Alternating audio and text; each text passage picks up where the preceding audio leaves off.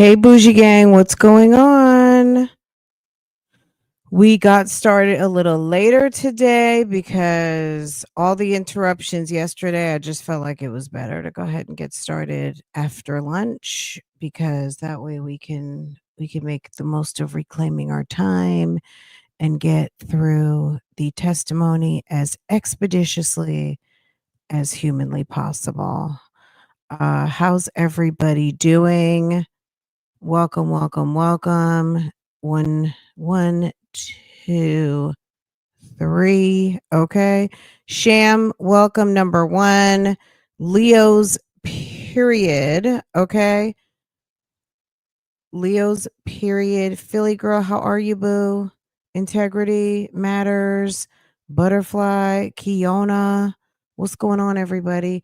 All right, let's get into it because they have been so yesterday. Ooh, y'all, I should have started it yesterday. Let me pick up yesterday.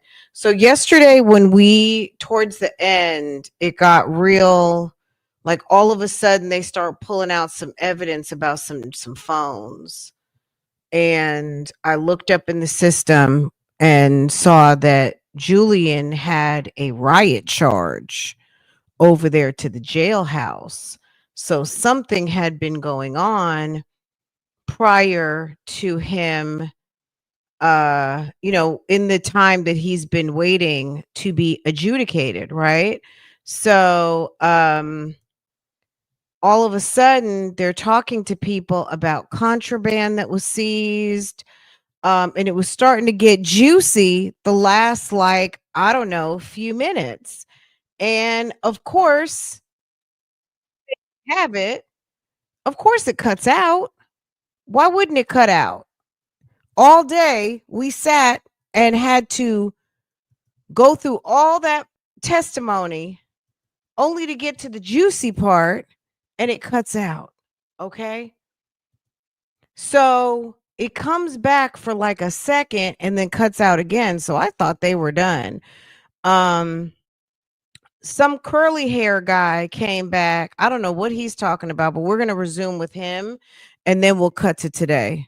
Girl, I was in my feelings. I felt like, are you serious?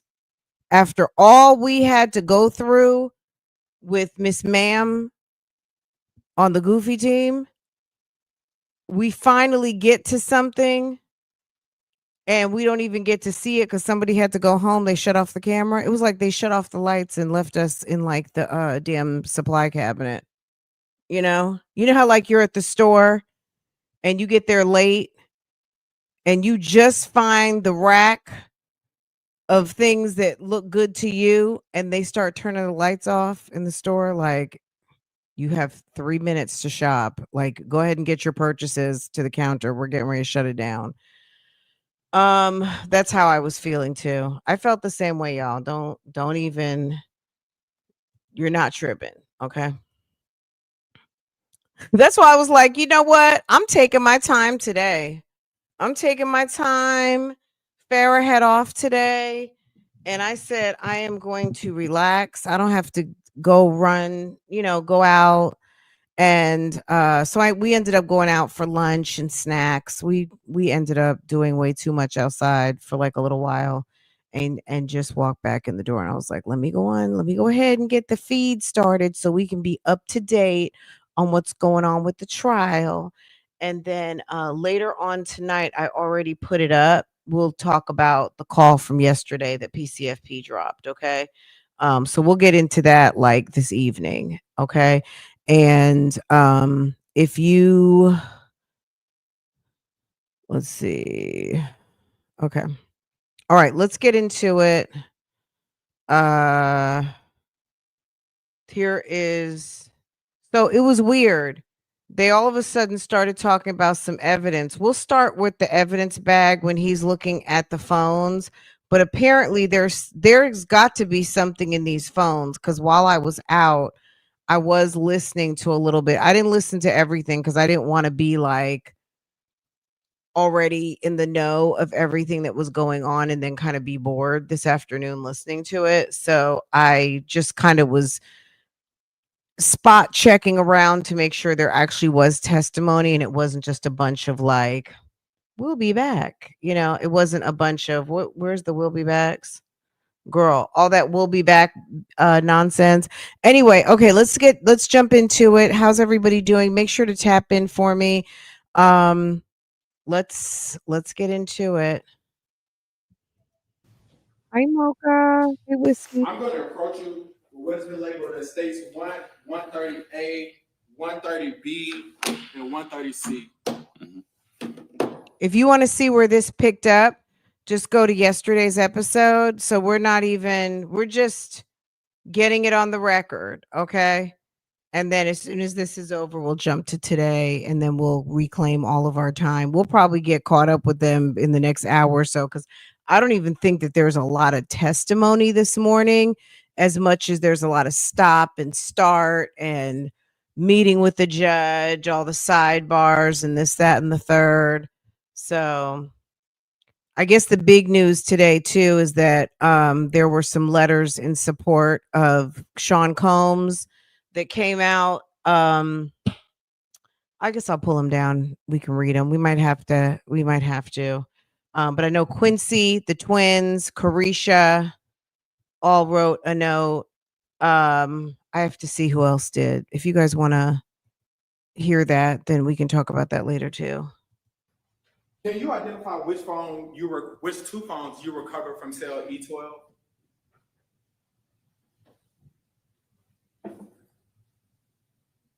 This one.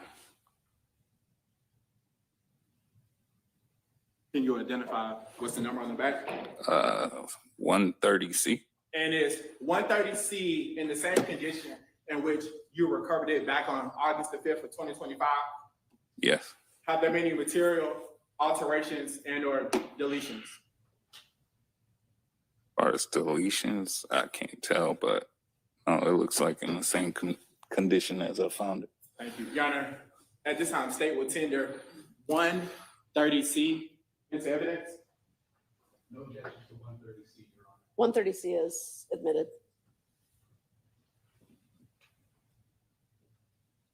And can you tell me, to the jury, how many phones were collected from E12? 2 phones. 2 phones. And do you know what the color was of the second phone?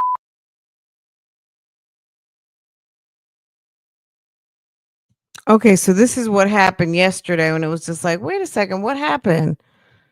And then we were sitting there and nothing came back. And then all of a sudden, this dude shows up with the curly hair. Sorry, for Miss Turner. So this is exactly, I don't know, you know what I'm saying? This is exactly how it is. Well, I was directly or indirectly, because I was a part of the after effects. The after effects. Let me ask you like this. I apologize. Did you speak to any witnesses in regards to the shooting death of Miss Turner? No. Okay. Did you process any vehicles in regards to the shooting death of Miss Turner? No. Okay. Did you go out canvassing the neighborhood in the shooting death of Miss Turner? No, sir. Okay. Did you collect firearms or ballistics evidence in regards to the shooting death of Miss Turner? No, sir. No further questions. Any redirect? Ms. One, you indicated that you participated in the aftermath. So around that time, we were deployed to areas due to the increased violence and because of what happened. So indirectly, I was involved in that. Were you deployed to a certain area in regards to this case with Secoriea Turner? Well,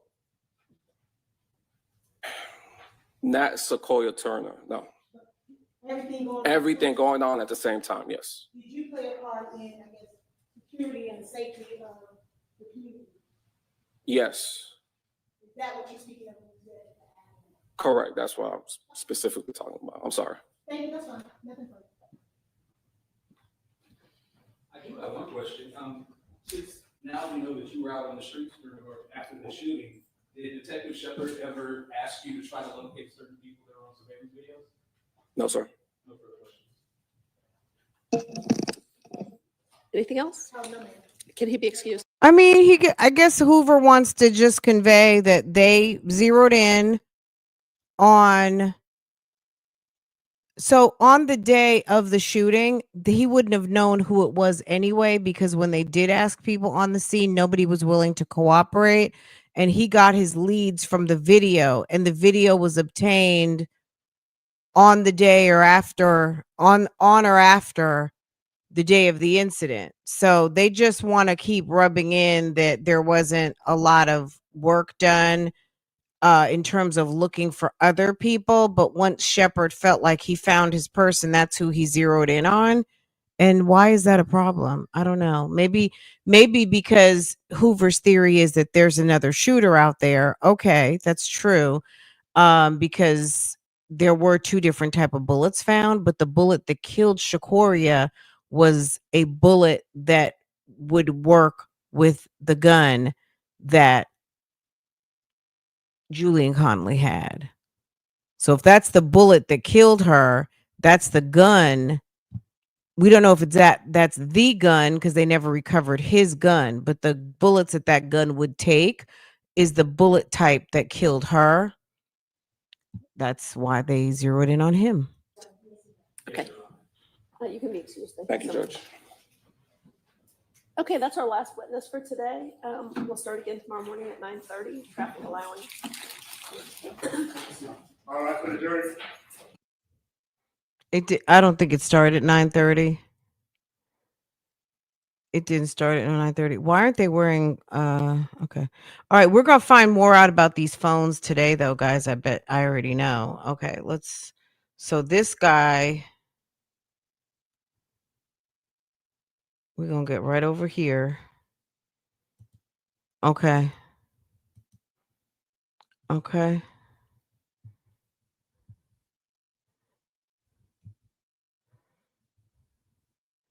All right, now we're on today, okay?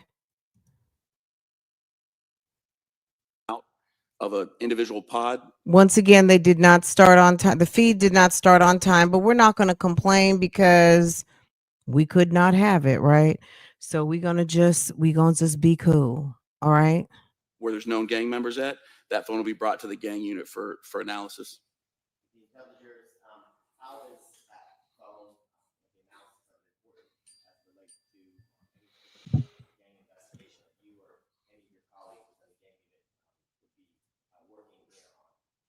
That's gang members are inside and outside of the jail, and a lot of times those crimes cross-pollinate between the two. Something may originate inside the jail and move outside the jail to the gang members that are on the street, and something may occur outside the jail between two rival gangs that then moves inside the jail. And a lot of that communication is had via cell phone from inside and out of the jail among gang members. So a lot of times we have that phone and we can analyze it. It leads to additional fruits of the crime or gives us better investigative efforts towards solving some of those crimes that actually happen outside the jail.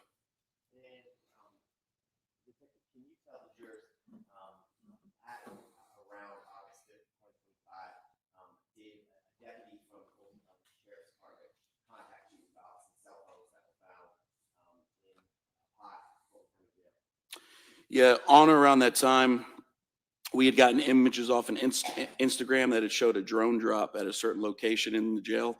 I reached out to the Fulton County Jail, sent him pictures of that location, and said, "Hey, can you check this pod to see if there were any phones in that jail?" They did a pod search and recovered 3 cellular phones, and then he transferred those cellular phones to me for further analysis.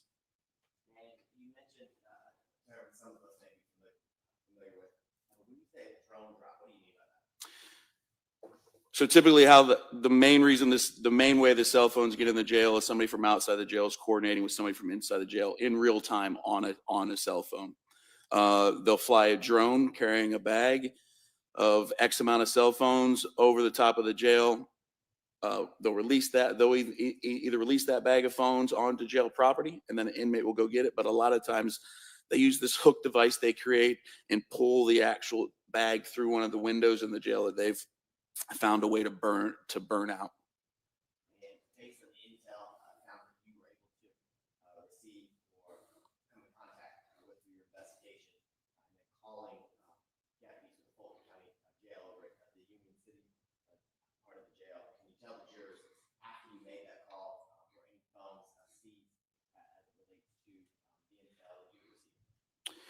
Yes, there were 3 phones seized, and all 3 of those were released to my custody via chain of custody from the Fulton County Jail officer to directly to me. And I will show you already intended admitted evidence, the bag being State's Exhibit 130 inside State's Exhibit 130 is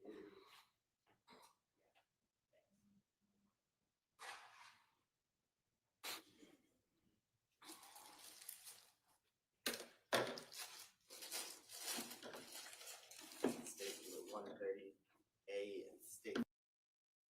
Okay, there's got to be something. There's got to be some TT on these phones.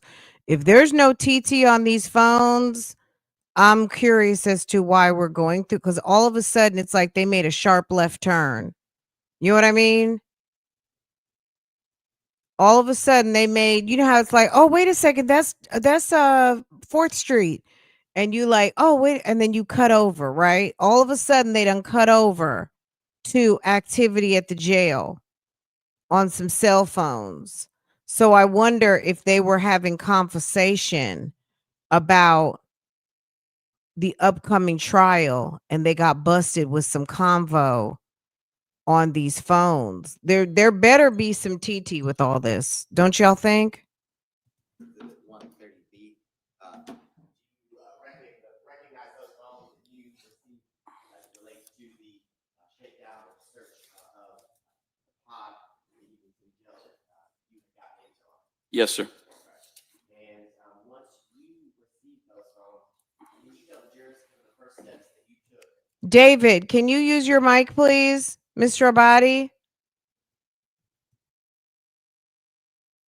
as it relates to searching, locating the contraband? Yes, so the very first steps that I take normally in this process is I'll see if the cell phone's power on, and then if they're password protected. In this particular incident, one of the phones we already had the PIN for, so that's the one that I started with.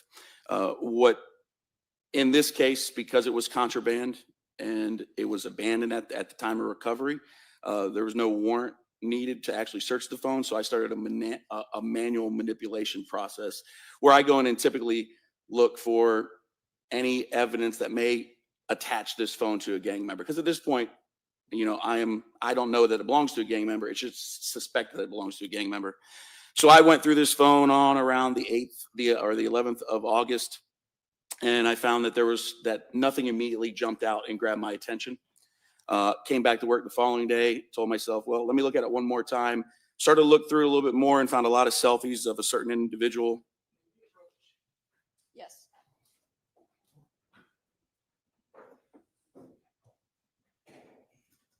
Found a lot of selfies. Someone in there taking pics of themselves.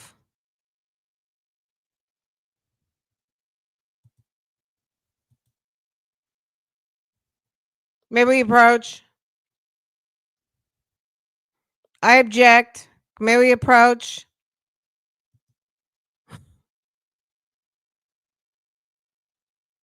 Not in a green sweater and a blonde ponytail.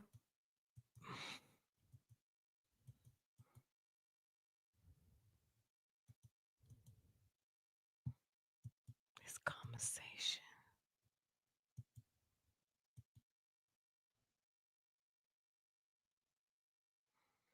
These people, they're just. You can't just sit tight. You've been sitting there all these years and you got trial coming up in just a couple of months. You can't sit tight. You can't say, you know what? No, I'm not even going to touch that phone. I don't have nothing to say.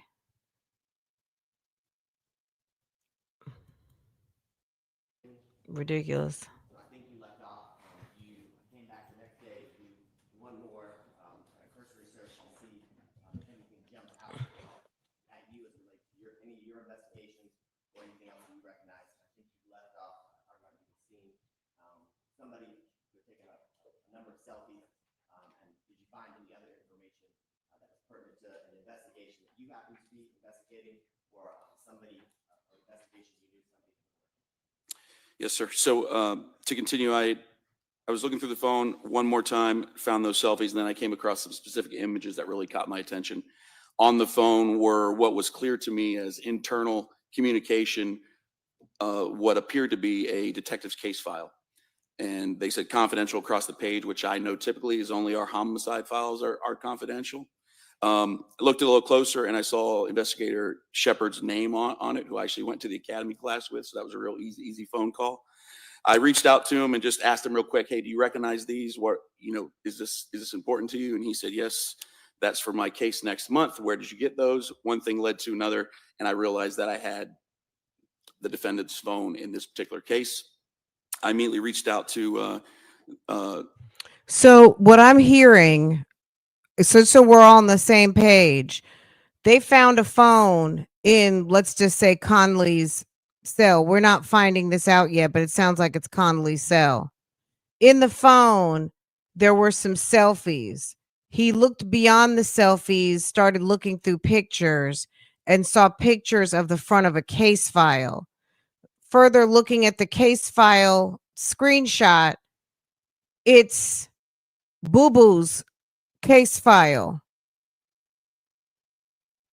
Who would have sent him a copy of the case file into his, now he might have had that through his discovery. Are his lawyers, I mean, I'm not accusing anybody of anything, but who does he know who would have access to his case file? I guess he would have his discovery, right? He would, the prisoners get a copy of their discovery, the defendants, but why would it be in the phone? Don't you have paperwork? Why would you have it in a contraband phone? We're getting ready to find out. Interesting. Mr. Mr. Abate and said, hey, this is what I have. Are you interested in this phone? Obviously, he was extremely interested. And I met with, I believe, the investigator the next day and released the phone into Fulton County Investigator custodies to be examined further. Adam, okay, gotcha. Is it Adam Abadi or David Abadi? Mr. Abate.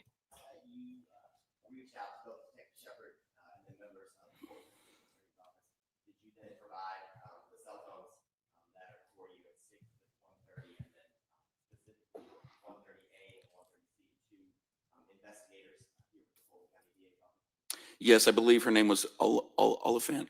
Yep. Thank you very much for your time. I appreciate it. I have no further questions.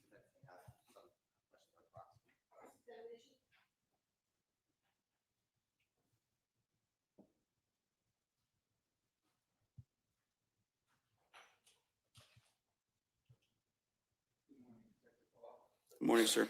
Good morning, sir. My name is Sean Hoover, and I represent Julian Conley. Hmm? I just have, honestly, one question for you. Could you tell the jury what role did you play in the investigation for the shooting death of Secoriea Turner on July 4th, 2020? I did not play a role in that investigation. No further questions. Did the role that you just discussed fall in your lap based on having a illegal contraband phone in his pod or jail cell? Correct. The phone is my only connection to this case. That's a phone that you found 5 years later, after 20. Correct. August 2025. At the Fulton County Jail, are inmates permitted to have cell phones, cell phone chargers, or any sort of outside communication related to a cell phone within their pods or within their reach? 100% no. Nothing further. Yeah, Your Honor. Thank you, Judge. So Hoover asked that question like, this is none of your business. This isn't your investigation. But as a detective in the jail, when you find contraband and then you find information that somebody is reviewing their case file on a contraband phone, maybe there's information that he doesn't have that now he's privy to. So number one, who took pictures of the case file into your phone? Or whose case file do you have? Do you have your co-defendant's case file, or did he have his case file? That's what's going to be interesting for them to find out. Who just got off the stand? An investigator from the jail. We don't know who it was because the I'm going to just say it, the operator has been a little janky today.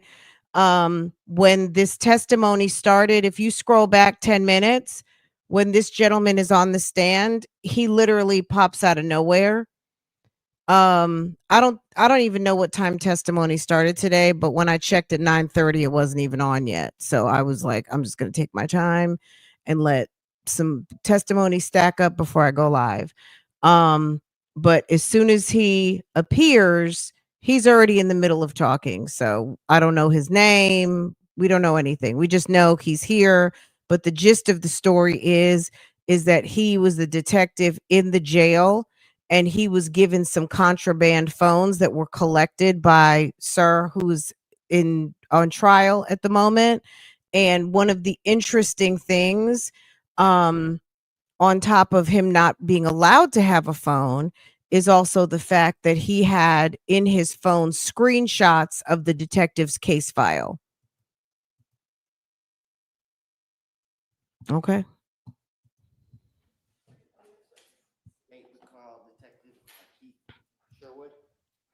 Hey, Leandra. Hey, everybody coming in. Make sure to hit the thumbs up because clearly I did not get any kind of a notification out.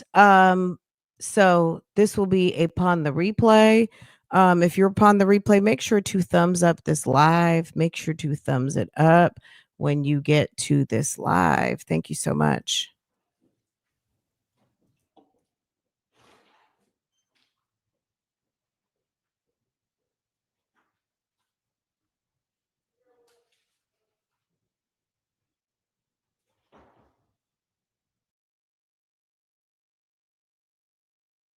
Destin, we only got started like 27 minutes ago, so it's not too, we haven't been too long for you to get caught up.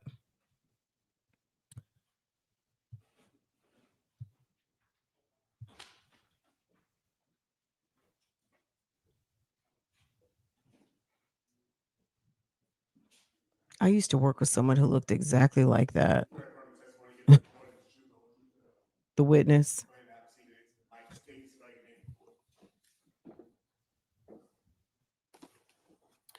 My name is Keith Sherwood, Keithsherwood. Good afternoon,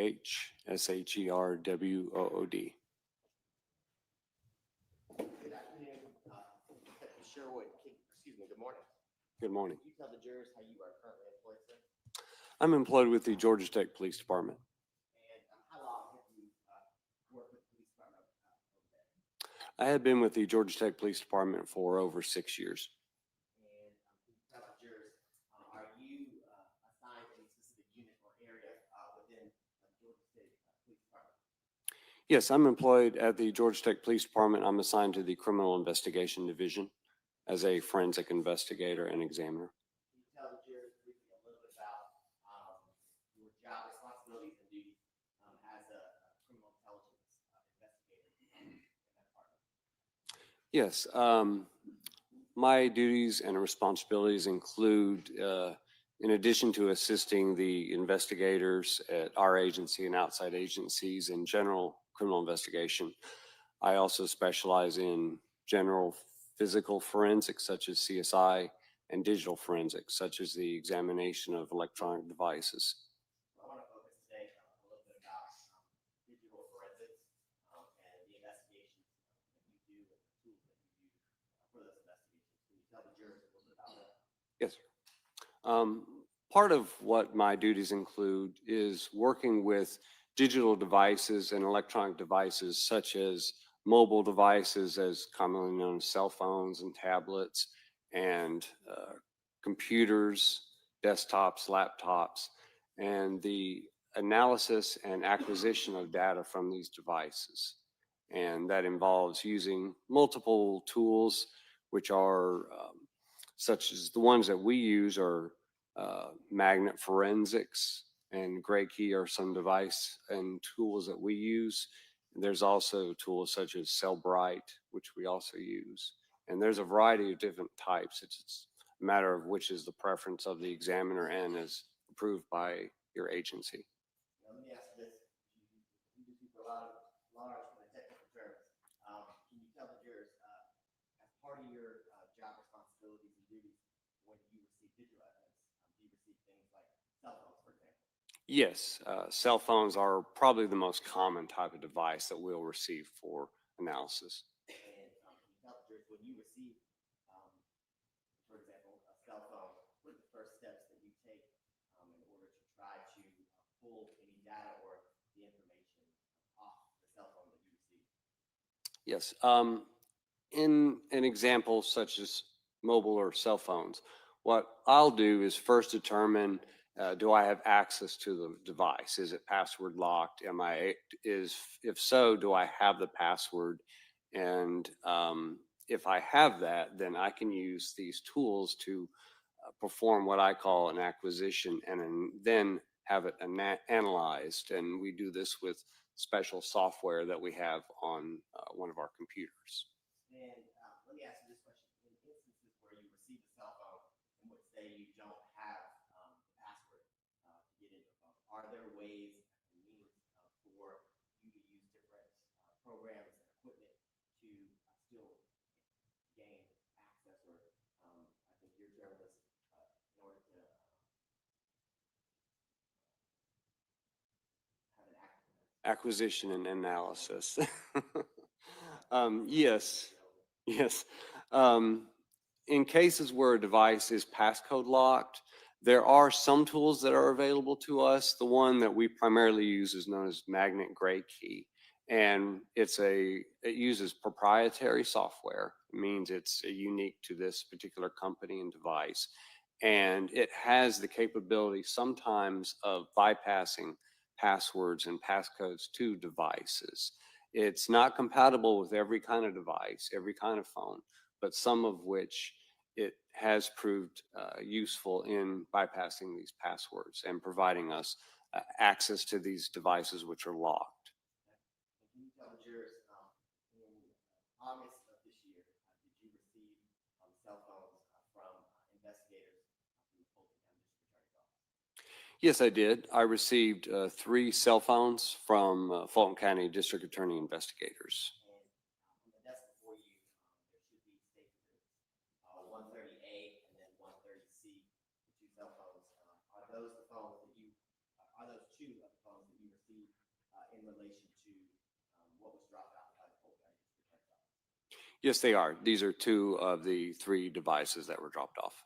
And can you tell the jurors, once you receive those devices and began your part of the investigation or the acquisition of both phones, were you able to get in either of the phones? I was able to get in the one phone, which I believe is listed as Exhibit 130A, which is a Samsung A15 cell phone. And can you explain to the jurors, I know you went through the overall general process, but how you were able to get into state this 130A Samsung phone? Yes, the Samsung phone, the investigators provided a passcode or PIN for the device already. So there was no attempt needed in trying to unlock the phone with Gray Key or any other tool. I was able to access it directly. And what I did then is the software that I use is called Magnet Axiom, and it's a well-known and well-used software in the digital forensic community. And as a result, what I did is I plugged it in and requested that it acquire all the relevant data that it could find on the device. And when it does this, it then puts it together in what I refer to as the analysis. So the initial is the acquisition. Essentially, it pulls the information off of the device, and then it separates it. I like to refer to as collating the information, and separates it into categories which are easy to understand and to look through for the investigator that is provided to. It'll separate it into images, media files, documents, emails, so that way I can then provide that information to the investigator for them to follow up on whatever information they need. Kind of like how your actual cell phone will separate a photo or a folder for all your photos, for all your videos, a folder for messages, things of that nature. Yes. And when you were able to successfully get into the phone and tell the jurors, were you able to get a full extraction or acquisition off the phone? Yes, I was able to extract what I believe to be the full amount that it was capable of from the device. Yes. Once full amount was extracted or acquired from the phone, did the process that you just described as it relates to the separating or the coalition of the data, did that occur? Yes, it did. It provided a summary of all of the individual items that were pulled off of it. And again, it separates them into different categories. It refers to them as file artifacts, but they're computer files. Okay. And after that was done, can you tell the jurors at that point, does the district attorney's office have to come and seize your computer to get the information? How do we acquire the information? No, the way I provide that information to investigators, whether it's with district attorney's office or whatever agency I am assisting, is they will provide, as in this case, external devices such as a flash drive, USB drives. They already provided all of that to me to place these files and whatever information I find onto this drive. And that's what I did. So I place it on a USB drive, which is then turned over back to the Fulton County District Attorney's Office. 131. Look that over and let me know if you recognize states that are 131. Yes, I do. This is the USB drive, which the information I received from my examination, I then placed onto this drive and was turned back over to the Fulton County District Attorney's Office. Now, is it common for you to assist agencies like the Fulton County District Attorney's Office or other agencies in the city of Atlanta throughout the greater Atlanta area? Yes, sir. I assist agencies throughout the entire state. Your forensic lab, where is it located? We are located at the Georgia Tech Police Department, which is at 10th Street and Hemp Hill Avenue. Right down the road. Yes, sir. I think you answered all my questions. I thank you for your time. Defense counsel may have a seat.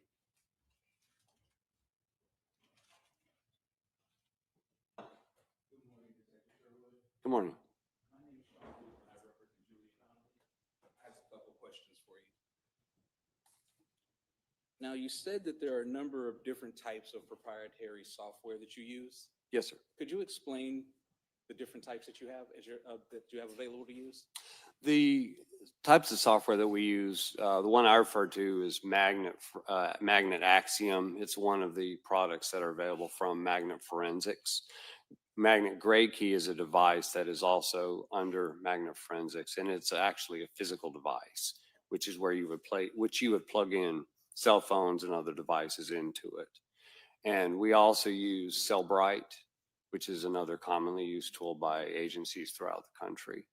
So those are some of the examples of tools that we use. Okay. And you said with the software that you use, you basically work on cell phones, tablets, computers, laptops, anything like that. Yes, sir. All right. I understand how you are extracting data from a cell phone. What do you do with laptops and computers? Because those are a little different. Yes, with a laptop and a desktop computer, ideally what you want to do is image the hard drive of the device, and then you perform an examination off of the image. And did you do that with any laptops or computers for the Fulton County District Attorney's Office in this case? I did not. When were you first contacted by the Fulton County District Attorney's Office? It was sometime in August. I believe the date was I know they arrived on the 14th of August of this year. Of 2025? Yes, sir. And they gave you cell phones? Yes, sir. They brought 3 cell phones. Okay, so if I'm hearing you correctly, you didn't take part in any part of this investigation until August of 2025. Yes, sir. That's correct. So once we did get to August of 2025, no one from the police department or the Fulton County District Attorney's Office ever gave you any surveillance videos or cameras or anything like that to work on? No, sir. Thank you. No further questions. Yes, sir. As it relates to the acquisition of the data that's extracted from the phone, can you tell the jurors, you talked about the artifacts and how it's separated in different file folders and things of that nature. Does it also separate each file by date and time and things of that nature?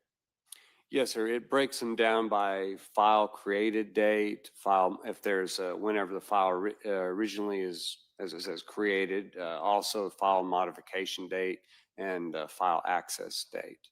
So it usually will break them down by those. Based on your review of the successful extraction, was that done in what's contained in State Secret 131? I did not review the contents of the extraction, but the general acquisition and analysis, that appears to have been the case. Just a cursory glance of files as they were found. Okay, and we talked briefly about State Exhibit 131. You said that is the USB drive that you provided to the attorney's office after you did the process that you described to this jury? Correct. Your Honor, at this time, the state would tender what's been marked State Exhibit 131 into evidence. Thank you, Judge.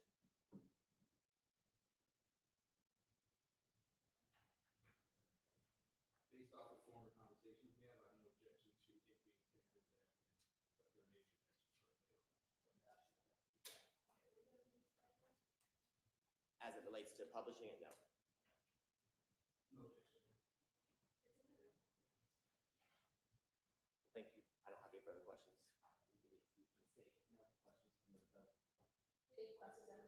Nothing further. Thank you, Your Honor.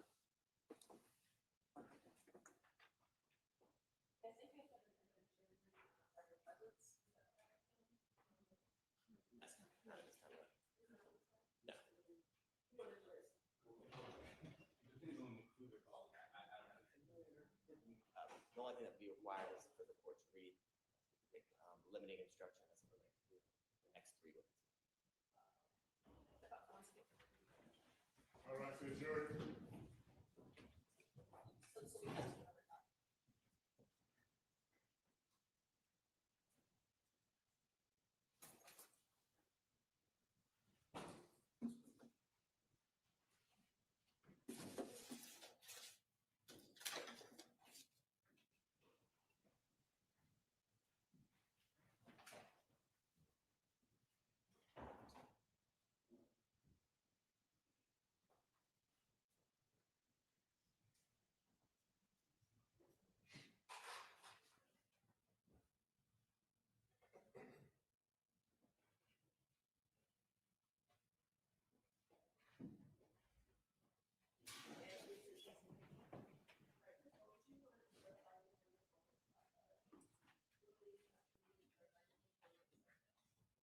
So in regard, if the next three are supposed to be the Cobb County issue, but right now, as long as we would like this limiting instruction being to be read before, so we just testify just so that the jurors understand why they're here, what they're doing.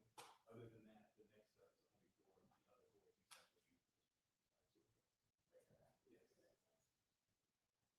other board except for you. Yes, Your Honor, my approach. I emailed it late last night, I apologize. Oh, that's okay.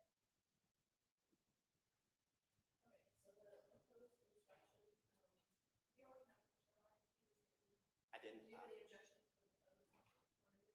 I'm going to be honest, I received it.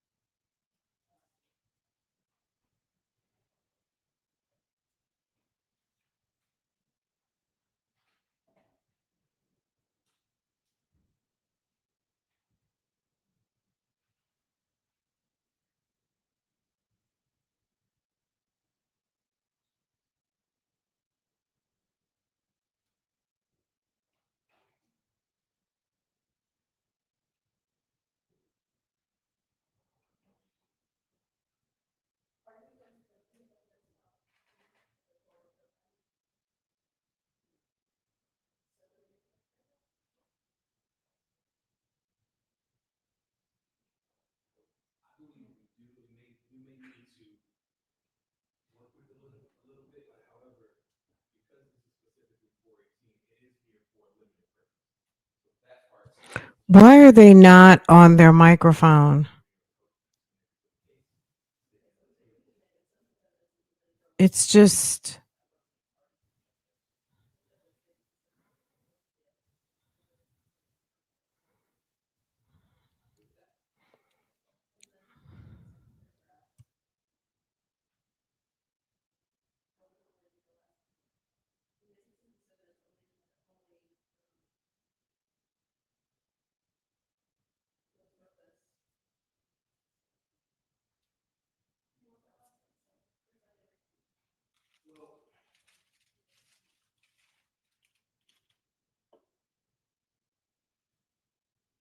Yes, I do want it, but the reason is, yes, there are no longer other co-defendants at the table. However, when the jury hears certain information, there will be other people involved. So I want to make sure it's clear to the jury that they have nothing to do with this case. They have nothing to do with the ultimate issue. If you were to say want to craft it differently, I believe that's okay, but I want to make sure that they are going to hear about other people being involved in other things. And I want to keep that separate from this trial. I think I'm okay with the charge generally. I think somewhere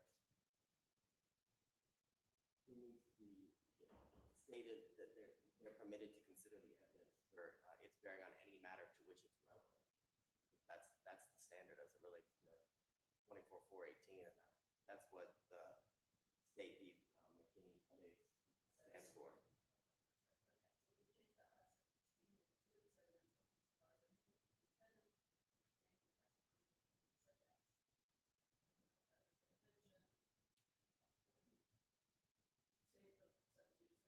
You were permitted to consider this or that evidence for its bearing on any matter to which it is relevant.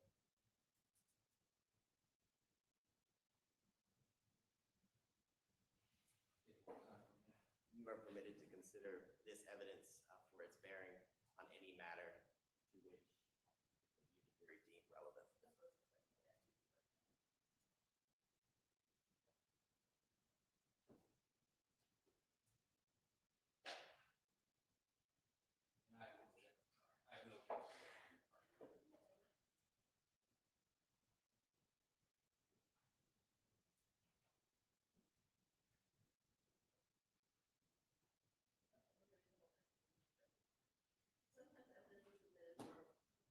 Microphone. Sometimes evidence is admitted for a limited purpose. Such evidence may be considered for which the evidence is limited and not for any other purpose. Evidence regarding crimes and acts not specifically charged in the indictment have been offered as proof of the existence of a criminal street gang and criminal street gang activity. The commission of an enumerated offense by a defendant is not itself sufficient to prove evidence of criminal street gang. You may consider this evidence only insofar as it may relate to the defendant which is named in testimony pertaining to such acts and not as to others that are mentioned, and you are permitted to consider the evidence for its bearing on any issue to which you, the jury, deem it relevant. Is that fine? I read it badly, but okay. All right. Okay, I think we're ready for the jury.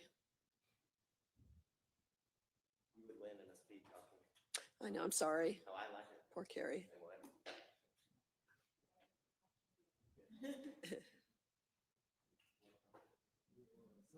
Good morning. How are you doing? Good. Did you finish your trial down the hall? Oh, okay. You look up like Prince to the. There you got Joe. When you got an audience, you got Joe.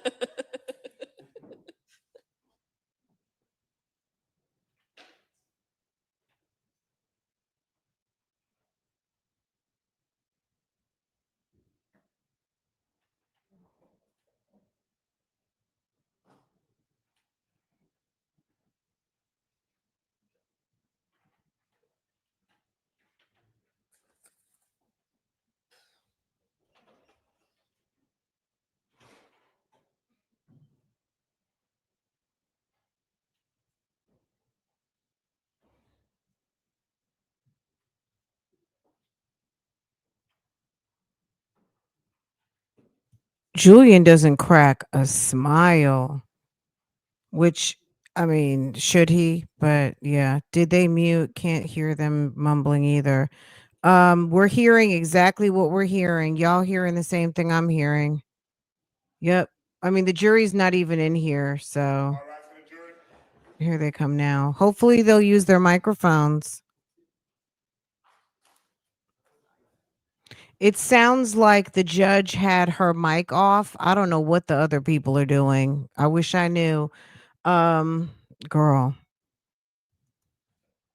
I wish somebody in Atlanta, in Fulton County, who's over there would say, you know what? I was watching y'all yesterday on Fox. The world can't hear a thing of what's going on in here. It's like it's the whisper trial. Nope. I mean, I don't think so. I don't know. I'm gonna be honest. I don't know.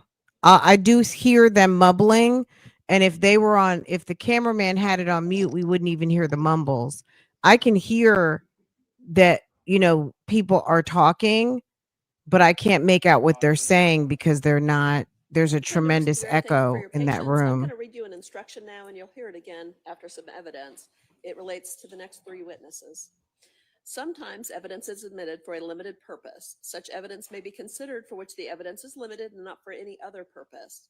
Evidence regarding crimes and acts not specifically charged in the indictment have been offered as proof or will be offered as proof of the existence of a criminal street gang and criminal street gang activity.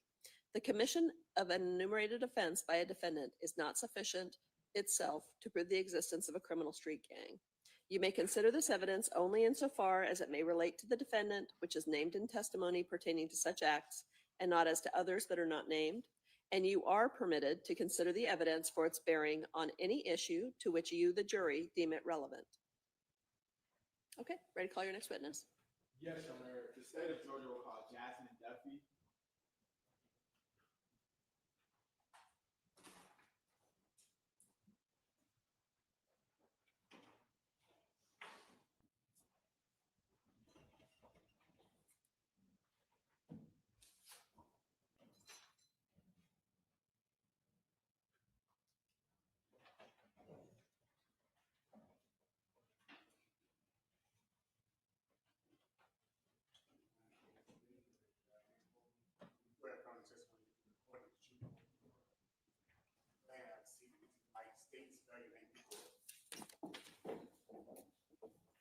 Jasmine Duffy, JASMINE DUFFY.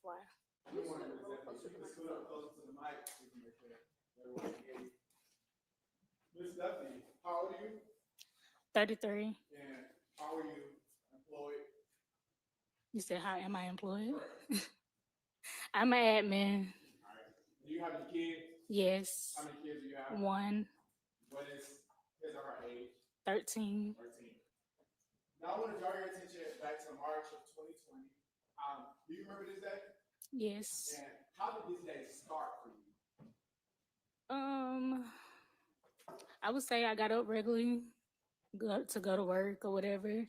But before then, I took my son, my niece, and my nephew to the pet store. Okay.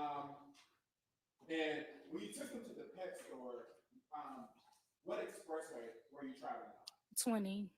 Is that West. I-20? Yes. Yes.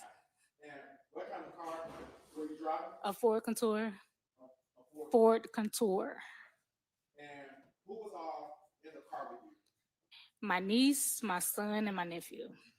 How old is your niece? At the time, Yes. not sure. She's 20 something now. Okay. All right. So that was about 4 years ago. So she was anywhere between 16 and 20 years old. Something like that. Okay.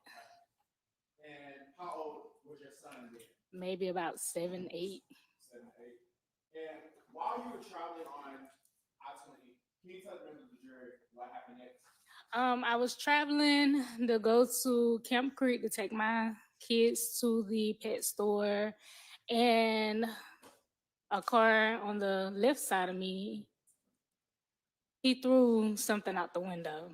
At the time, I said it was a firework. Hold on one second. So you said the car that was on the left side of you, which lane were you in? Let's say it's about 4 lanes. I was in the third lane. In the third lane. And then the car that was on the left side of you, would that be the car that was on your driver's side? Yes. And do you remember what kind of car that was? I want to say it was a Dodge Journey, maybe. Okay. Not sure. Was it a truck or? It was an SUV. An SUV. Do you remember how many people was in this SUV? 3. Three. And do you remember where the 3 people were sitting? Not sure. Okay. Would you agree that there was a driver? That threw something out the window? No. Would you agree that there was a driver? Oh, yes. Would you agree that there was a passenger? Yes. Would you agree that there was somebody sitting in the backseat? Yes.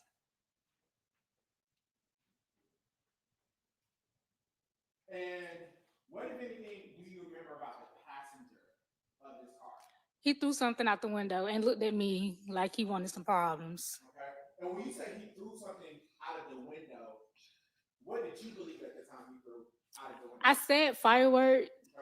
I didn't know the name of it, but I knew it was like a gender reveal powder dust. Okay. So when you said like a gender reveal powder dust, was you referring to like what reveals whether or not If it's a boy or girl, yes. And what color was this dust? Pink or red. All right. And once I'm sorry, where did the dust come from? Once you saw it rise, where was it coming from? Was it coming from underneath your car? It just went everywhere. Okay, try not to lead. When this device exploded, what happened next? Everything went pink or red. Okay, so- It was just in the air. Couldn't see nothing. And once this happened, did you call 911? Second, yes. My first thought, no. Okay. Once you called 911, what happened after that? I chased him. Okay. So when you say you chased him, how did you chase him? I went everywhere that he went. Okay. He went 285, I went 285. Okay. And were you on the phone with 911 while you were following behind him? Yes. Once I got my mind clear, because my first thought was to ram my car into his. And why was that your first thought? Because don't play with me while I got my child in my car. But I knew if I did that, I'd be doing the same thing that he was doing, putting my son's life in danger. And were you on the phone with 911 the entire time? Yes. And at any point, did you see this car pull over? No. Okay. Did you lose sight of this car? No. And at some point, did you come in contact with Cobb County Police Department? Yes. And what happened? I got in contact. I don't know where we were when I seen them, but I know that an officer looked at me and pointed at the car to make sure that was the correct car. I nodded my head, yes. They pulled him over. I kept going. All right. When you kept going, where did you go? I went to the pet store in Cobb County. So from there, did you ever receive a call to come back to the scene? Yes. And did you respond back to the scene? Yes. And if you remember, where did you go back to? The battery. The battery? Mm-hmm. Is that where the brakes play? Yes. And did you tell the officer where that person was sitting who threw the? Mm-hmm. Yes. Yes, I did. Okay. And where did you tell the officer? The passenger seat. Passenger seat. I am going to show you what is already in evidence as State's Exhibit 117. Do you recognize that person in that photo? Yes. And who is that person in that photo? The person that threw whatever it did out the window. And I remember his face because he gave me a very look like I can cuss in here. You can express yourself. He gave me a look like, yeah, bitch, I did it. Okay. Permission, it would be published, but permission to publish State's Exhibit 117 is already into evidence. It's already in. Hey, you can publish it. He gave me a look like, yeah, bitch, I did it. Oh, I can see that. I could see that.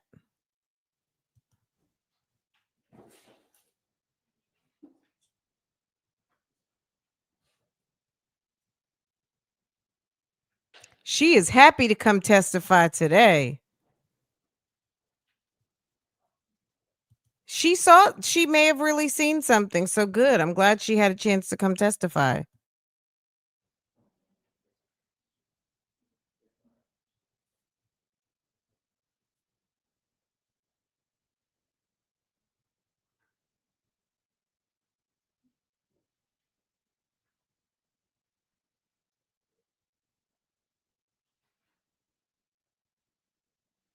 So was this the person from the passenger side that threw the smoke? Yes. All right. And once that smoke came out, what happened next? He looked at me. At first, I was gonna let it go. Everybody was swerving and braking on the highway, and it kind of made me mad. But then it was like when he gave me that look, it was like, yeah, I did it. And now you playing with me while I got my child in the car. So now we're gonna see who the bad is. And then this when I decided to chase him. Okay, and when you chased him, you found out one. I did. 1 second. The state will pass the witness. Defense may have some questions. Okay.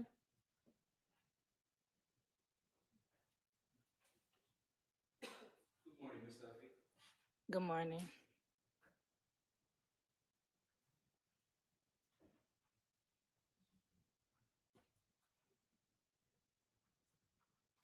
My name's Sean Hoover, and I represent Mr. Conley. I have a couple questions for you as well. All right. So you said this happened in March of 2020, correct? Yes. Okay, and you said it was you in the car, correct? Yes. Your niece was in the car, correct? Yes. Your son was in the car? Yes. And was there My a woman- nephew. Nephew. All right, this is going to sound really weird, but I have to ask you. Back in March of 2020, was your niece part of a gang? Mm. Well, Your Honor, specifically based off the type of witness this is, the type of testimony that's been coming out already, and the type of evidence that I believe the state is going to try to bring out, I believe it's relevant to set the tone of what's about to happen next. Let's come up.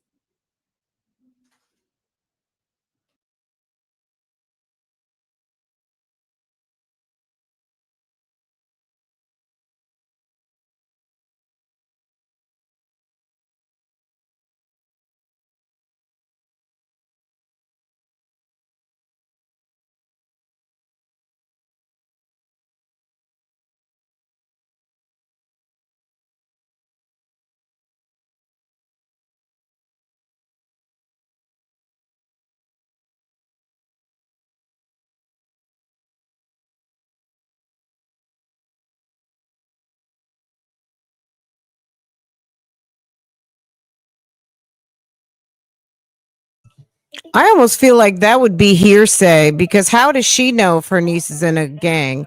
And just because she may think she is doesn't mean she is. I think the only person who could answer that question is the person who they're asking, right? Now, again, I know it's a weird question, but your niece, she was around between 16 to 20 at the time? Yes. Okay. And during that time, was she a gang member or No. associated? I'm sorry? No. Okay. And were you a part of a gang during that time? No. Right. And the other two were children, right? They were minors? Correct. Okay. You and your niece, did y'all have any issues with gang members? During Absolutely not.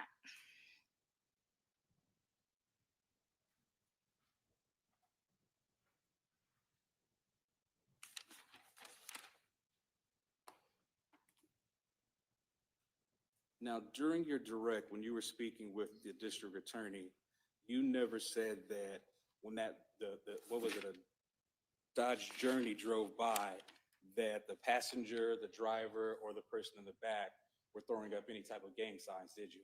No. Okay. And you never testified to the DA that when that vehicle drove by, either the driver, the passenger, or the person in the back were screaming out gang slang No. terminology.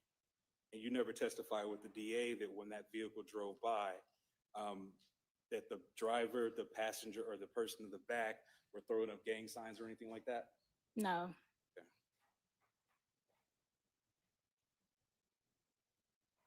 You never testified with the DA that the driver, the passenger, or the person in the back was holding up any type of bandanas or No, clothing with gang insignia on it. no,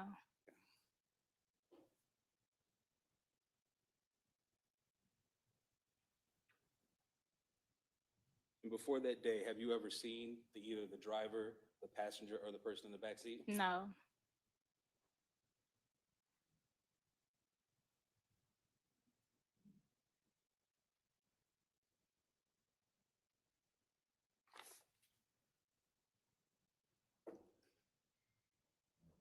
I have no further questions. Oh, I may have one.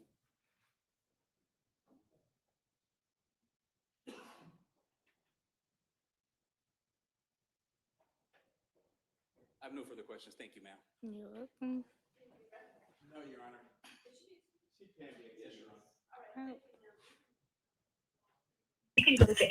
She did a peace sign. Ah!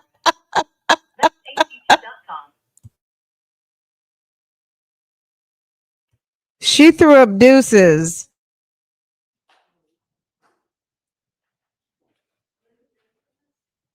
She has a little saunter about her walk. Do you see that? She got a little swag with her walk. Check her out.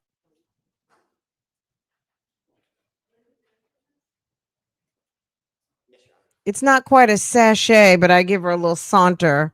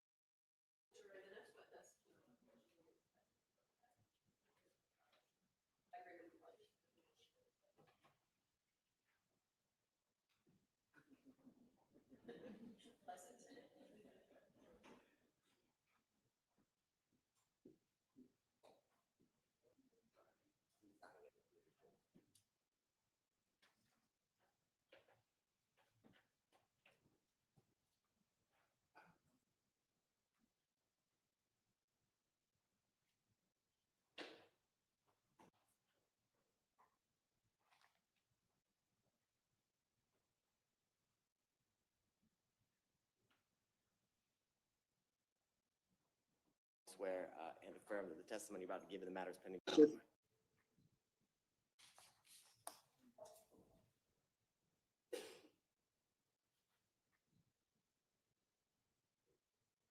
morning, Officer Neal. So I will, could you raise your right hand? You solemnly swear and affirm that the testimony you're about to give in the matters pending before this court will be the truth, the whole truth, and nothing but the truth, sir? I do. Okay, you can put your hand down. Good morning. Morning, sir. Can you tell the jurors, they're in the courtroom, how you are currently employed, sir? I am currently employed with the Cobb County Police Department, and I am currently assigned to the Cobb County Police Training Facility as a mandate coordinator in charge of the police recruits. And can you tell the jurors, how long have you been a member of the Cobb County Police Department? Just over 13 years. And I know you said you are at the training facility working with the recruits. Can you tell the jurors prior to that position, where were you employed within the Cobb County Police Department? At the Cobb County Police Department, I started off my career at Zone 3, Precinct 3, which is around where the Brave Stadium is at now. I was assigned to uniform patrol for approximately 8 years. I finished off 8 years as a field training officer before I came over to the training facility to be in charge of the recruits. And can you tell the jurors, were you working in that position in Zone 3, kind of around Truist Stadium back on March 29th of 2020? Yes, sir, I was. And can you tell the jurors, as a part of your employment and your position, did you work within Officer Boyd? I did. He worked on day shift and I worked on evening watch, which overlapped and we saw each other constantly. Okay. And can you tell the jurors, back on March 29th of 2020, were you dispatched to assist Officer Boyd at 945 Battery Avenue? I was. And can you explain to the jurors, where is 945 Battery Avenue in Cobb County? That is what we call a 318 beat. You're looking at 285 at Cobb Parkway, which is one of our highest traffic areas, which is around the new stadium, which is Truist Park. You got the Cumberland Mall area around there. So it's one of our busiest intersections and busiest areas in Cobb County. Is that kind of near what I would call the 285 kind of underpass right there by the Cobb Galleria? Yes, sir, it is. It's right there.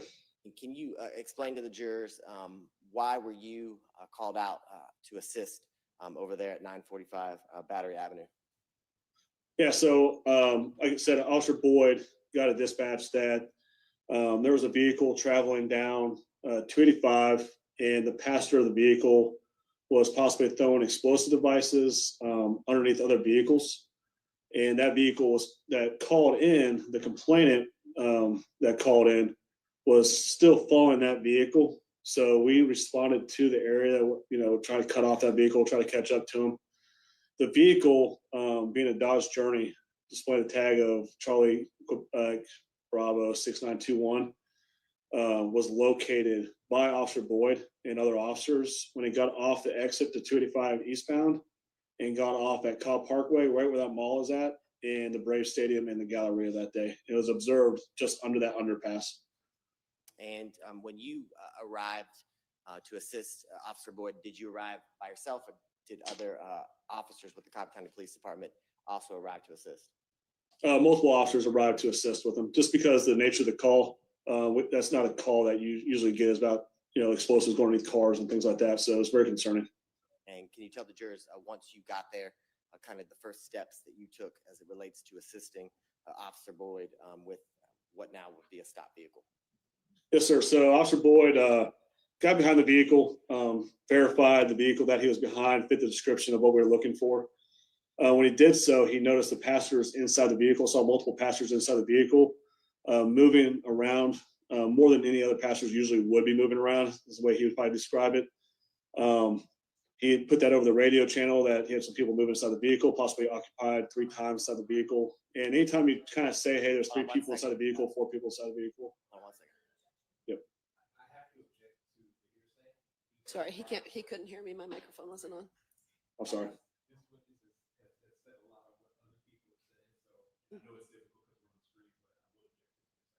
I'll ask a more tailored, specific question. Okay, thank you. So once you arrived, and you said there had been some communication over the radio. I don't want to talk about what was actually communicated. When you arrived, did you get out of your vehicle? When I arrived, Officer Boyd had stopped the vehicle near the Battery Avenue, which is 945 Battery Avenue, is when I started pulling up to assist him. Okay. And can you tell the jurors the first steps that you took once you arrived to assist and got out of your vehicle to speak with or assist Officer Boyd? Yeah, when Officer Boyd, when he pulled up, he's on the PA system getting suspects to control their hands and things of that nature.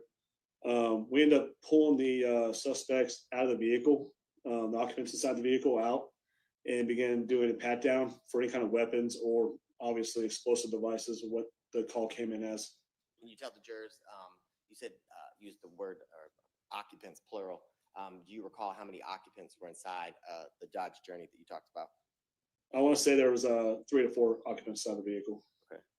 And once the occupants of the vehicle were removed, and you said that they patted down for, I think you said weapons or any other possible explosive devices? Correct. Yes, we brought them outside the vehicle. We pat them down, have them have a seat on the curb while we conduct our investigation outside of that vehicle. And can you tell the jurors the next steps that you took as it relates to your assistance and anything that you noticed about the vehicle itself as you walked around it? Yes, sir. As we opened the doors to the vehicle and have them exit out, our first part was to conduct our pat down of the actual individuals, have them sit down the curb. While the doors are open, after we got everyone out of the vehicle, I could actually see a weapon in the driver's side floorboard. Okay. And can you tell the jurors, once you saw that weapon in plain view, what did you do next as it relates to not only that weapon, but any additional search of the vehicle? Yeah, obviously we took that weapon and made it safe, put it into a safe location with our vehicles. And then myself and multiple other officers conducted a search of the vehicle, make sure there's no other weapons found inside the vehicle, which we were able to find multiple weapons inside the vehicle. Okay, and you said there were other officers assisting you in the search of that Dodge Journey. Was Officer Grzanka one of the officers who also responded to assist and assisted in the search you just described? Yes, sir, it was. Right, and from your recollection, was Officer Grzanka the individual or the officer who took custody or control of any evidence such as the guns that you described as it relates to this search in this case? He did. He works day shift along with Officer Boyd. Most officers that work on the same shift will kind of assist each other with taking those weapons and securing them and looking them over and things like that. So that's something he would do on that situation. Now, I know it's been some years, but do you have a recollection of any one of the occupants in the vehicle having a twist-like or hairstyle? Yeah, we identified one of the individuals, Conley, as being the passenger with the twist, and the description of the male who was actually throwing explosives out of the vehicle. Okay, and other than what you described for the jury here today, and the assistance you provided to Officer Boyd and the other members of the Cobb County Police Department who arrived to assist, did that kind of complete your role and responsibilities as it relates to this case from March 29th, 2020? Yes, sir, it does. And, Yeah. I forgot to ask you, so I apologize. Can you tell the jurors, we know this happened on March 29th, 2020. Do you remember about what time this was all occurring on that day? The only thing I can regulate or reframe or go back to is during the day, about 3:20. I think that's what it was too. So 3:20 is when day shift is still on there and evening watch is coming on shift. So we overlap each other like that. Okay, so sometime in the middle of the afternoon, it sounds like. Yes. Thank you, sir. I don't have any further questions. I hope you're feeling better. Defense may have a few for us. Thank you.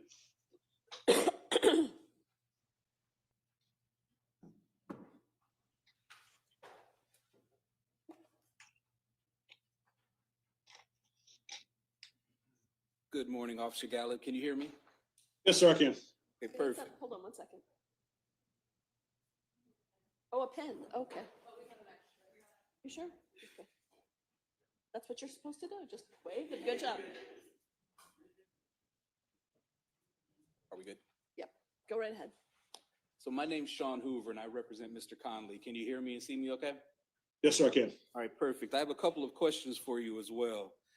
You said this happened around 3:20 p.m. that day? Yes, sir. All right, and there were 3 to 4 occupants in the vehicle? That's correct, sir. What type of vehicle was it again? Dodge Journey. Who was the Dodge Journey registered to? I would have to look at the report. If you give me a second, I can look at that. Sure, if you needed to refresh your recollection, go ahead.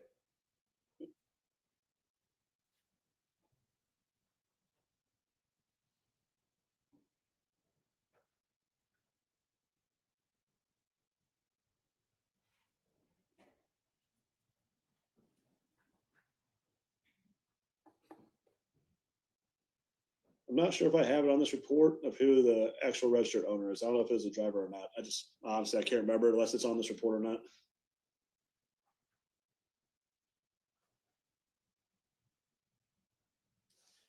And I don't know if I actually heard you. Did you collect any of the evidence, or you were just assisting and another officer collected everything?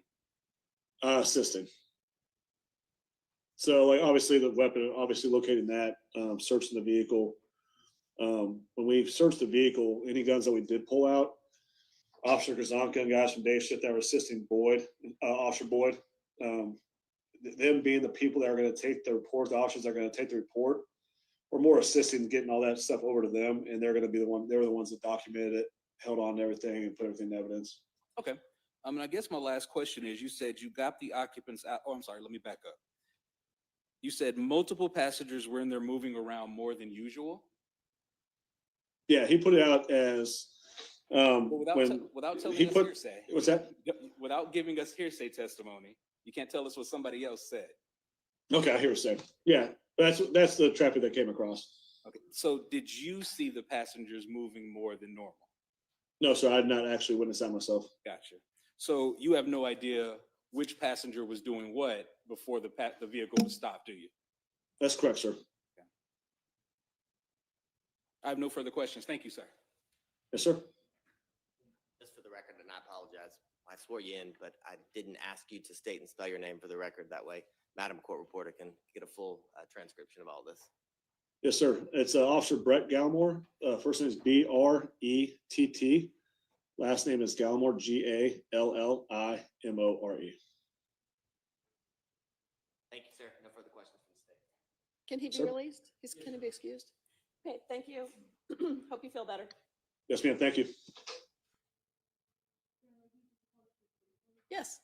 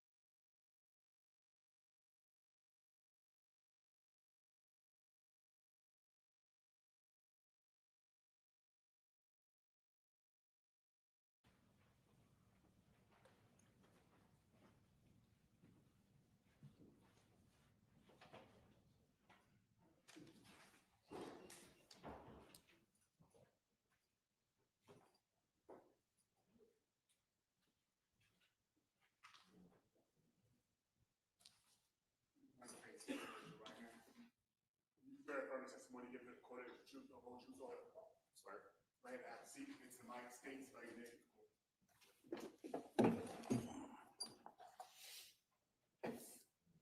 My name is Officer Grzonka. It's Grzonka. Good morning, Officer Gazan. Good morning. Can you please tell ladies and gentlemen of the jury how you are employed? I'm employed with the Cobb County Police Department for How long? 9.5 years now. Y'all anticipate that. And what are your duties and responsibilities with the Cobb County Police Department? I'm with the patrol division, so I answer calls and enforce traffic and criminal laws. And were you employed as such on March 29th of 2020? I was. And did you get a call on March 29th of 2020 I did. in regards to an incident on Cobb Highway? It started on I-285 between Atlanta Road and Paces Ferry. Did you respond to that call? Yes. Where did you respond to? I responded to Battery Avenue at Cobb Parkway. And when you got to Battery Avenue, what occurred? Officer Boyd had located a suspect vehicle where a complainant had called in saying a front seat passenger of a Dodge Journey had thrown some kind of device underneath her car, which then exploded. What did you do? Did you observe the vehicle when you got there? I did. What did you do as a result of what you observed? I helped to get the people out of the vehicle, 3 subjects in total, and helped search the car after Officer Gallimore stated he's observed a firearm in the front passenger floorboard. And tell us about the search of the car. We located several firearms, 4 handguns and 1 long gun, as well as approximately 1,000 rounds of ammunition between what is loaded in magazines and boxed and bagged.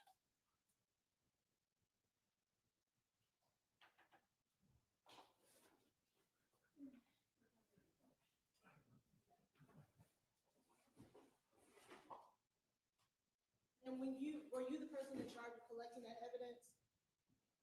I assisted along with the other officers.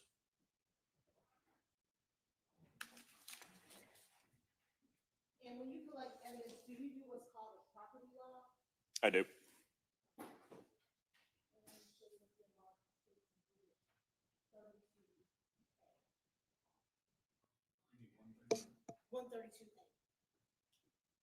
Recognize that? Yes. And what is it? It's a list of property that was collected for evidence purposes. In regards to the stop Correct.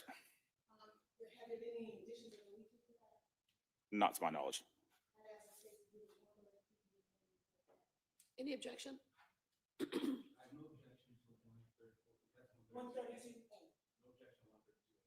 Okay, it's admitted. And can you tell, ladies and gentlemen of the jury, exactly what all you recovered? So we recovered a tan military style backpack. Located within were several handguns, magazines, ammunition, I think 2 masks, and latex and regular gloves. And I'm showing what's been marked as State's Exhibit 136. Do you recognize State's Exhibit 136? Yes.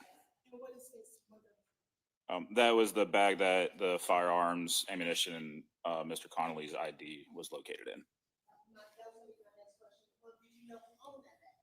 Yeah. Yes. How were you able to determine who owned that bag? We found an ID for Mr. Conley along with a couple other IDs, and he had stated that it was his bag. And I'm showing what's been marked as State's Exhibit 137. I have some of. Do you recognize State's Exhibit 136? Yes. And what is State's 130? Oh. Sorry, 137. It is a pair of gloves, masks, and a red bandana. And if you could open up, are you able to see all those objects? Yes. I haven't opened it up? Yes.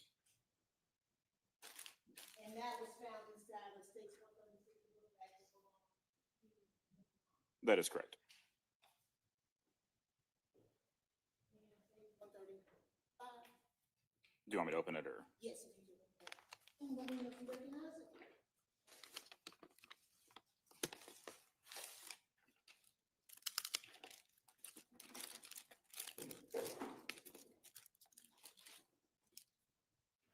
Yeah, they were a real ID for a second person as well as an ID with that person's name and Mr. Connolly's picture on it. So it was improper. Any changes to that, to those items, those 2 items as far as State's 137? Not that I can tell.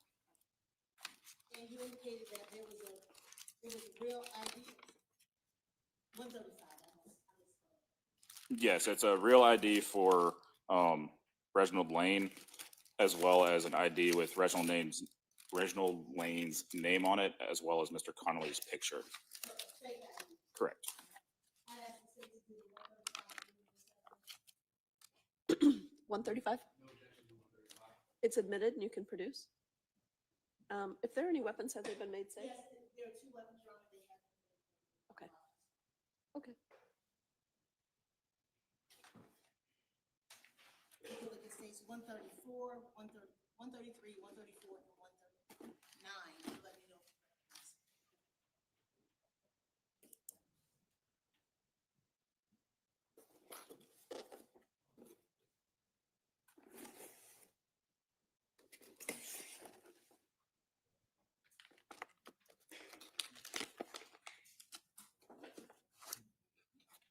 Yes, if you could go ahead. That states 139.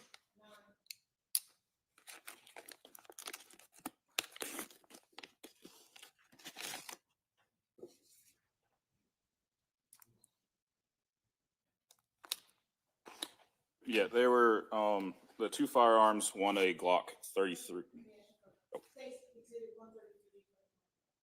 Yes, it is the Glock handgun that was located inside the bag. Yeah, it was a HK VP9 also located in the bag. Yeah, it's a box of 6 Sauer ammunition, 9mm.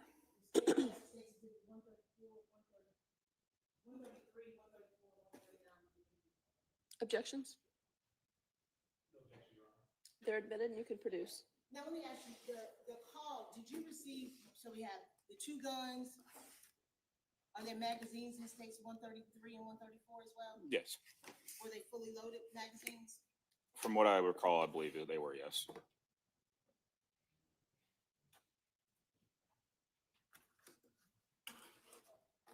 And then in regards to the property sheet, besides these 2 weapons that look ammunition in state 139.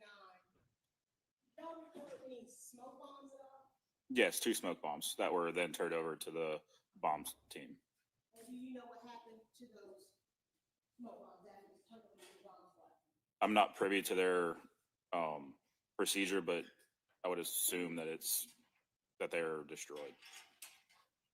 Actually, the state's 138, and once you recognize it, you can cut it open and place the items inside. What's inside 138? Do you recognize it 138? Yes. How do you recognize it? There were magazines and ammunition located inside the bag. When you change operations to those recoveries, before you change evidence that you recovered. Not that I can see. I asked the state's 138 if you understand. I have no objection. We just remind the witness that we can't really publish it. Okay, all right, and that's number 138? 138, yes. Okay, that's admitted.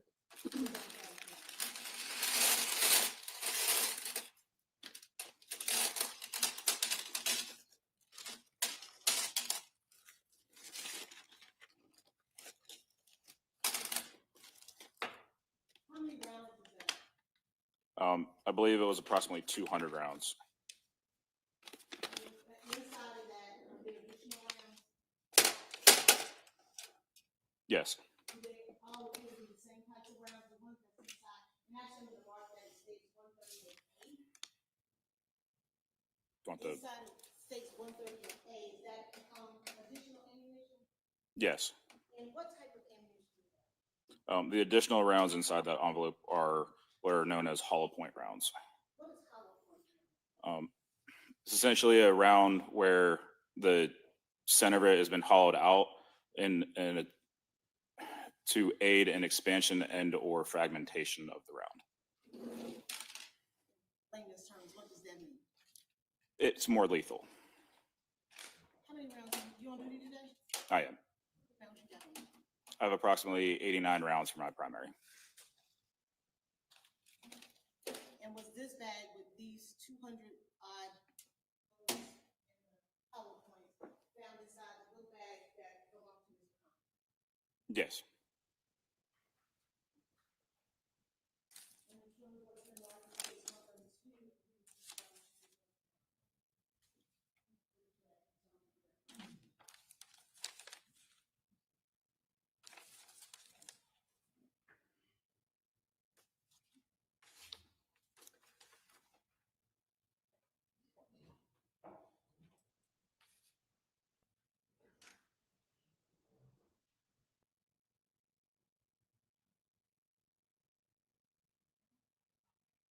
Do you recognize states 132?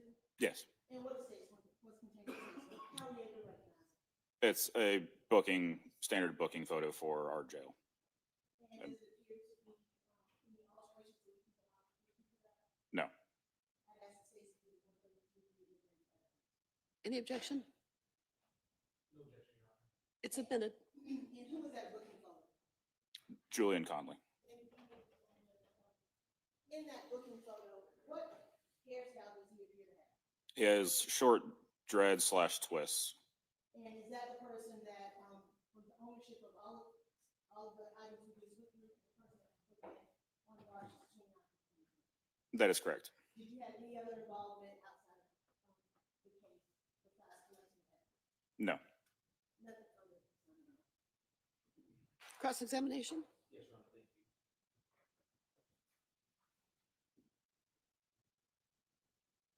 So I heard you say it, but I'm gonna butcher it. Could you say it for me one more time? Grzonka. Grzonka.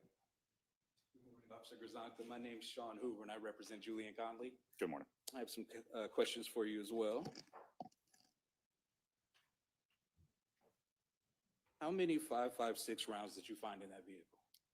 I don't recall. How many 2.23 rounds did you find in that vehicle? Don't recall. Okay, so out of the hundreds of rounds that you and the state just talked about, we know none of them were 5.56 or 2.23, correct?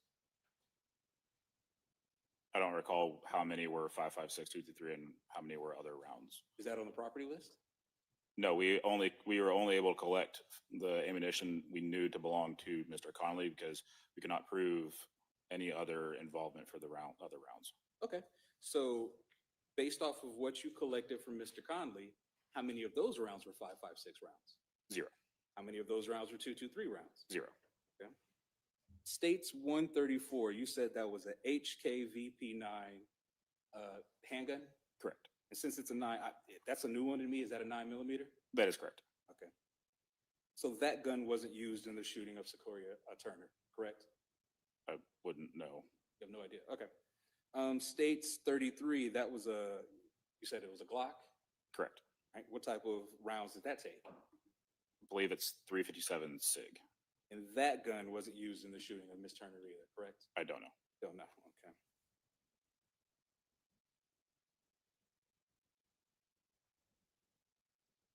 Now, are you familiar with who Miss Duffy is? I believe she was the complainant / victim. Did you ever receive information that Miss Duffy saw somebody pointing an HKVP9 at her vehicle? The only thing I can recall was that a device was thrown underneath her vehicle. Okay, so that's a no. You never received information that she saw an HKVP9 pointed at her vehicle? Correct. Okay. Did you ever receive information that Miss Duffy saw a Glock pointed at her vehicle? No. Did you ever see information, or I'm sorry, did you ever receive information that the complainant, Miss Duffy, saw someone holding any type of guns at any time while they were on the road together? No. Okay. Did you ever receive any type of information that Miss Duffy said anyone in that vehicle had a mask on their face? Not that I recall. Did you ever receive any type of information that said the complainant, Miss Duffy, reported that anyone in that vehicle had latex gloves on? No.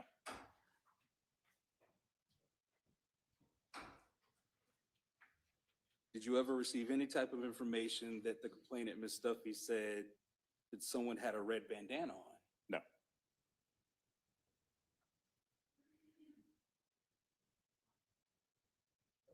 And you said one of the IDs had the name of Reginald Wayne on it?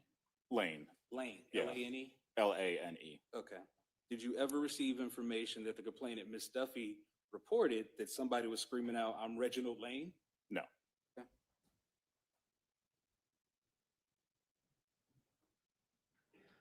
And if I heard you correctly, it's your understanding that the person that was in the front passenger seat is the one that threw some type of smoke bomb?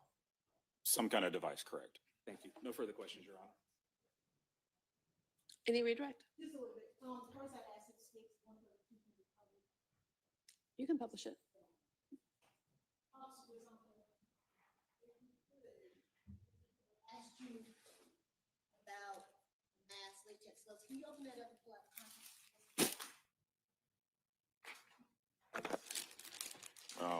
Got some actually.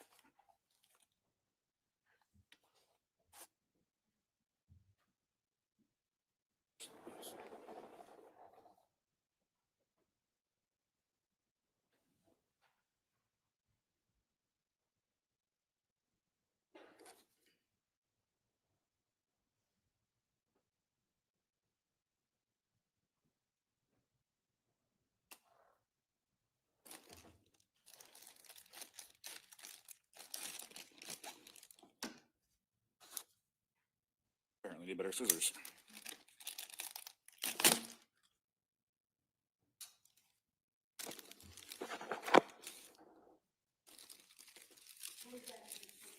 It was 2 gloves,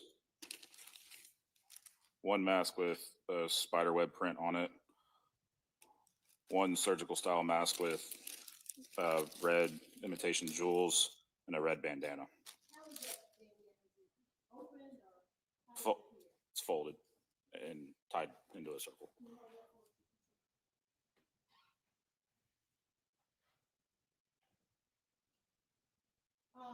And I think Mr. Hoover asked you about, I think 5.56 or 2.23.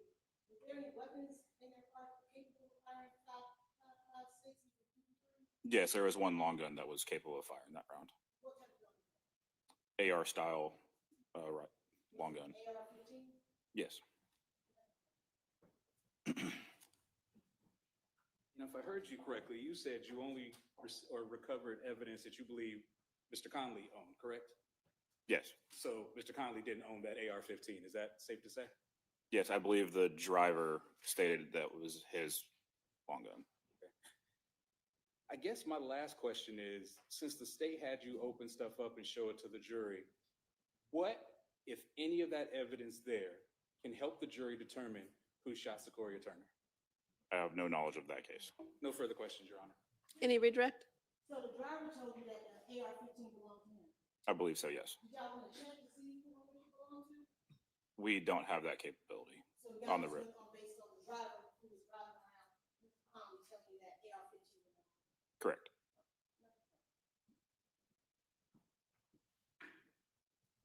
Nothing further from the state, Your Honor. You may be excused. Okay, you can be excused. Any objection? All right, you can be excused. All right, members of the jury, how long would you like for lunch today?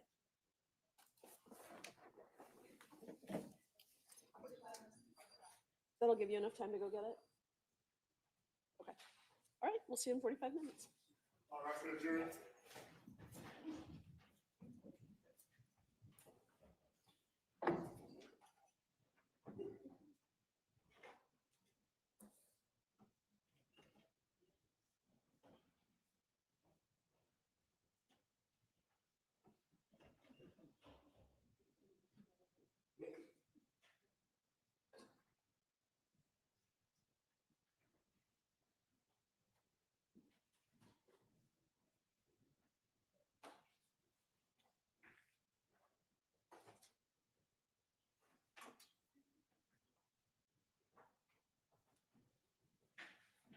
Okay, anything we need to take up before lunch break? All right, see you in a few minutes. So I'll give that charge again after lunch.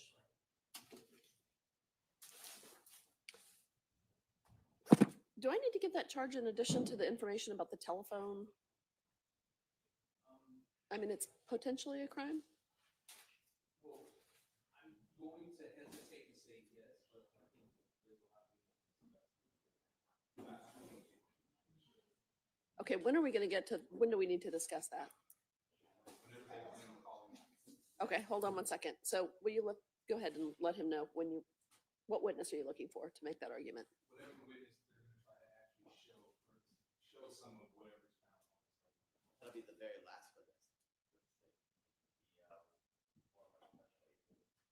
Gary Coleman. Okay, That'll be after the two witnesses after lunch. we have crime lab still? Yeah, with lunch, then we'll have Dr. Sullivan, Sarah Van Home, and That was mean to do, yeah, right for lunch. Okay, Yeah. thank you. that was just it. Okay, all right. We'll see you after lunch.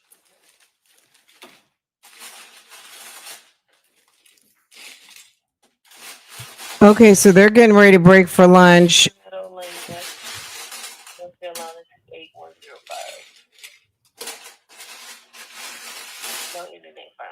Oh, no. Okay, so we're back from lunch. That quick.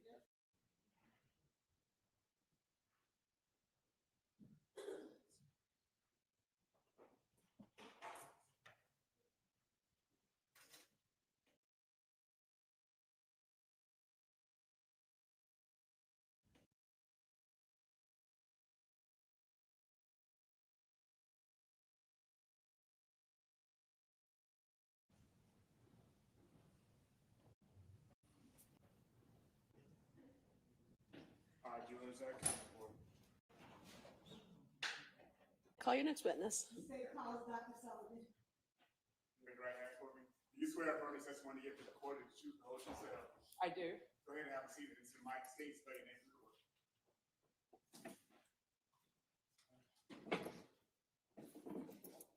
Karen Sullivan, Karen Sullivan. Good afternoon. I'm the Chief Medical Examiner for the Fulton County Medical Examiner's Office here in Atlanta. Since spring of 2021, I believe. Before the spring of 2021, were you employed with the Fulton County Medical Examiner's Office? I was And what was the position that you held at that time? the Deputy Chief Medical Examiner. Can you tell us a little bit about your education, background, and training to allow you to be the now Chief Medical Examiner here in Fulton County? I have an undergraduate degree in zoology from the University of North Carolina at Chapel Hill and a master's degree in anatomy from the University of Georgia. And after getting my master's degree, I was a high school teacher here in Fulton County for about 5 years before going to medical school at Morehouse School of Medicine here in Atlanta. And then after graduating from Morehouse, I did a residency in anatomic and clinical pathology at Emory, and then an additional year of forensic pathology fellowship training at the Fulton County Medical Examiner's Office in conjunction with Emory. And can you tell us what are your responsibilities as a Chief Medical Examiner are in 2020, what were your duties and responsibilities as a Deputy Medical Examiner?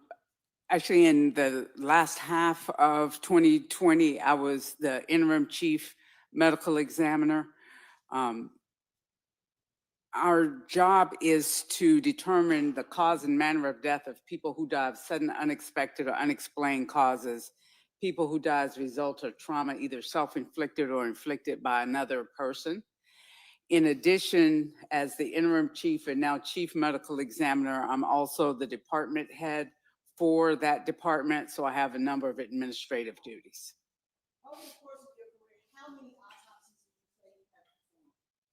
I've either performed myself or supervised pathology residents and fellows, at least 3,000 autopsies. How many of those, if you know, involve gunshot wounds? Probably between 10 and 20%. And have you ever had occasion to testify as an expert in regards to any autopsies that you performed? I have About how many times have you testified as an expert? more than 100. And each of those times were you qualified and continued as an expert? I was.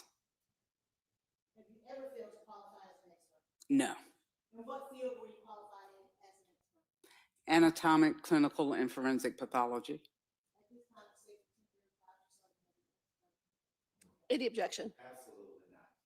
Okay, she's so qualified.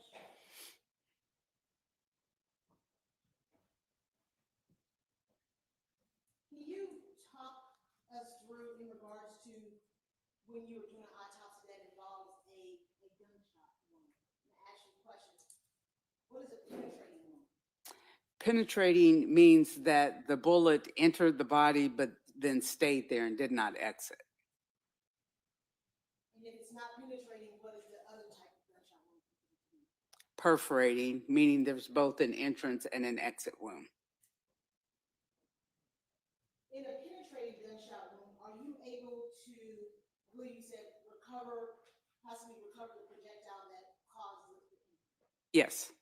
And are you able to determine the path in which that gun bullet would have taken or the projectile would have taken within the body?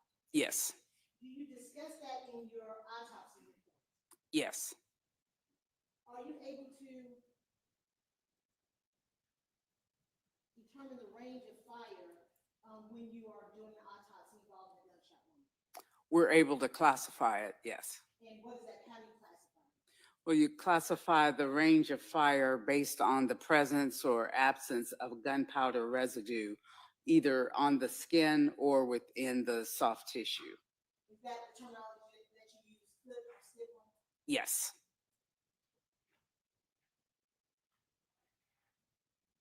And I believe perform an autopsy on the victim, in this case, Secoriea Turner? I did.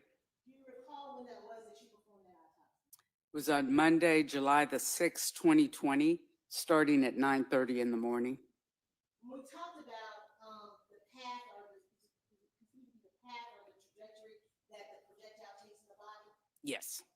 how do you determine, what position do you look at or should the body be in when you're talking about what path that it takes within the body? We describe a decedent or deceased individual as being in the anatomic position so that they're standing facing you with their palms facing out. With their feet down, palms facing out? Correct, yes. And why do you do it in that manner to describe the trajectory that projectile took inside the person's body? Well, one, it's a uniform standard way of describing a projectile's pathway.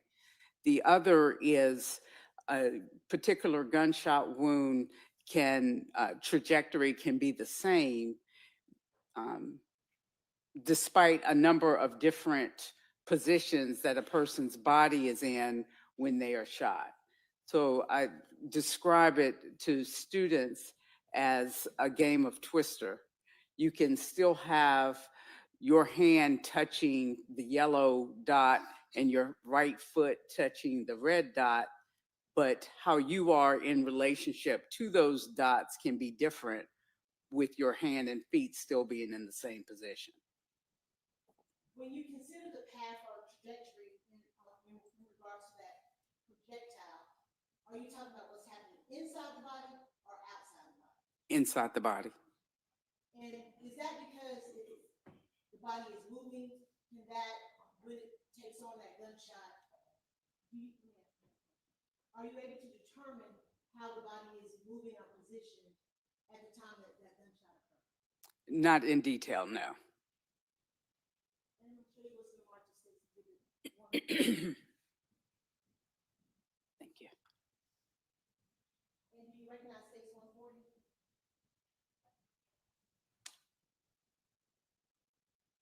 Yes, it's a copy of Secorea's autopsy report.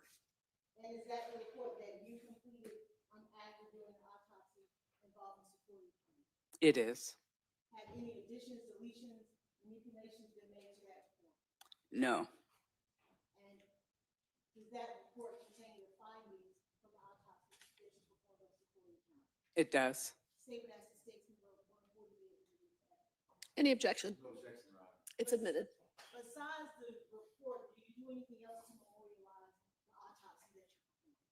We take photographs, or photographs are taken both before the autopsy and during the autopsy to demonstrate the findings that the doctor is seeing.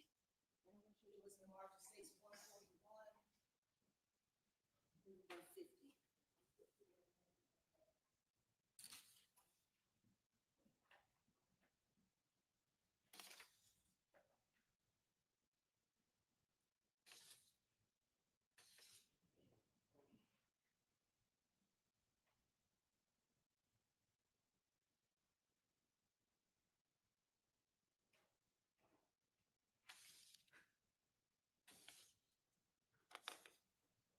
I do recognize them.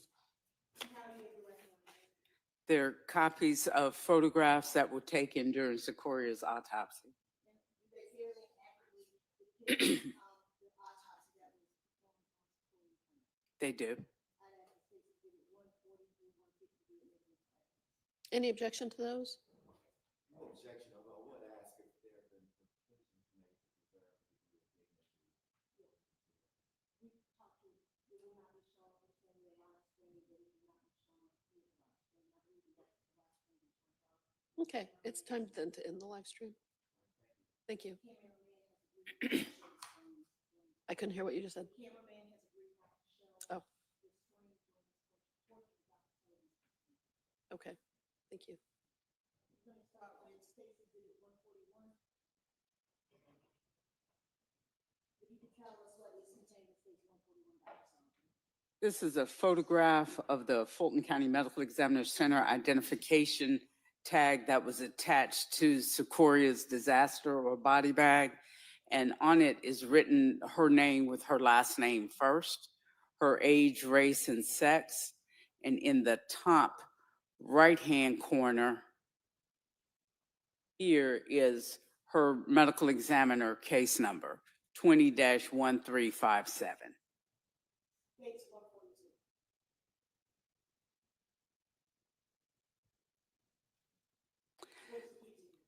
This is a photograph of Secoriea as taken from her right-hand side as she was received in our office.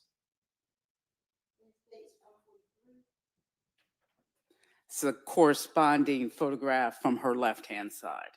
Now, during the course of your autopsy, one of the things that you look at is whether or not there was any medical intervention taken prior to receiving the body. Yes.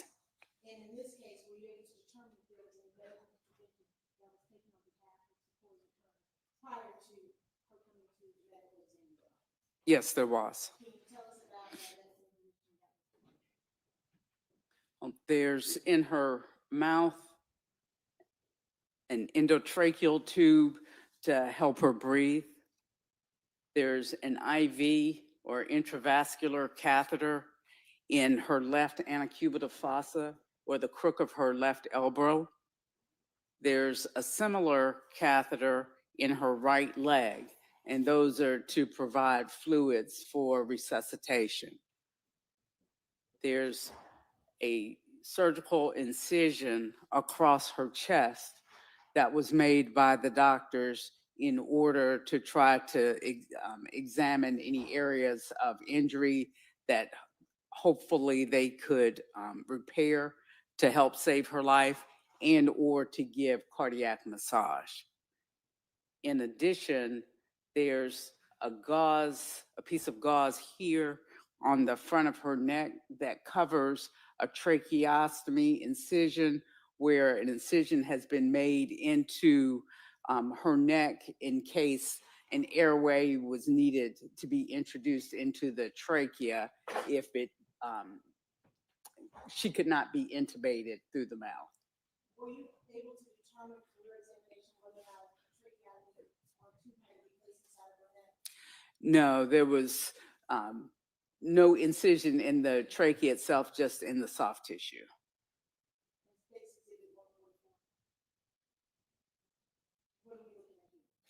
This is a facial identification photograph taken of Secoriea. It's one of the standard photographs that are taken of decedents in our office. And here in the front of her neck, now that that gauze has been removed, is the tracheotomy incision.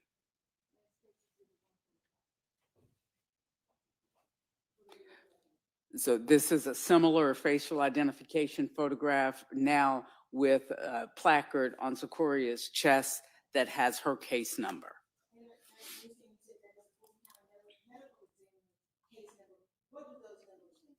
Well, 20 means that Secoria's death was reported in the year 2020, and her death was number 1,357 that was reported to our office that year. In regards to when Secoriea came into the medical examiner's office, do you make a determination about her health and well-being prior to you starting your autopsy during the course of your autopsy? Yes, that's part of the external examination.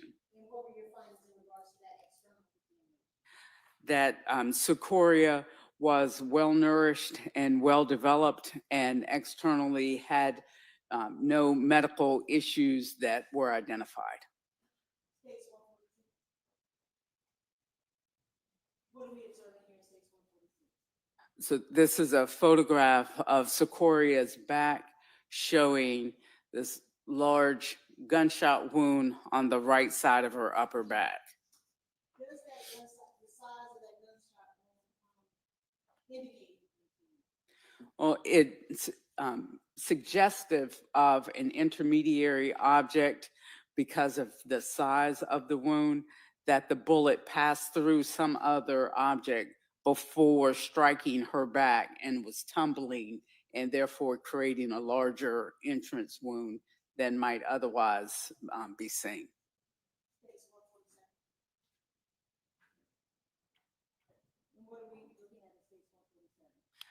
So in this photograph, now Secoriea is lying face down on the examination table and her back has been cleaned. And again, it's this large entrance wound on the right side of her upper back. And in addition, there's a contusion or bruise that's at the edge of the wound. Does that indicate anything to you, that contusion or bruise? Was suggestive that her back may have been against something firm and caused the movement of the bullet through her back, caused her back to strike whatever she may have been sitting in, or some part of the vehicle to strike her back. You said vehicle, did you know where Secoriea was at the time that she was shot in the back? We had the information that she was a passenger in a vehicle. And are you able to talk about the path earlier? Can you tell us about the path that this projectile kind of took throughout Secoria's body? Before the x-ray of homicide victims, our office does x-rays on a person's body to identify where any retained projectiles may be. And in Secoria's case, there was a small piece of projectile on the right side of her chest and a larger piece on the left side of the chest. In Secoria's case, the projectile moved from her back towards her front, from her right towards her left, and upward. It passed through the right side of her back, the right scapula, which is the shoulder blade, the back of the right fifth and sixth ribs, the right lung, the right mainstem bronchus, which is the branch of the trachea that goes to the right lung, the pulmonary artery and aorta, which are the large blood vessels that leave the top of the heart to distribute blood to the lungs and the remainder of the body, respectively. It went through her thymus gland, which is a small gland in chest that's especially prominent in children, that's responsible for making white blood cells. The anterior or front aspect of her left first rib, and then lodged in the left pectoralis major muscle, or the left large chest muscle. A small fragment was recovered from Secoria's right lung. And the passage of this bullet through Secoria's body caused rib fractures, hemopericardium, which means blood in the sac where the heart is, because of the passage through the pulmonary artery and aorta, even though the bullet didn't pass through the heart itself. And bilateral hemothoraces, which means blood in either side of the chest cavity. What would be the natural and probable consequences? Well, with that degree of blood loss, then that blood is not available in Secoria's body to supply oxygen to her internal organs, most importantly, her brain and her heart itself. So in terms of her heart, that lack of blood flow can cause an abnormal heart rhythm or dysrhythmia, which means that the heart's not beating in a coordinated fashion, and therefore blood's not circulating to the internal organs. And of course, the lack of blood flow to the brain can cause brain death.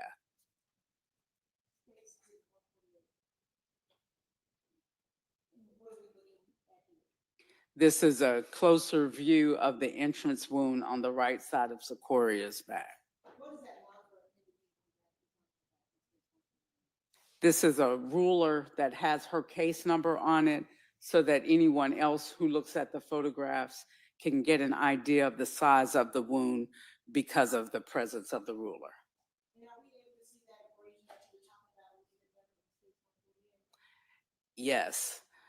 So right at the edge of the wound, this whiter area is the subcutaneous tissue that is exposed because of the passage of the bullet into the body. And that's called an abrasion. And abrasions are most commonly seen with entrance wounds. And you talked about fragments of projectile going in, it's moving, it's going through the body, breaking apart. Is that uncommon or unusual for that to occur? It's not uncommon, no. And State's Exhibit 149. Is that just a closer view of what we've been talking about? It is. And State's Exhibit 150. What are we looking at in State's Exhibit 150? These are the projectile fragments that were recovered from Secoria's body. And going back, you don't have to go back to State's Exhibit 149. Would there have been any medical intervention that would have caused that gunshot wound to be the size that it was? No, Was it just purely the bullet tumbling as it's entering into her body? I guess it's like a spiral, it's just winding up and making it bigger as it enters inside of her. well, or instead of the spiral, it's tumbling. And States 150, were you able to tell, of course I thought myself, you probably answered me. What are we looking at in States Exhibit 150? These are the projectile fragments that were recovered from Secoria's body. And were you able to make any indication about the caliber of weapon that that projectile came from? No. What do you do with that projectile once it has been? So once it's photographed, it's sealed in a plastic evidence box and then placed in a locked receptacle in our office before our office colleagues transfer it to the Georgia Bureau of Investigation for analysis. And when was the march of States Exhibit 151? Recognize States Exhibit 151.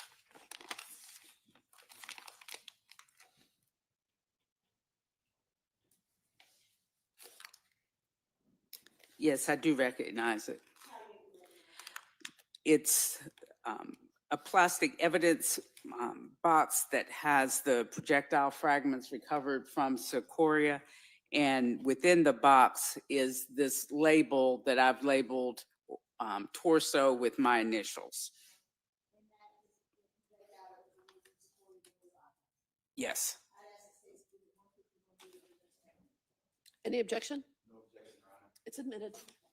Dr. Sullivan, were you able to make a determination as to the cause of death of Secoriea? Yes. And what was that cause of death? Gunshot wound of the back. And were you able to make a determination as to the manner of the death? Yes. And what was that manner? Homicide.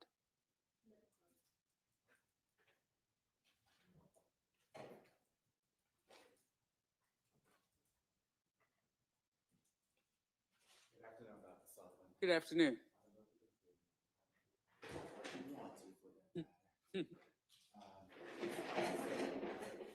Always good seeing you, Dr. Sullivan. Good to see you too. I'm just going to ask you a few brief questions, I think. Are you going to be looking at photographs during her testimony? No. Okay, so we can resume the stream. We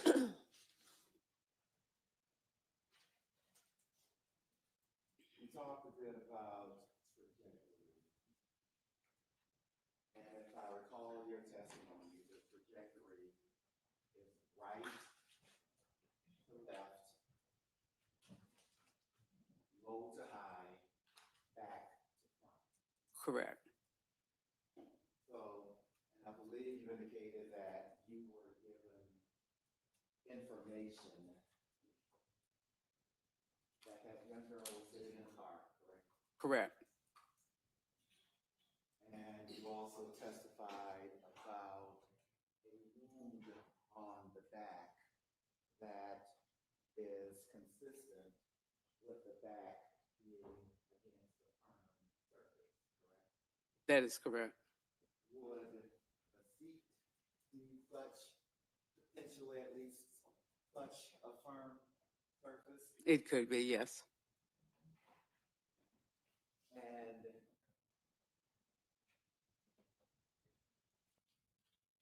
you charted to some extent. Yo, he is so annoying. I swear to God, he's so annoying, y'all. Why doesn't he stop with the theatrics and go get a microphone? Charted the path of that bullet internally, correct? Yes. And was there any damage to, well, I'll withdraw that. There's a section in your report that talks about the musculoskeletal. And I don't speak your language. How's that word? How should that word be pronounced? Musculoskeletal. Musculoskeletal. And you did not indicate anything in that musculoskeletal section that appeared abnormal, correct? Abnormally formed? Correct. Correct. Or you didn't know any defects in your vision other than there's some damage to the rib, correct? If I can look at the report.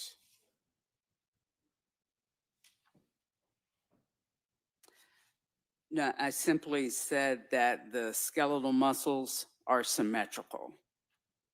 There is nothing indicative of, for example, that projectile hitting the scapula and ricocheting, correct? Well, that information about the scapula is under the evidence of acute injury section on page 4 of the report. The scapula, and that's what, that flat, V-shaped bone, sort of shoulder blade bone? It is. It's not shattered. Well, the projectile went through it, but it was still in that same outline of a scapula. And so you didn't detect any drastic, I'll withdraw that, you didn't detect anything to suggest an irregular path within the body. I'm not sure what you mean by irregular.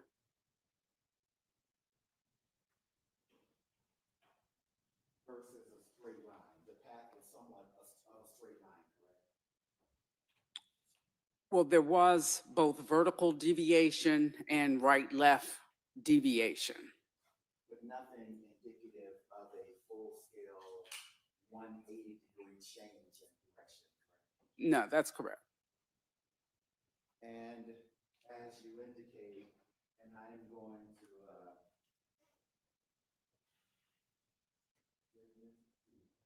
and from where, were you told, were you given any indication of where a potential shooter would shoot first? No. Well, as you sit right where you are sitting, and if this is a car with the driver's side facing you, based on what you have determined to be a rightward, a right to left, low to high, back to front projectile. From where you're sitting right now, and assuming again the back is against the seat, that firm surface, that would not be consistent with that path, isn't that correct? That is correct. And with the path being upward, that would be suggestive of the shooter, as it were, taking a lowered stance. Is that fair to say? That's a possibility. Not only is it a possibility, I guess, as a scientist, that would be a reasonable possibility, correct? Or you may use those words. That would be reasonable, correct? It would be reasonable. And to some extent, or are you capable of weighing reasonable alternatives if presented? Some alternatives are more reasonable than others. Based on your testimony of the back being against the firm surface and the trajectory being right to left, low to high, back to front.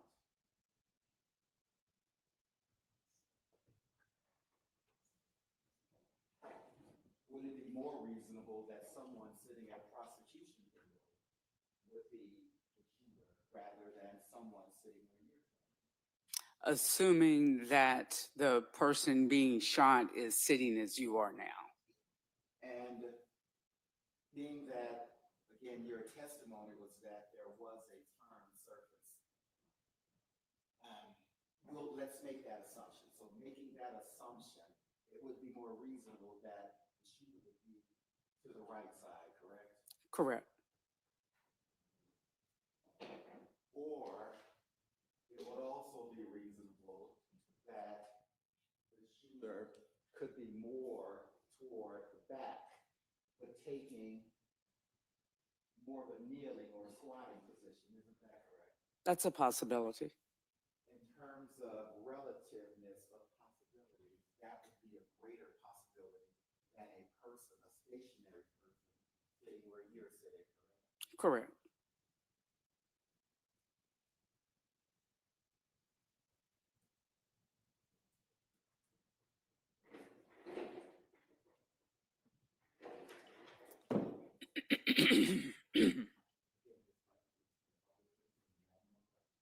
Thank you. Thank you. Dr. Sullivan, that bruising that you saw, could that come before that body would have to be up on a smooth surface at the time that the bullet went in? Did it come after she's been shot and leaned up against something? It could be if her body recoils with enough force to strike the seat again. If there's a seatbelt stuck behind her as she's being shot, tugging going on, trying to get that seatbelt off, would that cause those bruises? That could, yes. And if all the defects and shots that entered into that car are on the driver's side, nothing from the right side, would it be fair to say that the gunshots that came into that car and shot and killed Secoriea came from the driver's side? But object to mischaracterization of evidence, Rhonda. There's evidence of 2 shots in the rear of the vehicle.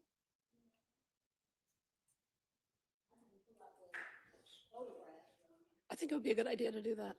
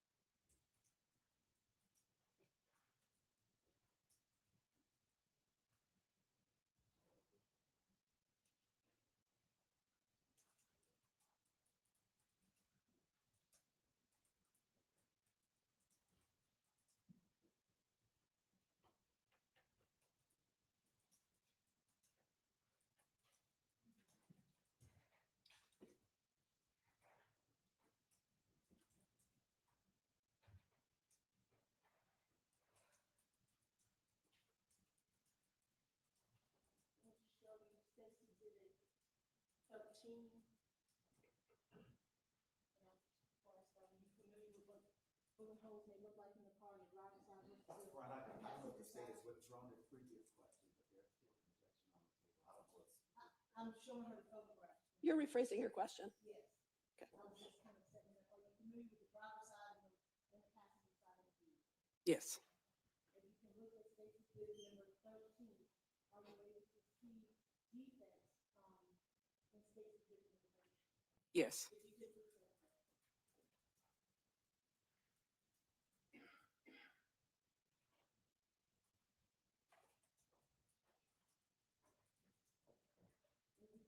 Is that the driver's side or the passenger side of the vehicle? The driver's side. Safety video 14. And that's 2, right? Correct. 16, I'm sorry. If you could zoom in. Are you able to see any defects in safety video 16? Yes. If you could please look it up.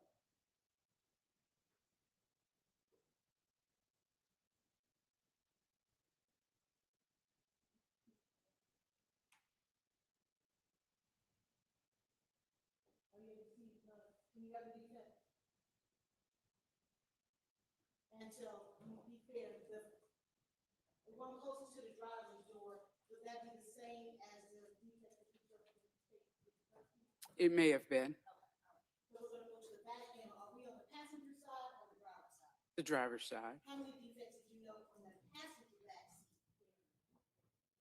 I'm sorry, How many defects did you notice on the back passenger on the driver's side? I'm sorry, okay. I apologize, I got confused with, there's 1, 2, 3, and 4. So now we're up to 6 defects. Correct. 2 in the front panel, 2 in the back panel, 3 in the back panel and 1 in the back bumper area, all on the driver's side. Would that be fair to say? That is correct.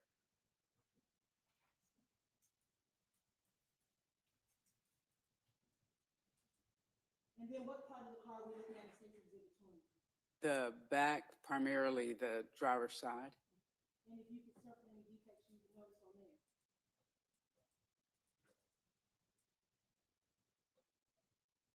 I'm not sure if this is one there.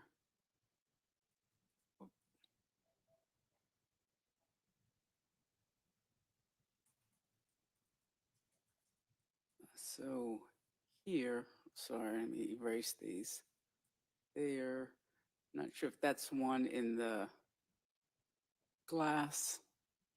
That's, believe I had circled that, but I'm not sure now if that's an actual defect or a scrape.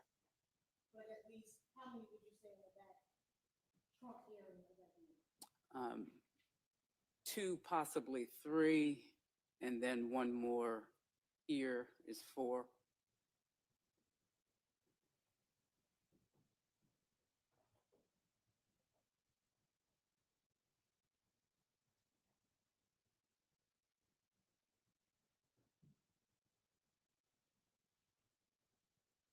And what side of the car are we looking at here in Safety Exhibit 26? The passenger side. And I'm asking for a body to zoom in, if you could circle if you see any defects on the right side of that vehicle at all.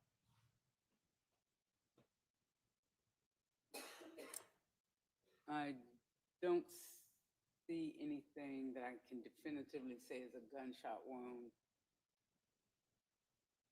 here, but I can't tell if some of these specks are dirt or paint or actual defects. You're familiar with APD having a crime scene check?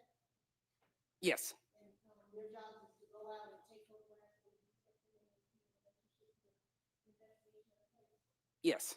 Would it be fair to say if they didn't find any? Objection, lady. It is leading. Would it be fair to say? Objection, lady.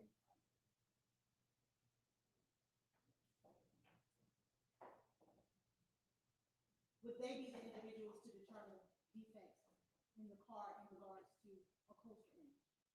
Yes. Now, Mr. Ravens talked to you about from low to high. Does what's going on inside the car affect how that bullet would be used? Objection outside the scope of expertise, Your Honor. Pathologist, mechanic, outside. Okay, let's hear your question and then I'll decide before you answer. Please, doctor. Okay. With what's going on with Secoriea, what she's doing inside that car at the time that those 8 shots are coming into it, affect the path of that bullet as it enters into her body? I think she can answer that. Oh, right, Mhm. right. No objection to that question, Your Honor. Okay. Yes. So if she is moving, jumping up and down, trying to dodge bullet shots, are you gonna get a different path of her body? Objection, lady. Well, I think it's just a very specific question. Go ahead. Yes. If she's leaning over trying to get out of the seatbelt, is that gonna affect the path of that bullet inside of her body? It could. Yes. Would that affect the low, the high, the left, the right, the back, the front? Yes. Recross? Let's, sort of. I don't know the technical term. But let's, I think what the state indicated was if a person is jumping and turning, perhaps at the same time, but that, of course, a person's position inside a car would affect the projectile. That is correct. Although again, it was determined, or your testimony was that there was a firm, the back at some point at least appeared to be against a firm surface, correct? That is correct. And let's say a person, to the extent a person is possible while sitting in a seat, jumps up and down. With vertical motion, impact left and right. Well, it's not, the movement of a person is going to be in 3 dimensions throughout space. So I don't look at a person moving simply in one plane as opposed to all 3, as they may be interacting with another person or being assaulted or shot. So if a person is seated and are in this position, but if they're elevated a few inches higher, that would not impact left and right, would it? No, that would impact the vertical. The vertical, but not the horizontal. Correct. Further questions? So that would affect the low to high.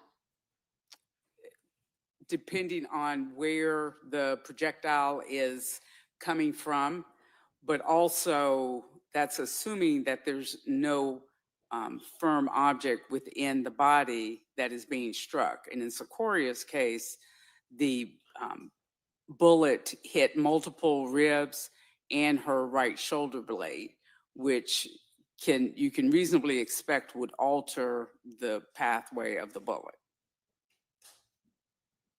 If she is leaning over, is that going to affect the pathway? It could.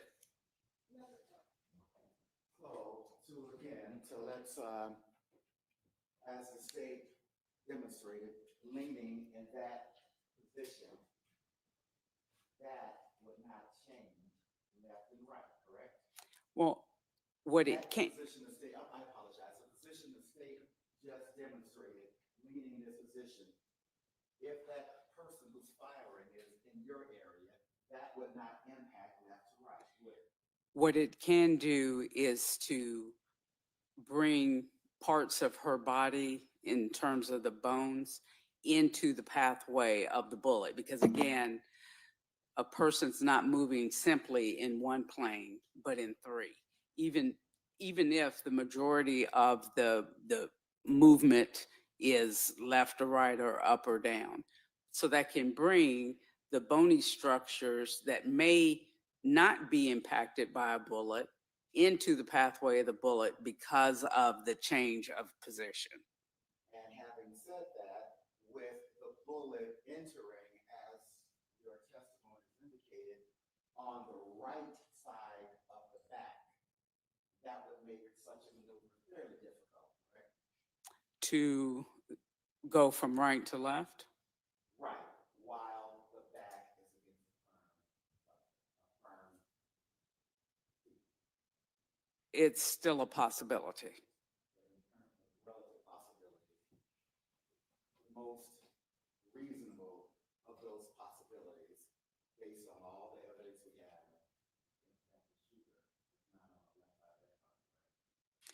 Well, given the fact that the gunshot wounds are on the left side of the car and none were on the right, as a person of science, then I can assume that the bullet that entered Secoria's body entered from the left side of the car. Or isn't it also correct, there are two bullets, defects in the back of the car, correct? That is correct. And the bullets could have entered the back of that car also, correct? Right, from the left side back of the car, yes. Thank you. No more questions. If the car is moving and the shooter is stationary, at some point, would that shooter be in the back of the car? Yes. Okay, any further questions for this witness? No, no, Your Honor. Okay, can she be excused? No objection. No, please say no. Thank you. Okay, ready to call your next witness? I'm sorry. Ms. Van Holm.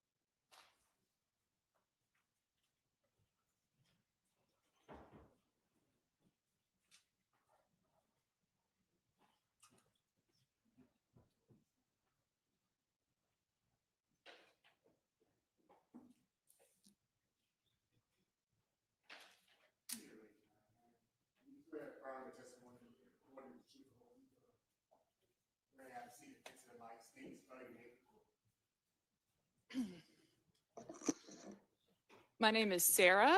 That's Sarah with an H. And my last name is Van Holm. That's VanHolm. And that's 2 words.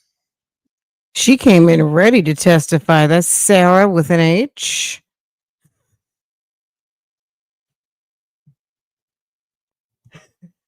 As a person of science, yeah, they're not playing.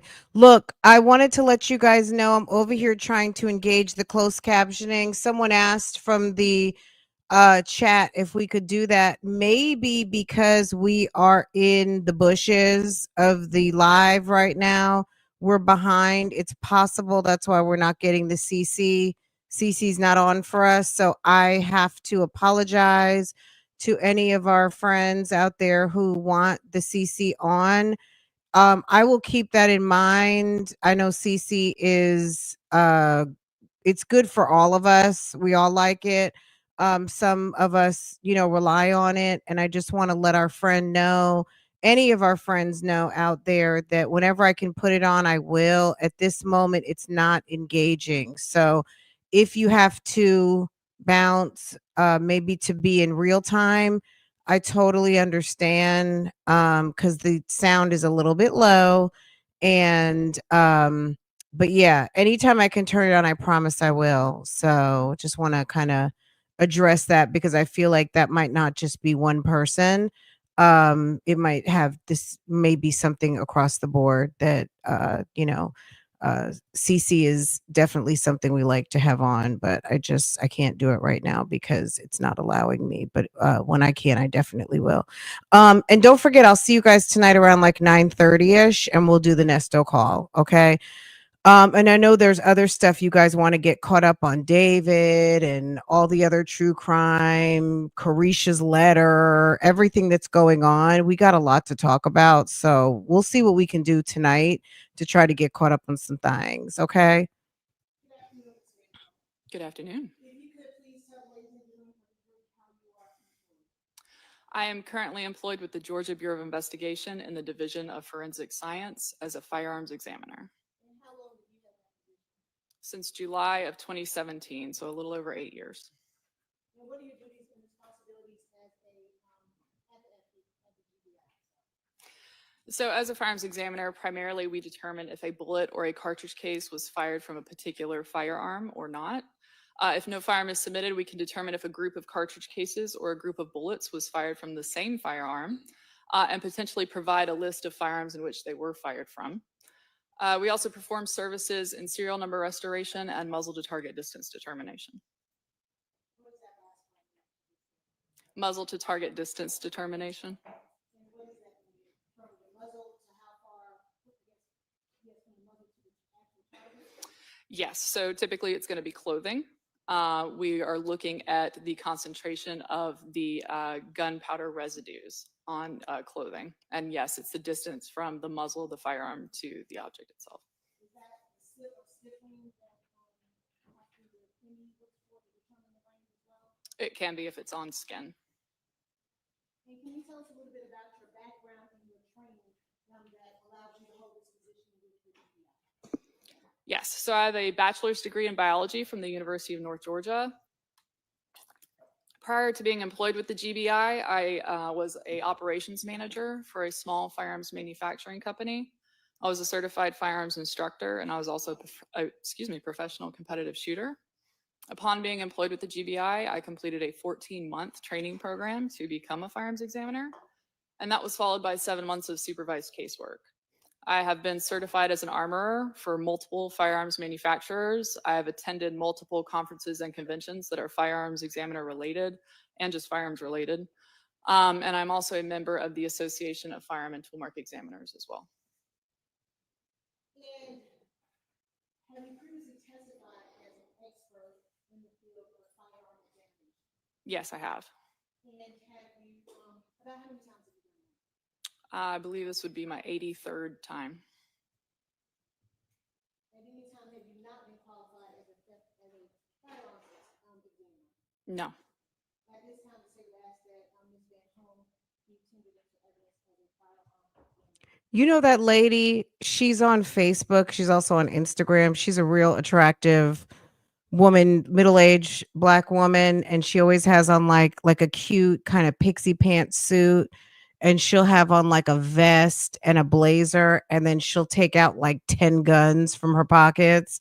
She'll have like a gun up her pants. She'll have 2 guns in the back, 1 inside her blazer pocket, 2 in her vest, 1 down her bra. Like she'll stand there looking like she's getting ready to do like a boardroom presentation, and she just starts unloading a bunch of guns. You know who I'm talking about? The real attractive woman. She this is what she's giving me. She's giving me right now, she probably has maybe 10 or 12 guns on her. Any objection? Okay, she's so qualified. Can you kind of describe the process that you go through when you receive evidence for purposes of examination, specifically firearms? Yes. So what we are looking at as firearms examiners are the repeating patterns of markings that are formed on the different components of a cartridge during the firing process of a firearm. And those markings are formed during the manufacture of that firearm. And I do have a demonstrative if I'm able to use it.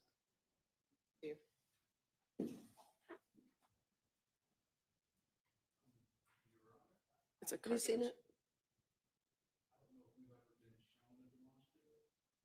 Okay.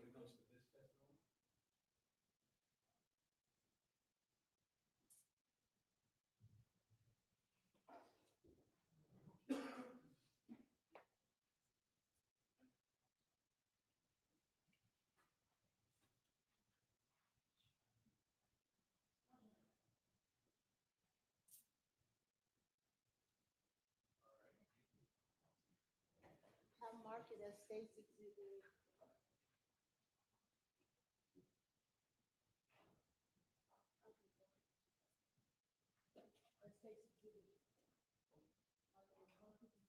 And as they're doing that, can you kind of give us, because we different when you're talking about firearms, what is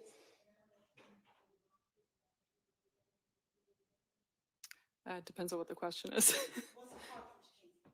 Yes, that would help.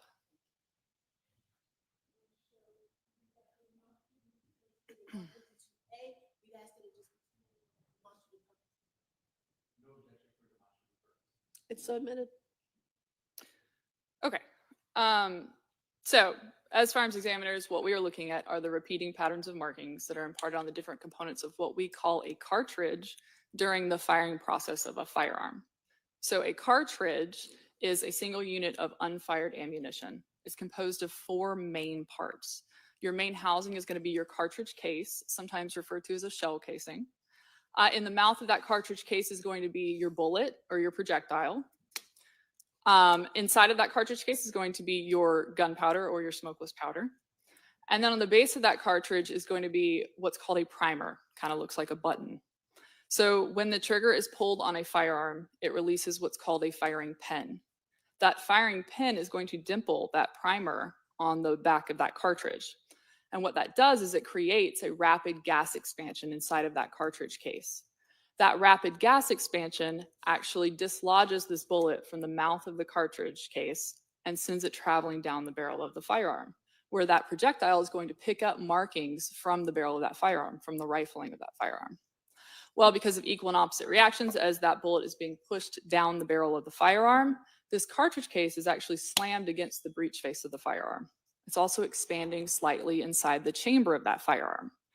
All of these interactions with that firearm are creating markings from that firearm to the cartridge case and to the projectile that we as firearms examiners will receive as evidence, the bullet and the cartridge cases, to be able to examine and look at those patterns of markings. And is that the same mechanism that is used in any type of firearm? So as far as the actual firing process, it can change depending on the type of firearm, but overall, the interactions are going to be pretty similar. If we're discussing an AR-15, what was the mechanism of that when you fire the cartridge case or a live round out of an AR-15? Yes, so that's a semi-automatic type rifle. And that firing, that cycle of fire would be very similar to that. So when the trigger is pulled on an AR-15 firearm, it's going to dimple that primer. It's going to cause that rapid gas expansion that's going to send the projectile down the barrel of the firearm. This cartridge case is actually going to hit what's called the bolt of an AR-15. And that's going to cycle the firearm. When the bolt comes backwards, it's going to pull that cartridge case out of the chamber and eject it from the firearm. So that's how an AR-15 is going to work similarly. And the ejection of those cartridge casings, how does that occur? So once the cartridge is fired inside the chamber of the firearm, that bolt on the AR-15 is actually going to retract, which is going to pull that cartridge case out of the chamber, kind of grabs it like a claw, pulls it out of the chamber, and then there is a mechanism on the bolt called an ejector, and that's going to hit that cartridge case and send it out of the ejection port or that opening on the side of the firearm. And when that cartridge casing comes out of the AR-15, is there, can it just go anywhere? Is there a path of travel that it can? So typically, because the ejection port is on the right side of the firearm, it's going to go to the right and to the rear of the shooter.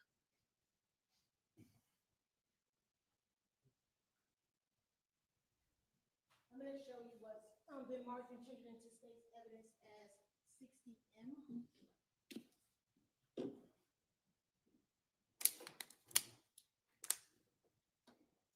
And you're still watching.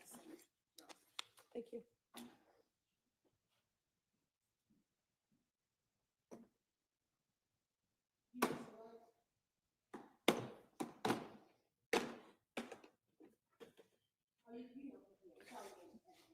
Are you familiar with in state's exhibit 60M?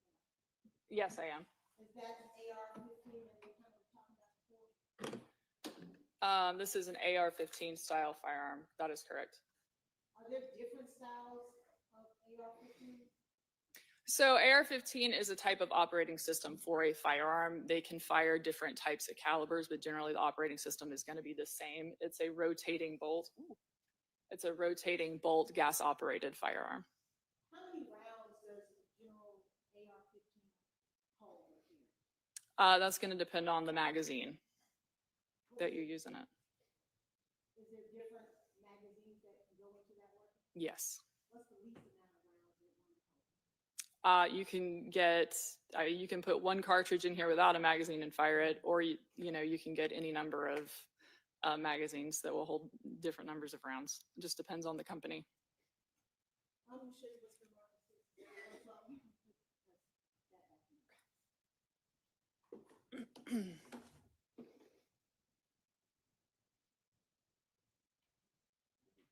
Is there a trigger pressure on AR-15?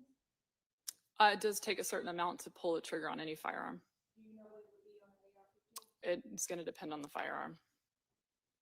And in State's Exhibit number 112, do you see the weapon that is depicted in State's Exhibit 112? It's a little difficult to see it in that picture.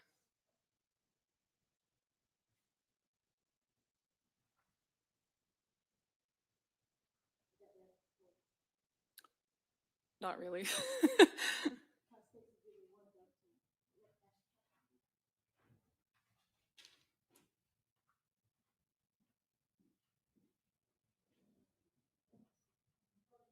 Well, 112, 113, and 128.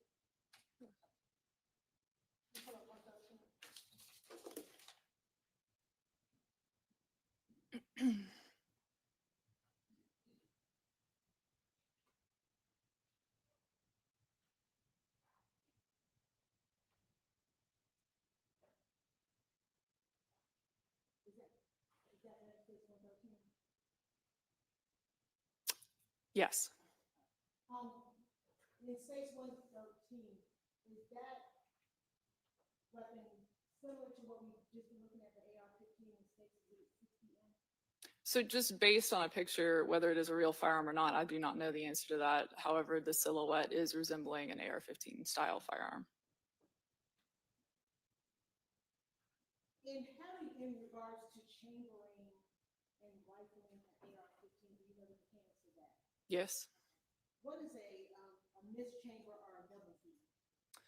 So a double feed is caused when a cartridge is loaded into the chamber of the firearm and then the firearm tries to load another cartridge behind it. And what would happen with that original cartridge that's inside the barrel when it is another one trying to replace it? So different thing. It just depends on the circumstances of what is going on with the firearm itself, whether it's a magazine issue or a bolt issue. So can you? So if someone already has a live round and they're trying to put another one in there, could it eject that one live round eject out of the gun, out of the weapon? So typically you'll have one cartridge in the chamber of the firearm and then one trying to load behind it, but the bolt won't be able to close. So you'll have to eject the magazine and eject that second cartridge in order to be able to fire the firearm. Yeah, if there's two in the chamber and then one behind it, you'd have to take one out.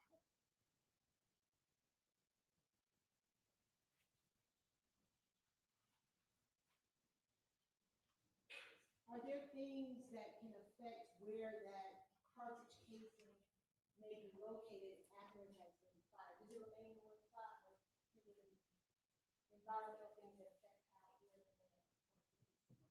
Oh, there can be many factors that can affect where cartridge cases land. the moving vehicles affect cartridge casing and the location that they're found when the weapon has been fired? If they're fired out of the moving vehicle? No, if the moving vehicles go in the area where that cartridge casing has landed. Oh, if the cartridge cases have been run over, then yes, that can affect where they are, for sure. If individuals are sweeping after that shot is fired, could that affect the location of the cartridge casing? Yes. Could wind affect the location of the cartridge casing? Wind? Yeah. It's a possibility. People walking around in the area keeping. Yes, that's also a variable that can affect it.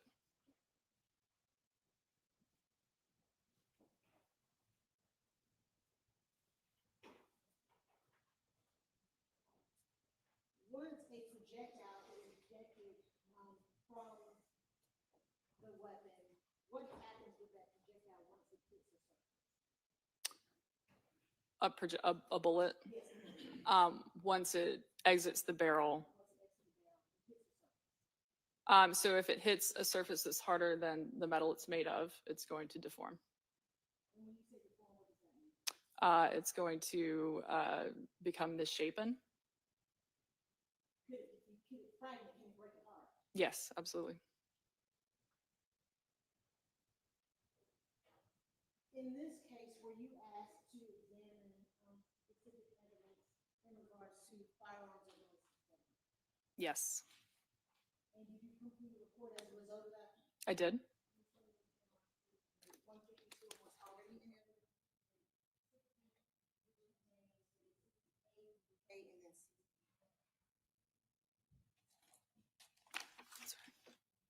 Could you hear which ones?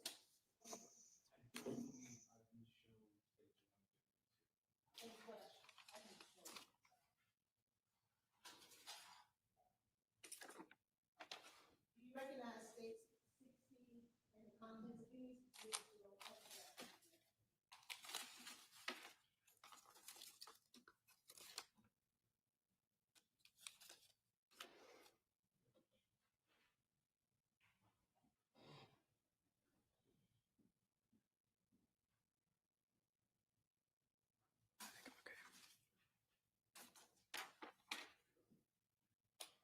Do you recognize states 152?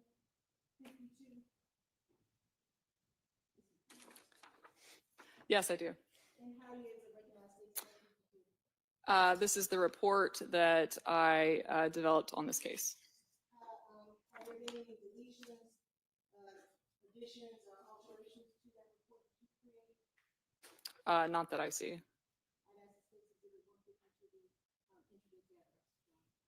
Any objection? No objection. It's admitted. So we'll start with states 60A through K, I believe. Hold on one second. Can you hear the prosecutor, members of the jury? Okay, go ahead. I couldn't hear you first. Members of the world watching, no, we can't. We can't hear a lick. We'll start with state 60, I believe it's 8 through K.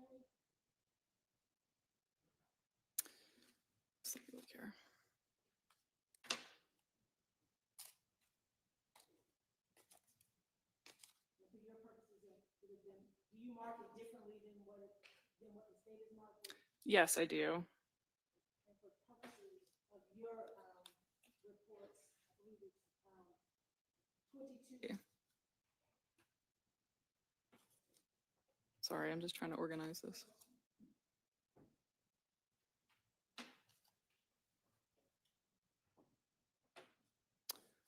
Yes, 22A. And then what is state's 22A? 22A is going to be the 7 5.56 by 45 millimeter cartridge cases. And did you have a piece of evidence that you marked as your 22B? I do. And that would be state's exhibit number 68? That is correct. And what is your 22A state 68? My 22B state 60H is going to be 1223 cartridge case. And your 22C, which would be state 60I? That's correct. And what is contained in state 60I? That's 1 9mm cartridge case. And how were you able to determine that state 60I is a 9mm cartridge case? How was I able to determine it was a 9mm cartridge case? The head stamp says 9mm on it. Are you able to determine what type of firearm that was fired from? I was not. Why is that? Why are you unable to determine that? So when we determine the manufacturer that a cartridge case was fired from, what we're looking at are called class characteristics. So those are markings on that cartridge case that tell us how that firearm was made. And different manufacturers will have different tells on their firearms so that we might be able to determine what type of firearm it was. These markings on this cartridge case were a little bit they weren't unique enough for me to determine which manufacturer they were from. And that's that 9mm cartridge case? Yes, that's correct. And then state's exhibit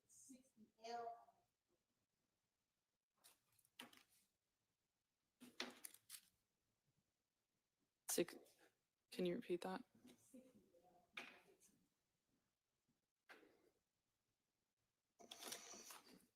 Oh, yes. And what number is that for you during your examination? That's item number 23 for me. And what is state's exhibit 60L in your 23? So that's a 38 class bullet.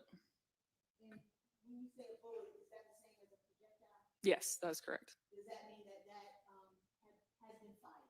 Yes. And how, when you were able to determine that it was a 9mm? No, it's a 38 class. In a 38 class, what types of weapons in a 38 class bullet be fired from? That's all right. So 38 class is going to encompass a few different cartridges because the projectiles on those cartridges are about the same size. So it's a generic term for a certain number of cartridges. So 38 class is going to include 380, 9mm, 38 special, and 357 Magnum. And those are all handguns that you described? Yes. And let's talk about states 60J through K. I believe that is your 22D. 22D. Yes. And can you tell us what is in state 60J and K in your 22D? Yes, so 22D is going to be 223 cartridges. So that's 223 unfired ammunition. Is that what you would call a live round? Some would refer to it as a live round. Yes. And were you able to make any determinations in regards to state 60J and K as far as, I believe you said it was a 223, is it the same manufacturer, same type? So it's the same size cartridge. So it's a 223 cartridge. One is a Frontier manufacturer that made that cartridge, and the other is a Federal. So one is a Frontier. Can you tell me which one of those was the Frontier? Might need my scissors now. No, I think I'm okay. Thanks. It would be States Exhibit 60J. Is the Frontier. 60K is federal. And then we're gonna move back to this, your 22B with the state 60H. Yes. And can you tell us what is that list in state 60H? 60H is the 1.223 cartridge case. And does that mean that when you say case it has been filed? Yes, correct. And are you able to tell what type of firearm fired that 223 cartridge case? That 223 cartridge case is because this had been fired from an AR-15 style firearm. And then states 60A through G. What is state 60A through G? So that's 7 5.56 by 45 millimeter cartridge cases. And tell us about your findings in regards to your examination of states 60A through G in regards to those 556 cartridge cases.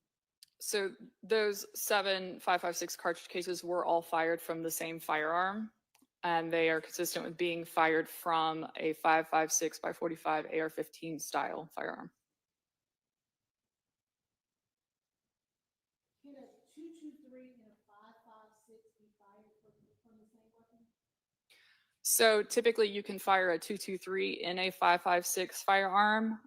You don't necessarily want to fire a 5.56 in a 223 designated firearm. Why is that? The 5.56 is typically a higher pressured round.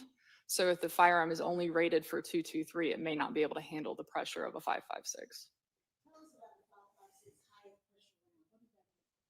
So that means it's going to typically have a little bit more powder inside of the cartridge. Typically a 5.56 is going to be around 58,000 PSI, where a 223 is going to be around a 55,000 PSI. That's pounds per square inch of pressure. Does that affect the accuracy, the speed, and the distance that once it's fired, that projectile or bullet will go? It can be argued that a 5.56 has a higher velocity and more accurate than a 223, but that may be debatable. But definitely more gunpowder, Yes. which creates more power. Yes.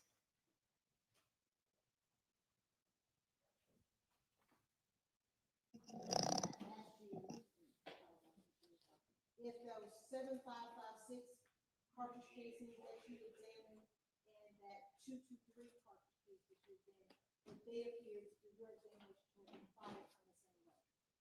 So the result for the 7 5.56 cartridge cases and the 1.223 cartridge case was inconclusive. So it was not determined whether they were fired from the same firearm or not.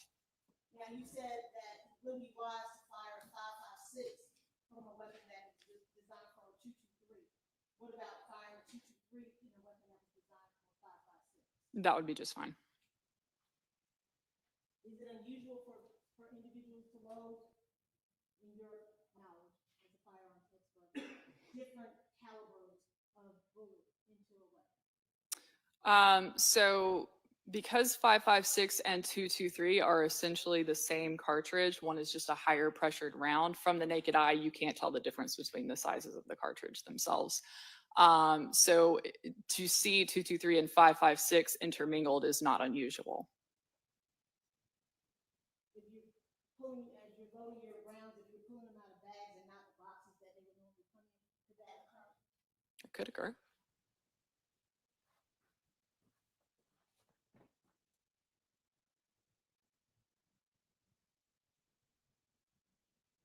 And we talked about the casings and the cartridge casings and the cartridges that you examined. Did you have an opportunity to examine anything else in this case? I examined the projectile from the medical examiner's office.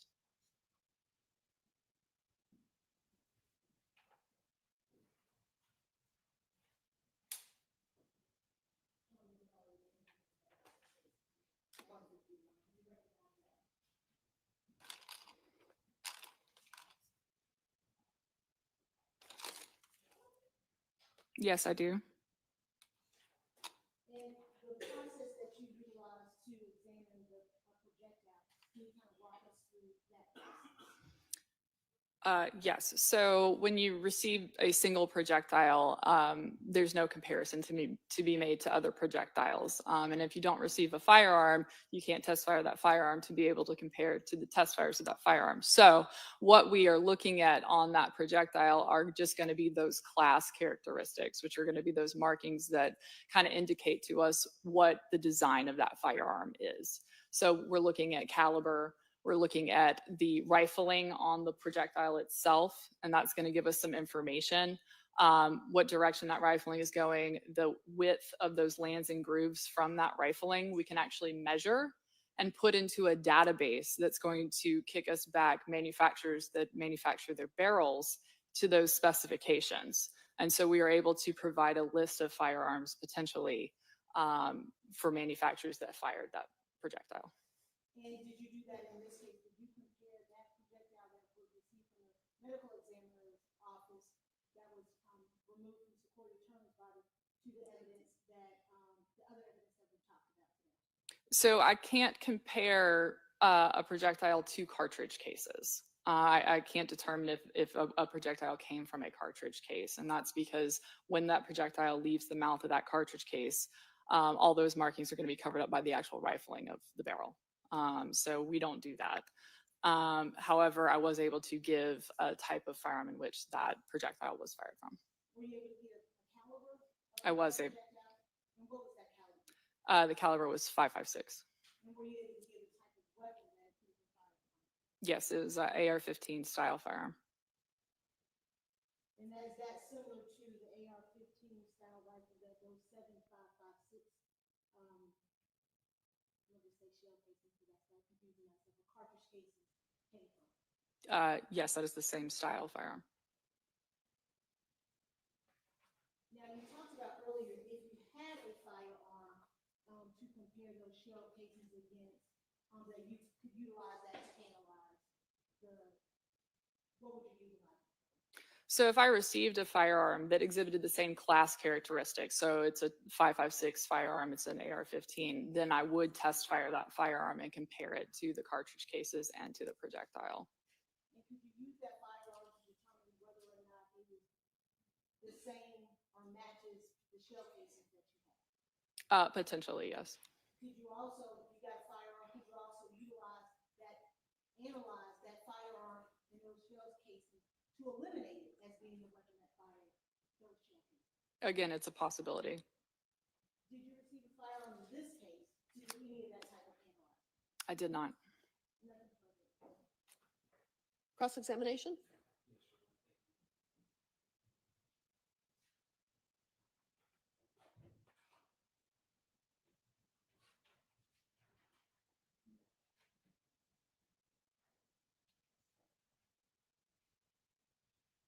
Good afternoon, Ms. Van Holm. Good afternoon. My name is Sean Hoover, and I represent Julian Conley. I have some questions for you. I've tried to make this as succinct as possible.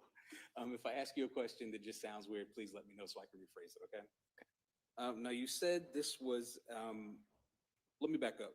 You testified with the state about an AR-15 operating system. Is that correct? Yes. Okay. And just so we're clear, you're not talking about one specific gun. You're talking about an operating system that's literally on like 7 or 8 different types of weapons, correct? Yes, it's on a lot of firearms. As an example, Colt makes an AR-15 style rifle. Is that correct? Yes, they do. Smith & Wesson makes an AR-15 type rifle, correct? Yes, they do. Heckler & Koch makes an AR-15 style rifle, correct? Yes, Heckler & Koch does. Sig Sauer makes an AR-15 style rifle, correct? They do. Ruger makes an AR-15 style rifle, correct? They do. LWRC makes an AR-15 style rifle, correct? Yes, they do. And Diamondback makes an AR-15 style rifle. Is that correct? They do. Okay. So when you're saying that it's an AR-15 style rifle, you're not saying it's a particular rifle. You're saying it's a type of operating system that multiple manufacturers make. Is that correct? Yes, it's a lot like saying an SUV for cars. Thank you. And the weapon, I don't even, oh, right there in front of me. The weapon that you showed the jury, that's not, you're not saying that any of these cartridges, any of these bullets, any of the ballistics came from that particular, correct? No, I'm not.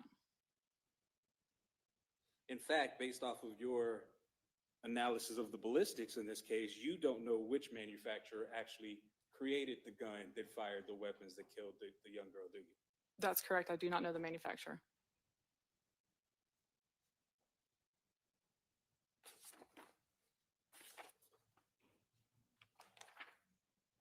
And I saw that you had, just like me, you had a little trouble looking at the gun and the pictures the state put up because they're blurry.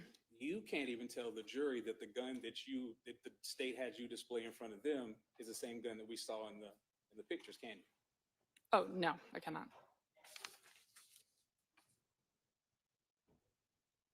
All right, so let's talk about characteristics a little bit. There are class characteristics, subclass characteristics, and individualized characteristics, correct? That's correct. All right, could you explain to the jury what class characteristics are?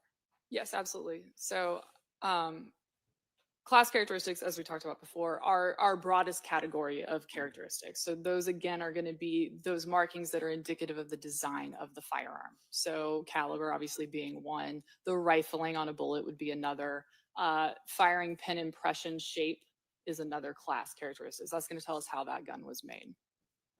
And if you had enough class characteristics, if you found enough class characteristics, are you able to tell what particular manufacturer built or made the gun that was used?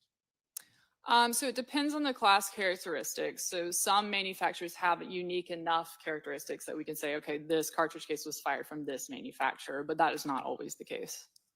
And in this particular case, this part of your investigation, you do not have enough class characteristics to determine the actual manufacturer that created the gun, correct?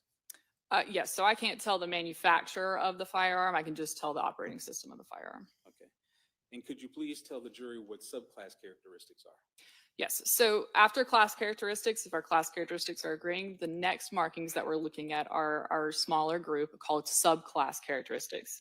Now, subclass characteristics are markings that are formed during the manufacture of a firearm, and they can be common across a small subset of firearms that are manufactured around the same time period. So if the same tool is cutting the same firearm piece, then those markings can carry over and they can be common across a small group of firearms before that tool has changed to create those unique markings. And finally, the individualized characteristics. Can you explain that to the jury, please? Yes, so we go from class characteristics to subclass characteristics to finally the bread and butter of what we do as firearms examiners, which are those individual characteristics. Those individual characteristics are also incidental to the manufacture of the firearm. They are unique to that firearm, but they're also incidental to the wear and tear of that particular firearm. So those are the markings that we're going to use to make our determinations. Now, if I heard you correctly, the analysis you conducted, looking at the class characteristics, sub-characteristics, and individualized characteristics, the conclusion you came up with was inconclusive.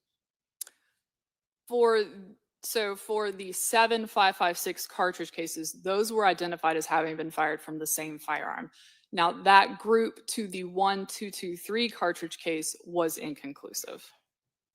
So, and please correct me if I'm wrong, the state talked a lot about how a certain weapon can fire both the 556 and the 223, correct? Yes, that's correct. But based off of your expert analysis on all of this, you can't tell the jury that you know for a fact that one weapon fired the 556 rounds that you analyzed and the 223, can you? That's correct. I can. So you can't tell this jury that only one weapon fired into that vehicle on the night of the shooting, can you? Based on the inconclusive result to that 1223 cartridge case, because there wasn't enough information, I cannot say that was one firearm.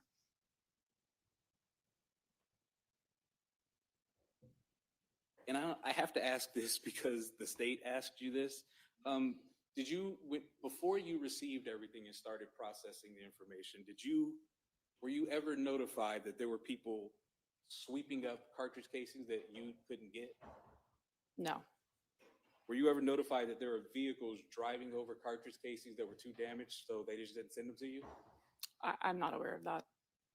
And were you ever notified that people were like walking around, I guess, picking casings that we couldn't get to you, or they couldn't get to you?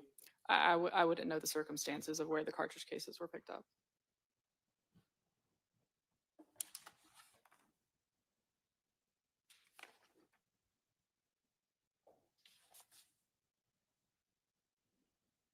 That's all the questions I have for you. Thank you. So what you were able to determine, what caliber was the projectile that was removed from Secoriea training body? It was a 5.56 projectile. And those 7 shell casings that came from the crime scene eventually, what caliber were those? The 7 cartridge cases that I did together were also 5.56 by 45 millimeter cartridge cases. And were they all shot from the same firearm based on your detailed analysis of those cartridge casings? Those 7 were, yes. And you can only analyze what you get to determine whether or not the gun matches, the caliber, the shell casings matches, and the bullet or projectile matches, correct? I can only analyze what I have. Did you get a gun to analyze in this case to eliminate it as being the murder weapon? I did not receive a firearm.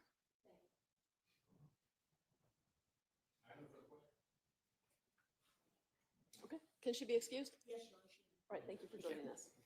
Get out of here. Okay, are we ready for the next witness, or do we need to take up some matters? Mr. Hoover? Okay. All right, well, you'll have to step out for a few minutes. All right, good jury.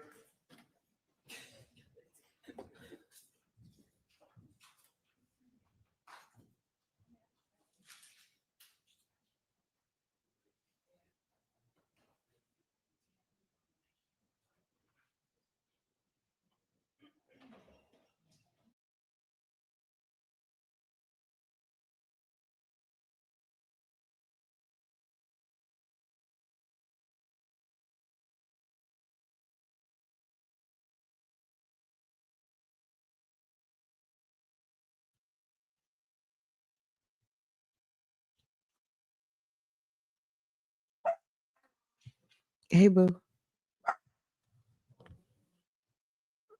Now, this might be that the mic's not on yet. Hold on. Whew.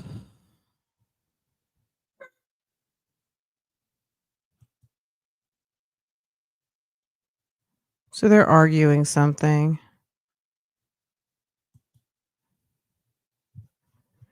What are they showing?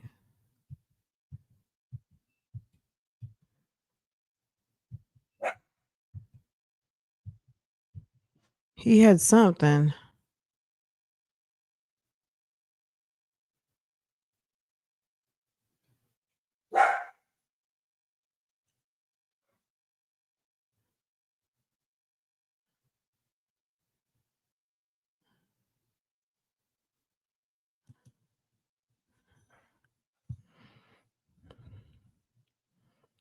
Oh, this is what they're up to in the jail? Oh, okay.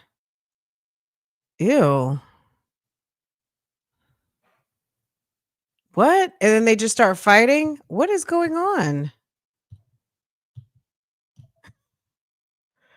Girl. That's what y'all up to in the jail? I wish we could hear. Okay. You think this is what Nesto's up to?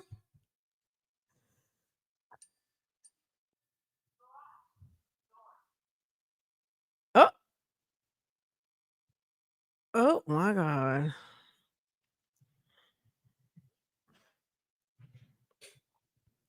Hey, let's fight. I'm getting ready to get off the phone. Let's fight, y'all. I'm gonna beat your ass.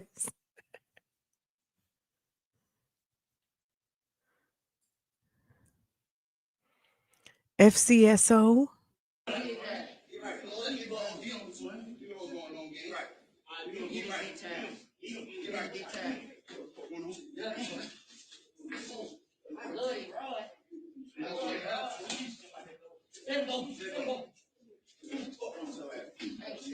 Does he have a shank in his hand?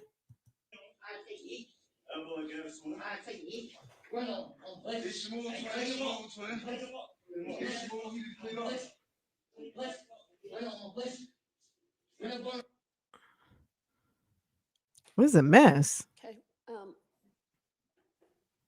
Were charges brought as a result of that video? There's no charges right now about that. I'm bored. Let's fight. Okay. The first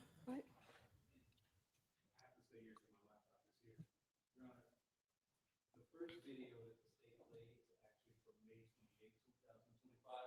It's in a completely different part of the shell, a completely different room. The second one, which is the fight, that was July 12th, 2005 or 25. The state tried to make it sound like Mr. Conley is filming, floating around like this, and then the very next one was the fight. That's not true. Looking at the over 77 videos, Your Honor, between May 28, 2025 and July 12, 2025. There are a ton of videos, there are a ton of pictures. A lot of them have nothing to do with Mr. Conley. He's not in them. This did happen like, okay, this is one part of the day, and then the next part of the day, a fight happened. This is over 2 months later. And again, it's clear from the phone, it's clear that multiple people have possession of this phone. It's not just one person. I believe Hoover turned off his microphone on purpose. He's just trying to make sure we can't hear what he's talking about. And but I see that hairline though, okay? We see that male pattern in the mist, that male pattern balding.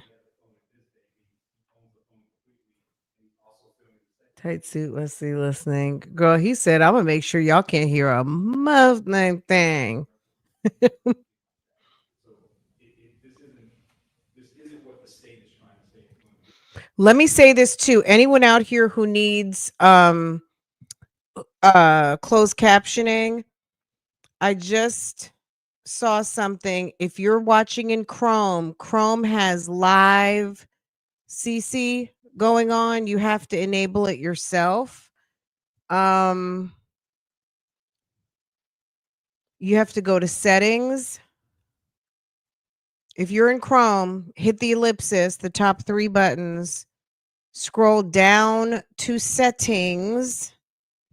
When you get to settings, you're going to go to accessibility, and then it's going to say live captioning.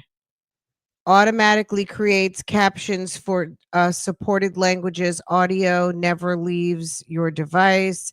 Supported live captions. So if you need CC, CC is not showing up in YouTube right now, but in your Chrome, you can enable it. So if you're on your computer, hit settings, then hit accessibility. And then when you hit accessibility, just engage right at the top. It says live captions, and you can set your own captions on. Okay. All right. We don't deny that that first one from May 28, 2025, Mr. Conley's in it. If they want to play that, I still say there's a 403 issue when it comes to the gang aspect of it. They're trying to prove there's a gang when they have 110-page report that they're about to put in about Instagram gang stuff. Well, if he wants to, first of all, that the gang video doesn't necessarily have anything to do with his current charges, other than the other charges are gang, but they're not specifically that gang activity. So I guess I understand why the judge asked, are there current charges on that gang video? But whatever. Use that, we can argue that, but to say that You're welcome. this day, 2 months later, a fight happens that he's not even part of, that means it's his. I think that's a huge stretch, and I believe under 403 analysis, the probative value is completely outweighed by that. Well, if you want to talk about stretches, I think Now I'm inarticulate in the sense that what I was referencing as the same day as the fight is the text messaging from July 12th, in which the defendant is texting members of his family. He's texting about this fight in this individual. He's texting about the fight that we watched? Yes, he's calling the individual a rat and he's saying that. Okay, tell me about that. Tell me about those text messages. He's texting. So I can tell you that he has his phone because he has text messaged his mom. He's text messaging somebody who clearly is in the same gang as them, using gang identifiers as James sees to be, things of that nature. And they're talking about someone who's a rat, and then DOA, which would be dead on arrival, is what the gang expert would say to that man. And with circumstantial evidence, the state would be the individual in which he stated he is filming with his phone the fight in his cell. Do you have an exhibit with the text messages? I can pull it up, Your Honor.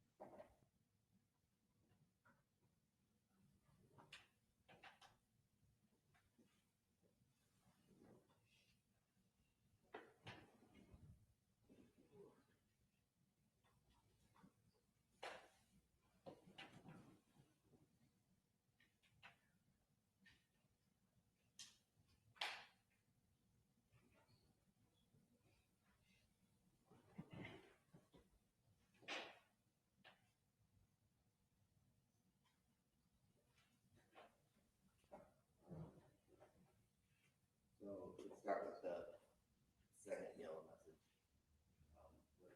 Was 7/12/2025 at 11:16 a.m. Would you mind just pulling the mic towards yourself since you're reading them? And it is helpful for you to read them because they're small. Yes, Your Honor. I'll start with this. It's 7/12/2025 at 11:16. I ain't gonna lie, these boys won't know. And it's $5 twin. Well, I won't read for the. You can read. You want me to read for the record? Please. All right. Let's see. And all the Billy Bros on 23 and 1, we just ate the N-word nightmare, the Billy N-word nightmare, and Shid SHIID. They might buck y'all's store, but I got 10 to 15 in food to use a N-word name. And then he references he a rat, and then he references DOA, which would be the gang expert would testify means dead on arrival, and that's the same day as it relates to the fight, Your Honor. It's at what time? 11. That's around 11:35 in the morning. And when is the fight? Later that afternoon, I believe. I don't remember the exact time, to be perfectly frank with the court.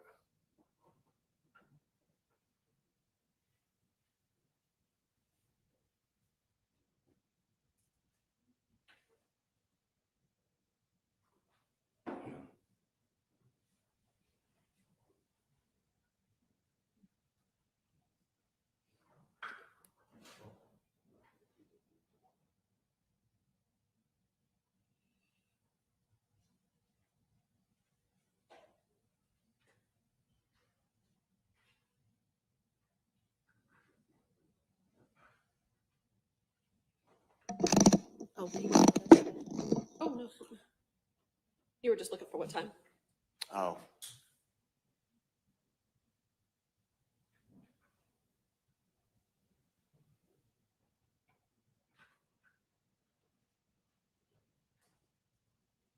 Please stop the stream for a second till he's got it. So.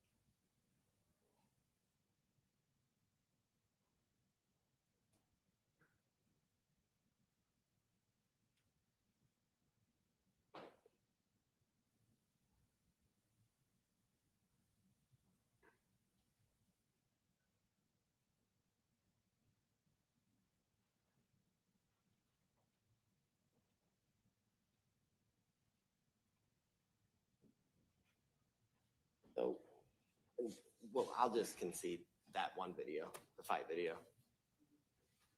Okay. Okay, my inclination is to allow both that text message if you choose to use it and the first video. If during the course of the expert's testimony, it seems like there's a proper foundation laid for the second video, I'm not disallowing it right now, but if you choose not to offer it, that's fine. So I'm gonna find that with regard to the balancing test, the probative value exceeds the prejudice of that first video, as well as that text message. Is there anything else I need to review before that expert? So for the phone, that's it. Y'all aren't trying to get anything else. That again. So from the phone, that's it. Just the video from May 28th and the text message. There's nothing else that you can. Okay.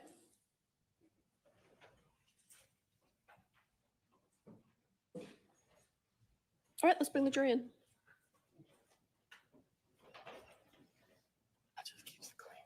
Yeah.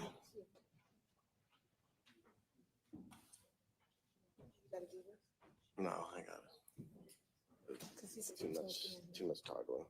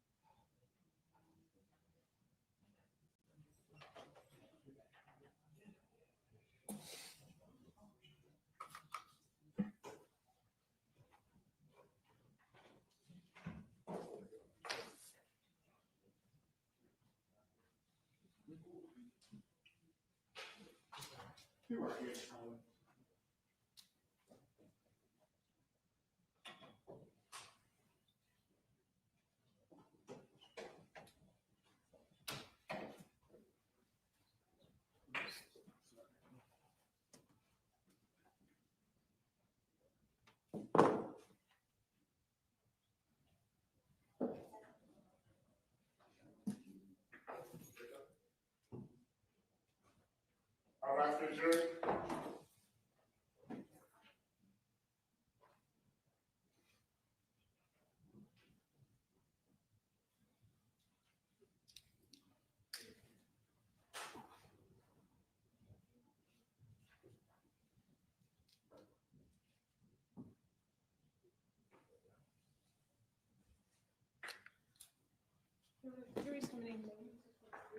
Sure.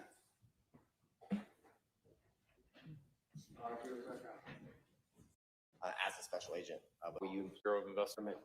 Can you tell the jurors how you say? My name is Jared Coleman.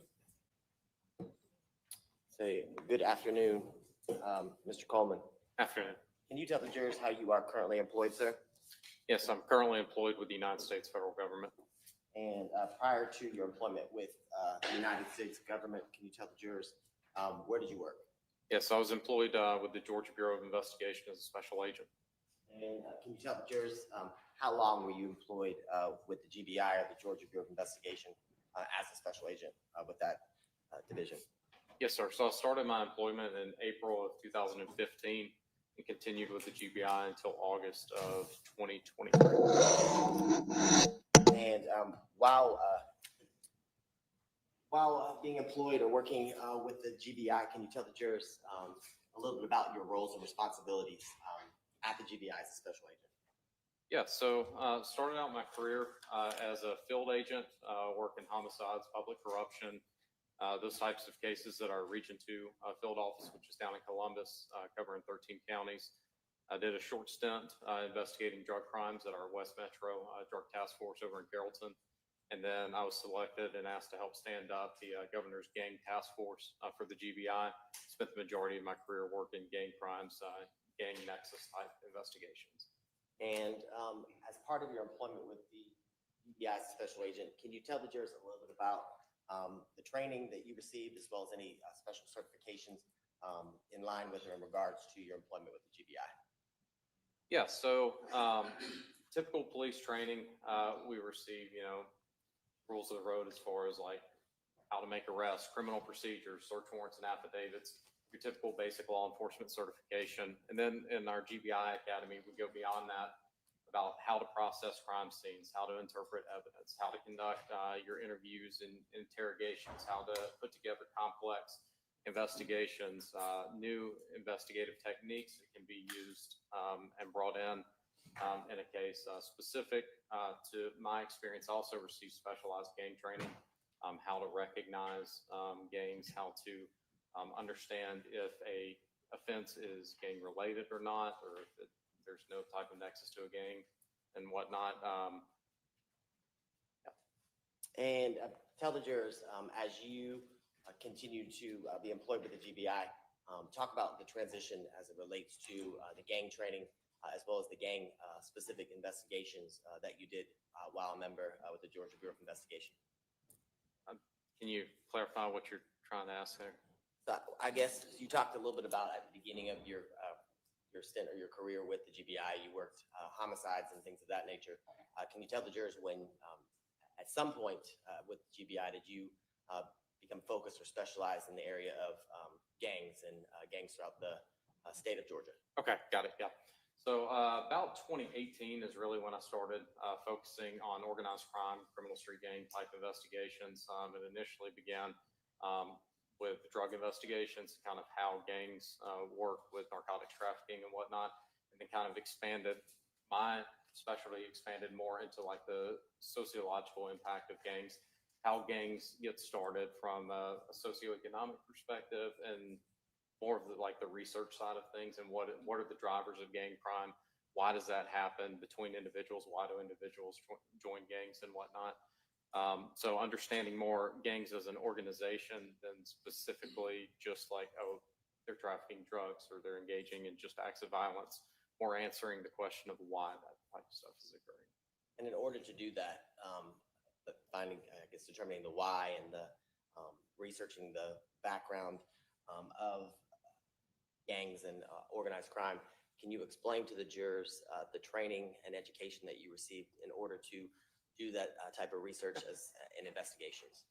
Yeah, so on top of your standardized police training that is a general type of education, I also was a member of the Georgia Gang Investigators Association, received their basic gang investigators training on how to conduct a gang investigation, understanding what the Georgia gang law is, how it applies to certain situations. I have attended multiple conferences that have been put on by the Georgia Gang Investigators Association, sometimes more than one a year. I was also a member of the California Gang Investigators Association, as well as the East Coast Gang Investigators Association. So in those networks, not only do we receive formal training, but also training from other investigators conversing with one another. Hey, what do you see here? Why do you see that? How do you know that type of information? So there's informal training as well as the formal training as well with those organizations. And can you tell the jurors what is the GGIA organization? What does that stand for, and what is that? Yeah, so GGIA is the Georgia Gang Investigators Association. It's a group of investigators that come together to understand what are the gang trends that are occurring, not only around the state of Georgia, but also across the United States. What is the origin of, if we're starting to see signs and symbols of a group that are popping up, where is that coming from? How do we know that? It's a conglomeration, kind of a group think of understanding these trends together, because gangs move around areas, they come from somewhere, or they start in a certain area. And it's about understanding kind of how those groups begin, and what they do, what their MO is in a certain area, and how they operate. Now, can you tell the jurors the organization that you just spoke about, GGIA, as well as the other organizations you referenced prior to that in relation to East Coast and West Coast gang organizations involving other members of the profession like yourself? Can you tell the jurors, have you had the opportunity to be involved in any teaching or presentations as it relates to criminal street gang activity and all that surrounds what you just described? Yes, sir. I also have taught courses about gangs, criminal gang activity. Just to name a few, at our GBI Academy, as well as the GBI conferences, I've taught courses on fundamentals of gang investigations, gang investigative techniques, how we can validate individuals as being associated with a gang or not, recognizing gang members and symbology, RICO indictments for gang enterprises. There's a few others, but. Okay. And can you talk to the jurors a little bit about, based on your involvement in those organizations, your familiarity with the Georgia laws as it relates to criminal street gangs and criminal street gang activity? Thank you. Yeah, so the lens that we examine our gang investigations are based exclusively upon the Georgia law, the Georgia Street Gang Terrorism and Prevention Act. So we don't say, oh, what is my definition? What do I think a gang is? What do you think a gang is? So on and so forth. It's based strictly on the interpretation of what the law defines it as. So when we're receiving this type of training, when we're applying this out in the field, it's based exclusively on the code section of the law. So our training focuses on, well, what does the law say? You know, what are the signs, symbols, indicators for association or membership in a gang? So the training that we focus on talks about, you know, what are the hand signs that you may see? What are the types of clothing that you may see? What is the type of lingo, the terminology that an individual may be using outside of a modern standard English that someone may be speaking normally, things like that. And in the research that you described and the things that you're studying, hand signs, lingo, things of that nature, can you tell the jurors, do you study not only trends here in Georgia, but national trends as it relates to gangs that are known nationally and things of that nature? Yes, sir. We do. As gang investigators, we don't limit ourselves strictly to the borders of Georgia. For example, I've traveled out to Los Angeles, California, and spoken with gang members on the streets that have absolutely nothing to do with an active investigation that I'm working just purely from the sociology perspective of, hey, how'd you get involved with this? What does this mean? Things like that. So it's not just what's going on here, but it's also what's going on out on the West Coast, what's happening up on the East Coast. I've traveled to St. Louis on cases before, just getting around so that you understand the trends of what's happening and where the points of origin are, so that when you do eventually see something that has come here, you understand the basis of it as you're conducting your investigation and making an analysis on, is something gang related or is it not?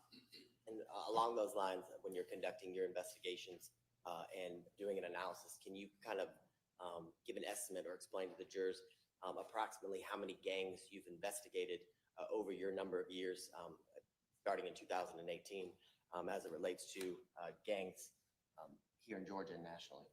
So in Georgia, the investigations that I've worked have probably touched, I'd estimate about 50 different gangs if we're talking about the difference between a traditional versus a non-traditional versus a hybrid gang or an outlaw motorcycle gang, in the neighborhood of 50 different gangs. Okay. And can you tell the jurors in the investigations that you described and have talked about, have you, in the process of investigating, come in contact with gang members? Yes, sir. And can you tell the jurors why that's important to your investigations and research into the ins and out of any specific gang that you are investigating or researching? Yeah, so having contact with gang members is important because, first off, just pure membership alone in a gang is not illegal. So it's not, if an individual self-identifies as being in a gang, that's not illegal conduct in and of itself. So individuals are more willing to talk to you when you explain that to them, because they're the ones, they are the practitioners of that lifestyle. So they're the ones who kind of keep you up to date so that you understand, oh, this means this means that. They teach me as someone who's more of I'd liken it to like a researcher type role, having contact with people that are engaging in that type of lifestyle. So it's important that we're not making educated guesses about what's going on, but we actually hear, what things mean from individuals that are engaged in this type of lifestyle. Would you consider or classify that as almost analogous to like a continuing education as it relates to a specific gang and things of that nature, allowing you to stay with the changing trends? Oh, certainly, because these things are changing all the time. So by having that continued contact, they kind of keep you up to date on, hey, this means this means that. Because it's just like when my kid comes home from school with a new lingo that he's using from middle school that I've never heard of before. He's got to tell me what in the world the kids are talking about. And can you tell the jurors, have you, prior to today, in the past, when you were working with the GBI, been requested or asked by other prosecutorial offices in assisting in gang investigations like the ones you described today? Yes, sir. I've been asked to consult from many different DA's offices on these types of cases. Can you kind of explain to the jurors in a nutshell, briefly, under what circumstances and how many times? Yeah, so as far as the circumstances, the GBI is a request agency, so we don't maintain original jurisdiction, but on a few very specific types of offenses. So if really we're just here to help out, to be a force multiplier for other agencies. So before we can even come in and help on a case, we have to have a request from either a district attorney, a judge, a police chief, or a sheriff has to say, hey, I have this issue, please come and help. So we don't just get to walk in and say, this is my scene now, right? So in order to come in specifically for like this case, I received a request from the district attorney's office to assist on this case. So that's kind of the way that we get involved in these types of investigations. Based on the request is limited to the scope of what our investigation is. So if they only want for us to look into this element of an investigation, that will limit the scope of what we're looking into. Or if they want us to do an all-encompassing investigation, we can do that as well, but it's based on what the request is. As far as how many of these I've been involved in, as a lead investigator, probably about 50 of these cases, assisting in some capacity over 100. Based on the knowledge you've talked about today, can you tell the jurors, are you part of sharing intelligence and information, not only with, in this example, the district attorney's office, but law enforcement agencies throughout the state of Georgia and the country nationally? Oh, certainly. Both through a formal means of information exchange through like training and stuff like that. And also just as much as, I've made a contact from, a prior investigation, they'll pick up the phone and say, Jared, what in the world am I looking at right here? What do you see? So an informal network consultation as well. And you talked about one of the ways to stay kind of up to date with current trends and things of that nature as it relates to gangs was speaking to actual members of gangs. Can you explain to the jurors, are there other ways that you are able to maintain and have the ability to stay kind of up to date on trends and things of that nature for any specific gang you are researching or investigating? Yeah, so I mean, not only are we going out and talking to individuals that are living this lifestyle, but we're receiving training from other sources, federal training, state training, local training. And then also you can do research online. I mean, this stuff is very much put out there. Sometimes you can do as much of a Google search or a YouTube search, and there will be videos of individuals that are like, hey, this means this, and this means this, and this is why we're doing this. And it's as interconnected as the world is right now with social media, people are very, very willing to discuss their point of view and the way they feel about things. And based on the training that you've received, as well as the in-person kind of investigating experience that you have obtained while doing your investigations, have you developed familiarity with criminal street gangs, their activities, customs, and behaviors kind of not only here in the state of Georgia, but across the country? Yes, sir, I have. Okay. And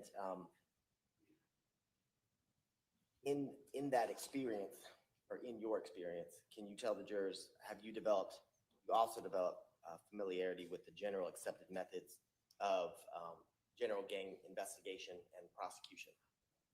Yes, sir. Basically what we call best practices. And when we develop a gang investigation, we call it the iron triangle.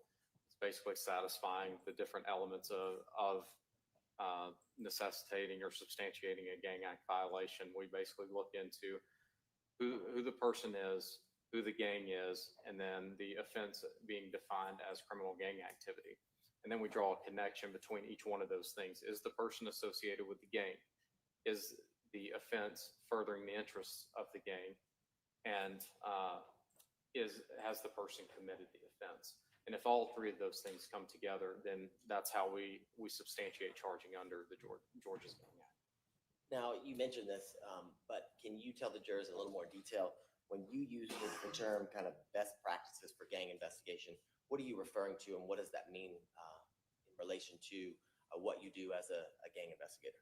Yeah, so when I talk about best practices, generally what we're talking about is what is accepted within the legal community and in the investigative community as the best practices to conduct these types of investigations. Like, how do you go about collecting the information? How do you go about documenting the information? What is the legal standard that has been set forth for us to collect or analyze this type of information? So those are things that we're able to distill down through our training, but also through making sure that we're up to date on our accepted case law and what's been decided through the courts. Okay, and the best practices, is that all kind of utilized while working with the GBI? Did you utilize the majority of the time the Georgia anti-gang laws or statutes? Yes, sir, exclusively the Georgia statutes.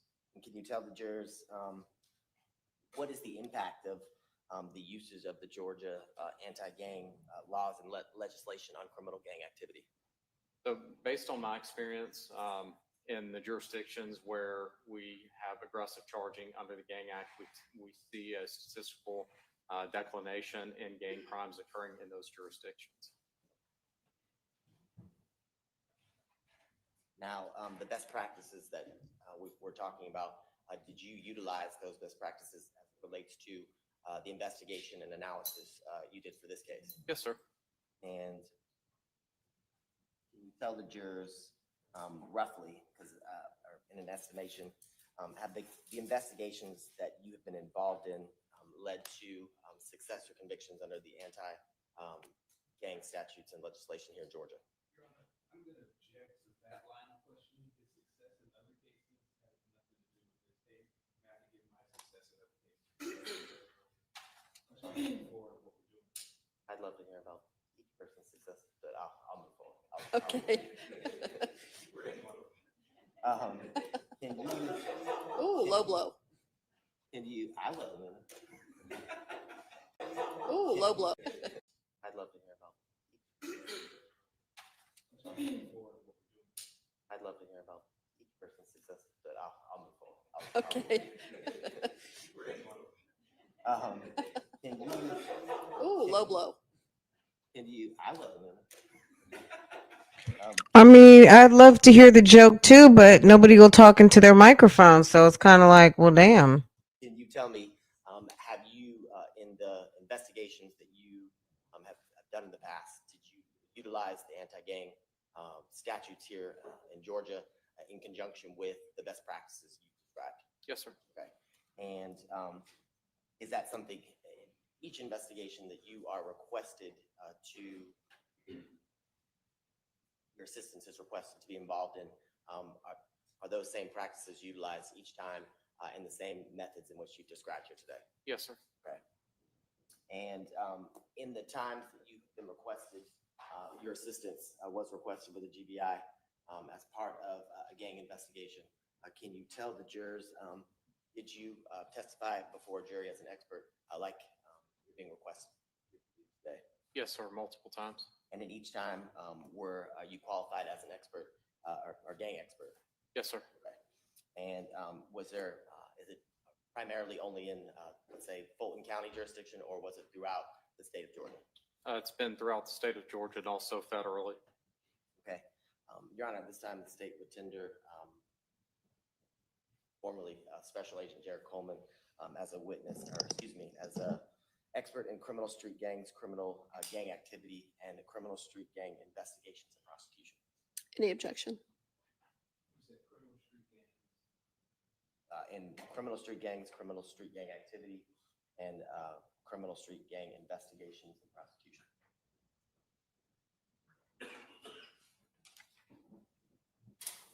I have no objection if the state wants to do that. That opens this witness up to literally me questioning him about all criminal street gangs. So we could be here around. Okay. Okay, I'll find who's qualified. Can you talk to us about the legal definition of criminal gang activity and criminal street gangs under Georgia law? Yeah, so criminal gang activity is the commission, the attempted commission, conspiracy to commit, solicitation, or it's intimidation of another person to commit an offense that's defined as criminal gang activity. And there's a whole list of what the Georgia Code defines as criminal gang activity. It's too long for me to cite from memory, which I could probably never do. The definition of a criminal street gang is it's an association, organization, or a group of 3 or more persons. It's associated, in fact, whether formal or informal, that engages in criminal gang activity. And can you tell us, based on your knowledge, training, and experience, are there different types of gangs? Yes, sir, there are. And could you tell the jurors a little bit about the different types of gangs that you know as an expert? Yeah, so we tend to break down gangs into generally 4 categories. The first being a traditional gang. Best way to describe that is more of like a multi-generational gang. A lot of times these are gangs that have started in a neighborhood. They tend to be your traditional gangs that you think about, like Los Angeles gangs or New York gangs, where there have been multiple generations of people that have come into this gang. We have non-traditional gangs, which are generally kind of gangs that are in their infancy. A lot of first generation people, sometimes second generation. And the gangs, these are a lot of like local gangs that are just starting out. And it's not uncommon to see a non-traditional gang eventually develop into a traditional gang based on the number of years that go by. We also have hybrid gangs. Hybrid gangs are gangs that come together. Usually it's evolved around some type of criminal activity, like, you know, an auto theft ring or something like that, where individuals from different gangs will come together, identify as a particular gang, a crew. They'll go by a common name and engage in this activity. And then they go their own ways back to their own gang after they get done with doing whatever it is that they're doing. We call that a hybrid gang. And then the 4th is outlaw motorcycle gangs. You know, think Sons of Anarchy, from television, Hells Angels, Outlaws, stuff like that. And can you explain to the jurors, based on your training and experience, the types or sorts of crimes that gang members or individuals associated with gangs commit? I mean, it really depends on the gang, right? So there are certain gangs out there that may engage in robberies. There are some that may engage in aggravated assaults. There may be some that exclusively deal in drugs. There may be some that do it all. It's unique to the gang, to the locality, and a combination of other factors. Are there other, you know, gangs that may be infringing on territory? Is there a feud there? Are they the only player in town? If that's the case, they may be a little bit more quiet. There's so many different factors that kind of come into play when it's like, well, what does this gang do? It can be acts of violence, it can be thefts, it can be graffiti. It varies. And can you talk to the jurors based on your investigations and the research that you've done? What motivates someone to join or become a member or associated with a gang? Yeah, so there's a variety of motivations on why a person may decide to join a gang. A lot of the currency of the street is in power dynamics, right? The ability to dominate certain situations. So some people join for power. Some people join for money. They don't have things, and this is a way for them to be able to acquire things, right? And then other times, some people don't have, you know, that sense of belonging at home, and these individuals that are in the gang are providing that sense of belonging, and it becomes, for lack of a better term, a second family for some people. So there are different motivations, but these are some of the motivations on why people will join gangs. And I know you talked about the variety of crimes, that it could be a whole lot of different things. Can you tell the jurors of the different types of crimes that different gangs commit? Are there classifications as it relates to the specific kinds of crimes that gang crimes, for lack of better words? Yeah, I mean, there's like violent crimes, there's financial crimes, you know, there's fraud, there's thefts, there's property crimes and stuff like that you could classify each of these into. For gang members, there's an expectation. The phrase is putting in work on behalf of the gang. There's an expectation that you do something to advance the reputation. Reputation is the best way to put it, but the reputation, again, you have to bring something to the table. You're not just there to just to hang out and have a good time, right?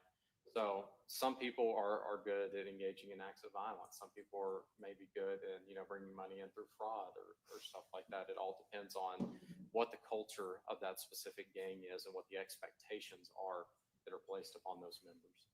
And touching on what you referenced with culture, can you kind of define for the jurors, what do you mean by gang culture? Yeah, so like I said, the currency of gang culture is all about respect. And it's all about power dynamics, and power is binary. So either I have the power in a situation or you have the power in the situation. So it's all about dominance and asserting dominance or ceding that authority, right? So in the gang world, you can't be, like a better term, punked by someone else, right? You have to have that machismo, that bravado in certain situations, because if not, then you're showing weakness. And if you're weak, then that means that you can be dominated. You can ceding your authority, you're ceding your territory in a situation, and then that's how violence happens and why you have to respond with violence so that you're not ceding that authority. Can you talk a little bit about when you say territory, I guess the special significance that territories can have to any number of gangs? Yeah, so gangs originally began as neighborhoods, right? It was a group of people living in neighborhoods. So territory became very, very important, particularly like out in LA when gangs started out there. It was all about the neighborhood, and gangs were known by their neighborhood names. So the concept of territory, this is our neighborhood. This is where we are. This is what we control. You're not going to come in here and take from us, right?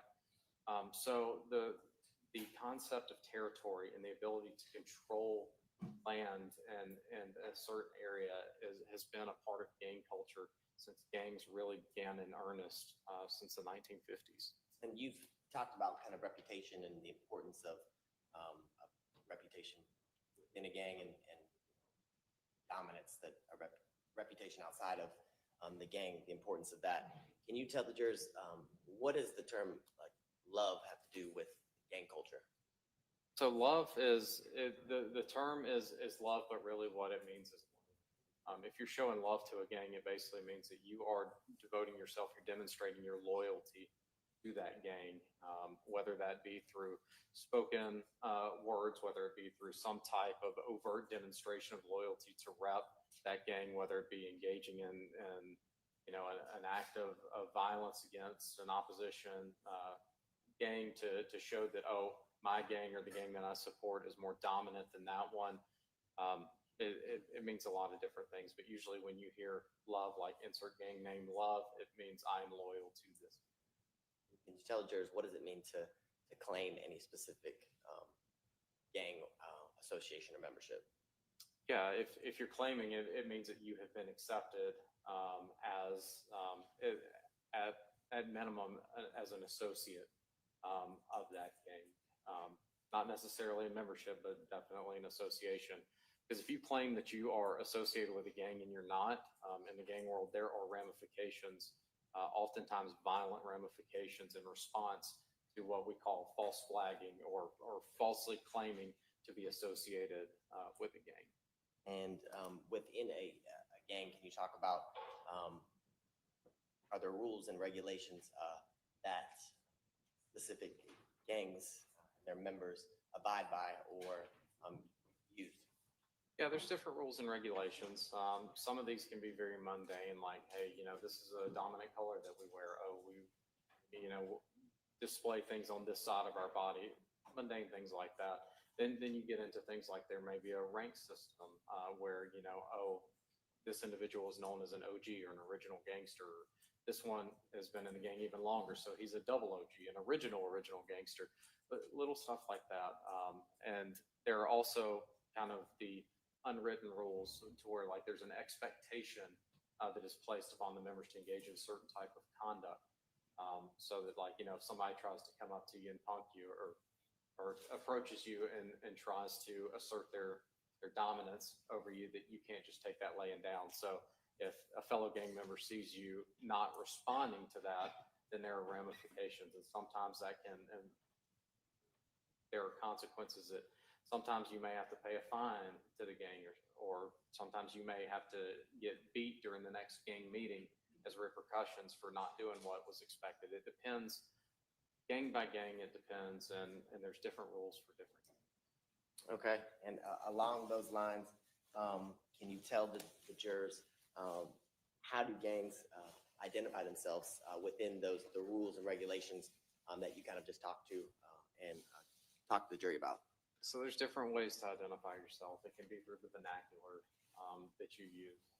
It's just like any other language. If you see a certain type of written pattern, if you hear certain words that are being said, you recognize that individual as, oh, they know our lingo. They know, where we're from. If I leave Georgia and I go up to Washington, D.C., everybody knows I'm from the South immediately because of my accent. Similar type thing, right? There can be, postings on social media so that everyone can see. There can be graffiti that's out. Really, social media is the new graffiti because you have more eyes that way, because everybody's got their phone or their eyes on the phone right now. That's kind of ways that individuals will identify each other.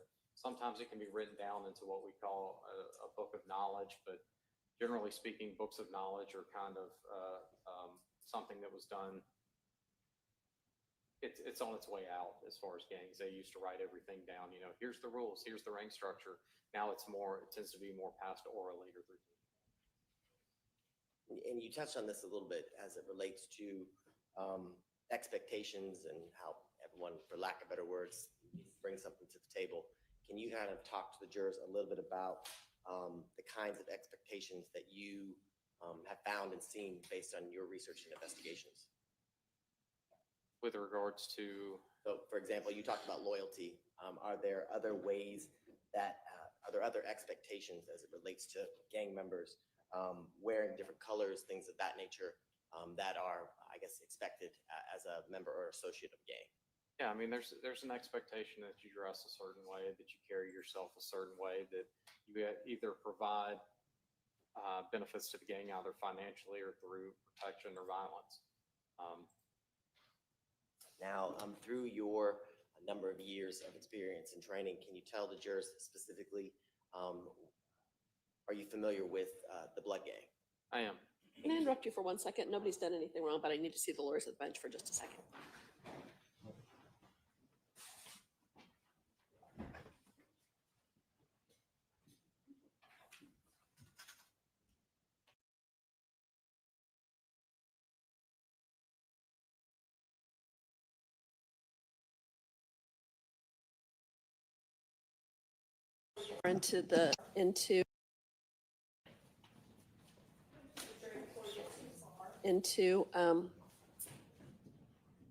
Before we get too far into the specific testimony of this witness, I need to read you that limiting instruction again. Members of the jury, sometimes evidence is admitted for a limited purpose. Such evidence may be considered for the purpose for which the evidence is limited and not for any other purpose, such as the character of the defendant. Evidence regarding crimes and acts not specifically charged in the indictment have been offered as proof of the existence of a criminal street gang and criminal street gang activity.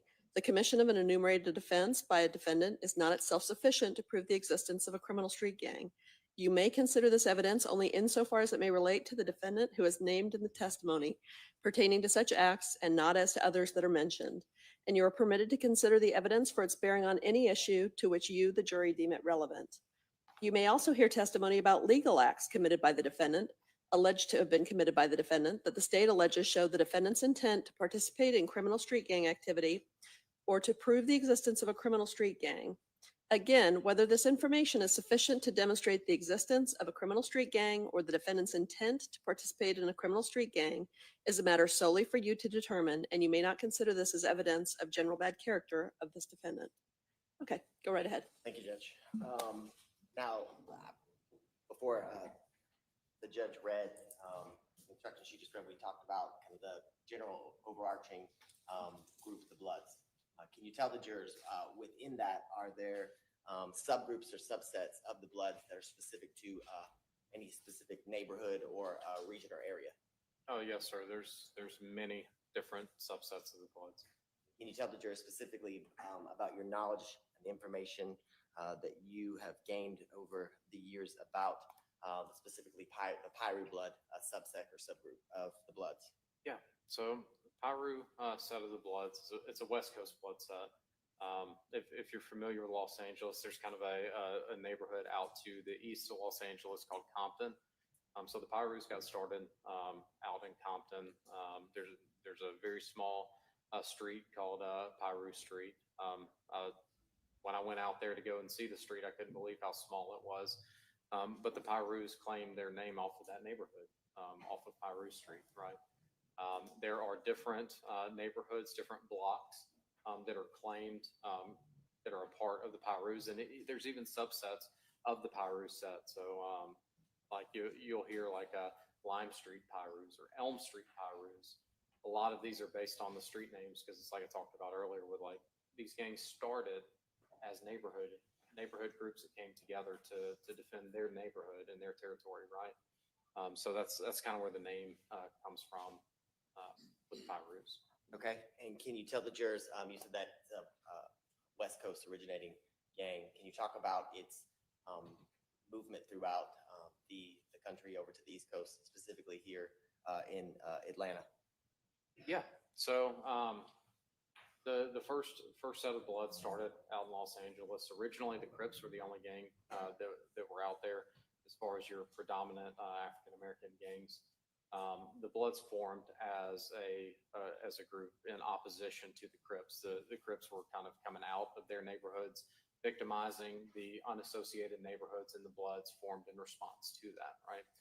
And so as far as the spread goes, after the Bloods started in Los Angeles, then the Bloods were formed in New York City.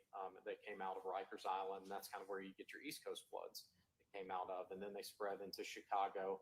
And then after the three major cities developed their population of the Bloods, that's kind of where you had, when people were moving around, your transplants and stuff like that, you have East Coast Bloods that have come down from New York. You've had your West Coast Bloods who've moved into the Atlanta area from Los Angeles and brought that culture with them. And that's kind of how we had the genesis of transplanting of the traditional Bloods gangs into Georgia and the Atlanta area.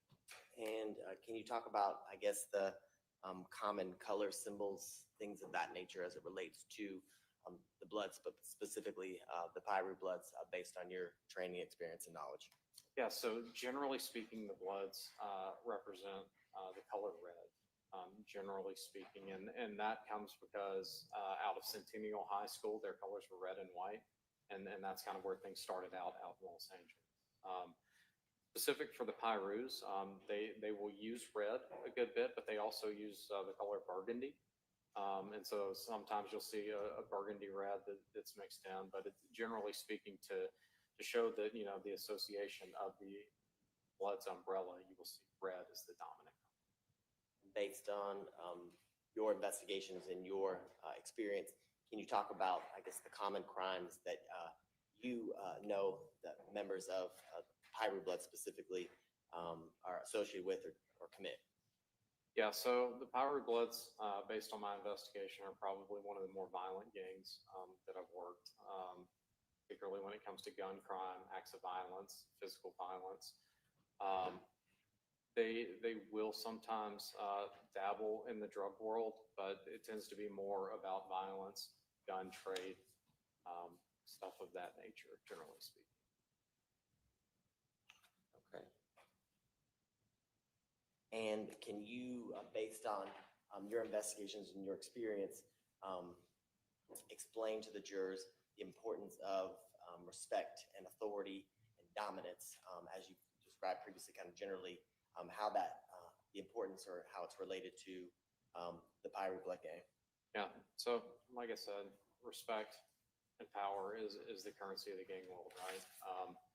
So particularly when it comes to the PIRUs, if you are known as someone who is willing to engage in violence on behalf of the gang, willing to assert the authority of the gang, gain that street cred, that respect amongst your peers. And that's how you move up within that gang. If you get punked, if you're not willing to engage in those acts of violence, if you step back from those confrontational situations, that's how you lose respect, you lose your clout, and sometimes may even be kind of excommunicated out of that gang. So that it's extremely important, particularly when it comes to the PIRUs, being willing to engage in acts of violence when the time is appropriate to do so. Can you tell the jurors specifically as it relates to this case, how you got involved or why your assistance was requested in regards to this case and the facts of this case? Yeah, so the way that I got involved in this case was after the death of Miss Turner, the Atlanta Police Department conducted an investigation. And after they conducted their investigation and made their initial arrests in the case, they turned their case file over. I apologize. Screen was frozen and I couldn't see him, but yes, assassinated. That's fine. And you may want to speak more into the microphone because it's getting harder to hear you. Yes, Your Honor. Okay, thanks. After the Atlanta Police Department had made their arrest in the case, they turned their case file over to the Fulton County District Attorney's Office.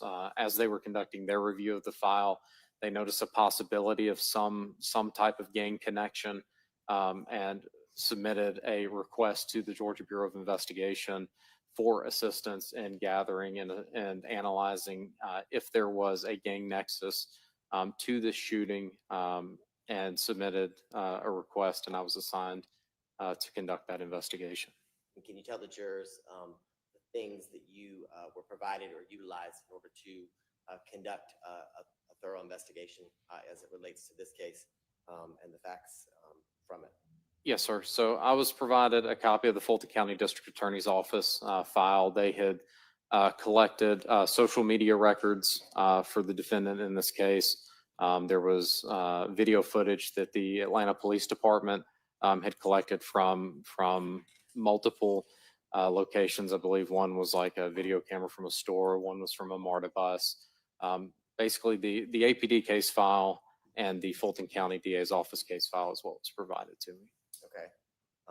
And can you tell the jurors after receiving that information, did you review what you received in full?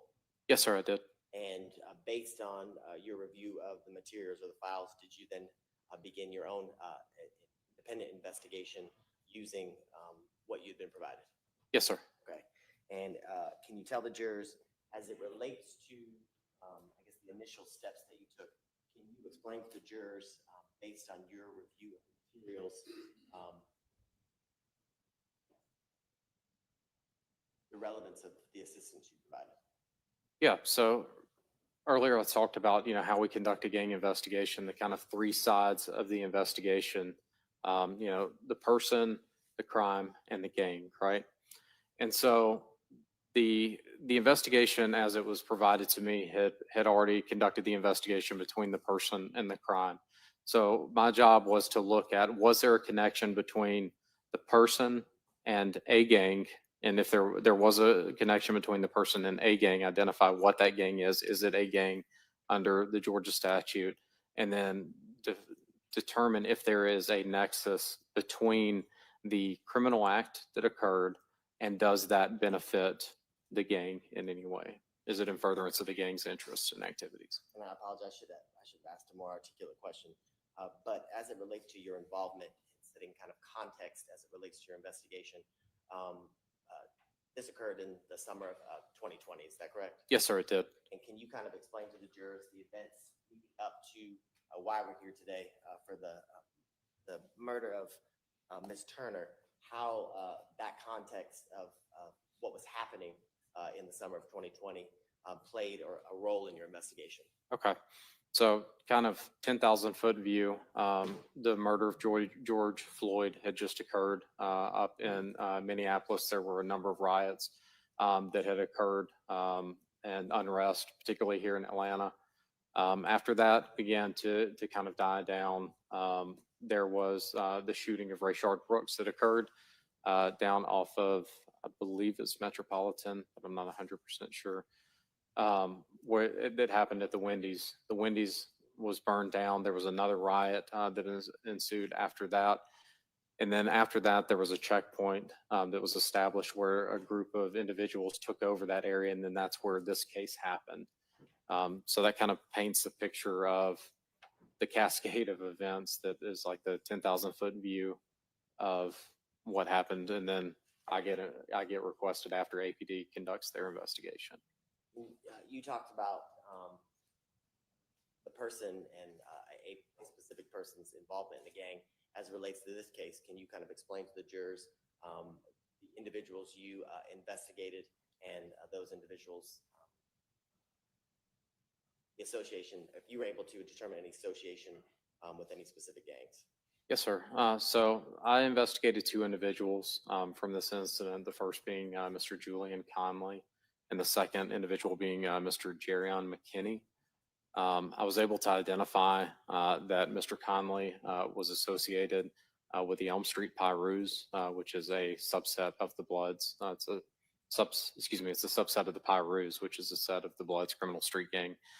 And then Jerion McKinney, I was also able to identify that he was associated with a hybrid gang out of St. Louis called the Not Boys Gang. And can you tell the jurors, as it relates to Jerry McKinney and the Not Boys Gang, how that gang is associated with, or is it a subset of the Blood Gang, like Pirate Bloods? So Not Boys is a hybrid gang.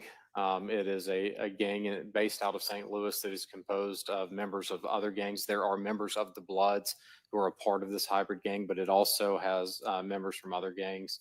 I recall that the Gangster Disciples had some individuals that were a part of this gang in St. Louis. There were a few other gangs that aren't immediately coming to mind. And as it relates to both individuals that you described, the defendant, Julian Connolly, and then Jerry McKinney, can you explain to the jurors how or what you use in order to come to the conclusion or your opinion as it relates to their membership and association with the Pirate Bloods as the Not Boys Gang? Yes, sir. All right. So as it pertains to Mr. Conley, in the video footage that was out there on the scene, he was wearing a T-shirt, a red T-shirt that had indicators on it of his association with the Elm Street Pyrus, specifically the 700 block, the Elm Street Pyrus, which is based on 700 block is kind of Poinsettia Ave area out in Compton. It's the territory that they claim. So he's wearing the attire. During a review of social media that had been collected from Mr. Conley, he was displaying hand signs that were used by Elm Street Pyrus and Bloods in general. He was using lingo, the terminology that is commonly used by individuals associated with this gang in the text and in the photographs and whatnot. Displaying bandanas, displaying those on his right side. Yeah, that's what immediately comes to mind. Okay. And earlier you kind of did you talked about the 10,000 foot view as it relates to the context and the background of what was occurring in the summer of 2020. I want to show you what's previously been shown to defense counsel and marked as states exhibits. Make sure I get it right. 158 through 162.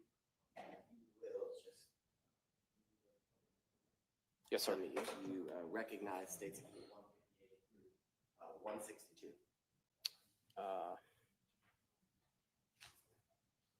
I'm assuming that these 5 slides are all the exhibit numbers that you referenced, sir? Yes, the first slide being states exhibit 158 and the last photograph being 162.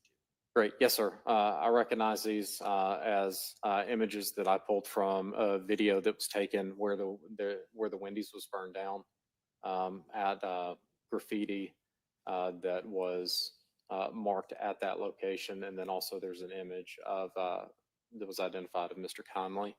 And do the images in states exhibits 158 through 162 fairly and accurately depict the Wendy's that you've described where Mr. Brooks was killed and kind of the context that you've talked about in relation to your investigation? Yes, sir, with a significant amount of Pyru-related graffiti around the structure. At this time around, the state with Tinder was remarked states exhibits 158 through 162 into evidence. Any objection? No objection. Those are admitted. Thank you, Judge. Now,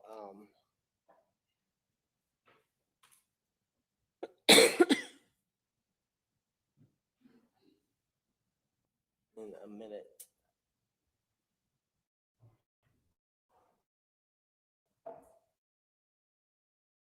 States exhibits 158 through 162.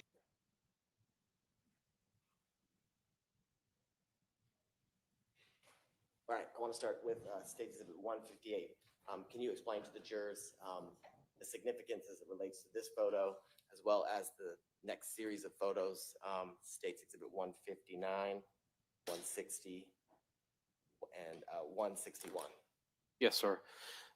So going back to the first image that says RIP Rayshard on it, spray painted. I don't think we're looking at the picture he's talking about. Sorry, I'll go back to State Exhibit 158. Great. Thank you. So with this graffiti right here, you've got the blood's colors. You can see the red and the black overlaying with each other. These are colors that are commonly used by the bloods. The 135 that you see the spray painted kind of in a vertical fashion there, 135 is an indicator for a subset of the Pyrus, 135 Pyrus. There was a fairly large federal case that happened here in Atlanta for 135 Pyrus. And then you've got the F12, on the side, which is it's a reference to, excuse my language, but fuck 12, which is a derogatory statement, basically a sign of disrespect towards law enforcement. And can you tell the jurors in State Exhibit 159, where it says RIP Mac, what that means in relation to your knowledge and training as it relates to gang activity or gang identifiers, specifically the Pirate Bloods? Yes, sir. So this is a little bit, it's kind of from the video that was taken. It's a little bit of a cutoff, but the full image and the full spray painting says RIP Macru.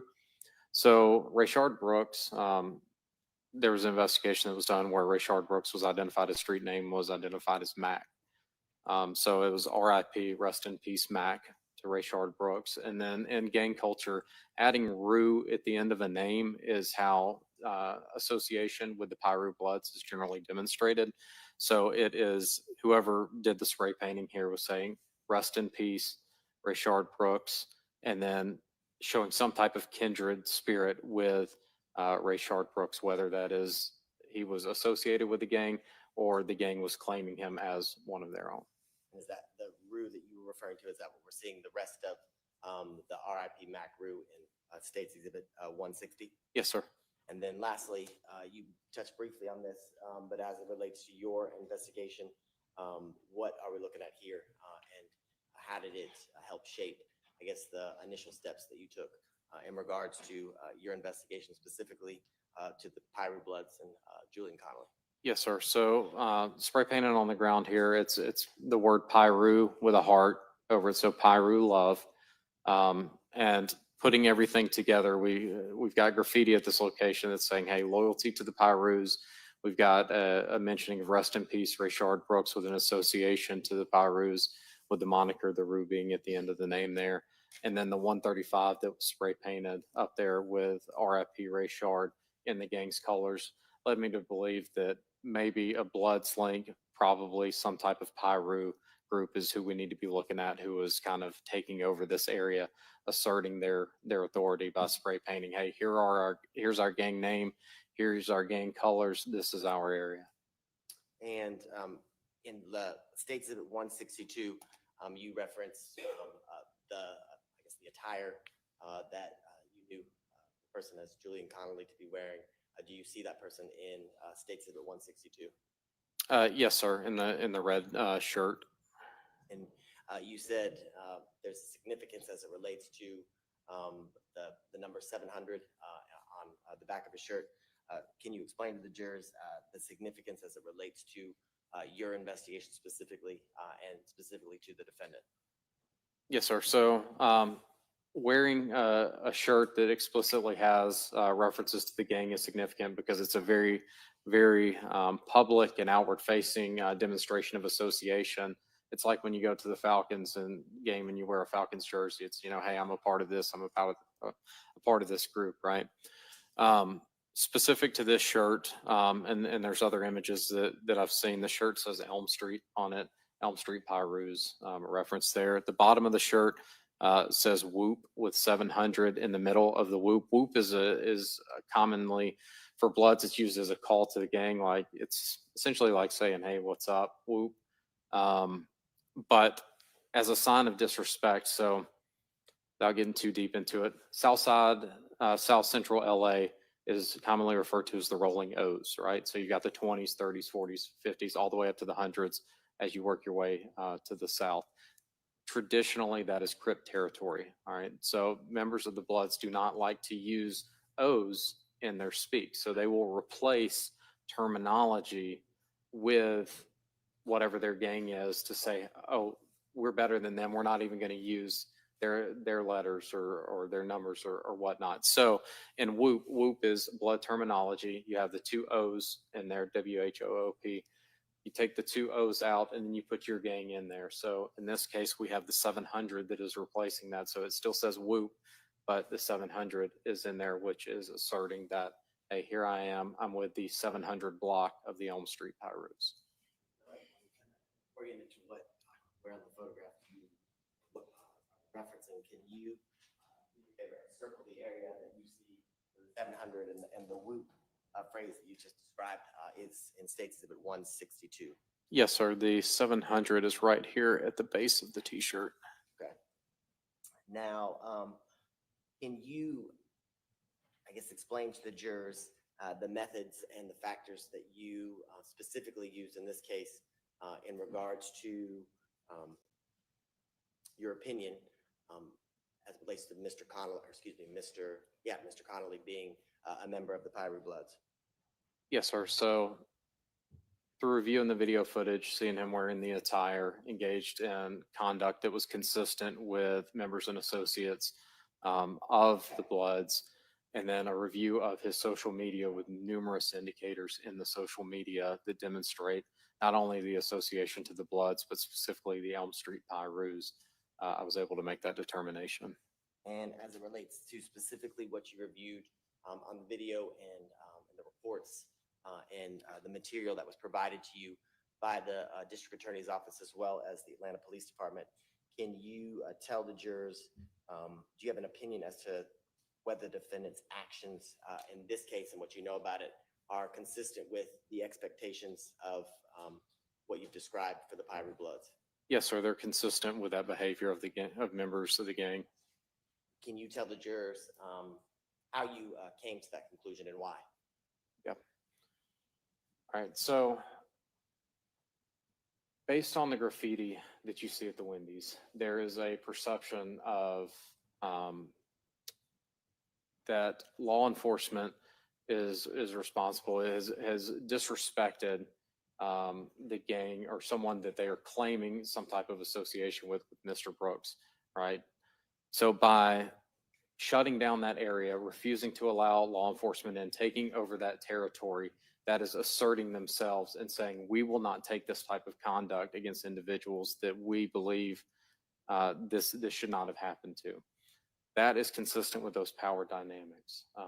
And so the taking over of the territory is the gang asserting their authority, asserting their control of the territory, which is consistent with the way that the Pyru Bloods engage when confronted with any type of authority figure. And it doesn't just have to be law enforcement. It can be anyone that stands up to them, anyone who refuses to do what they tell them to do, which is what has happened in this case. People who tried to drive around the barricade or tried to mouth back to the individuals that were at this roadblock were confronted with guns being pointed at them, threats of violence, actual acts of violence being committed against them for opposing the will of the gang.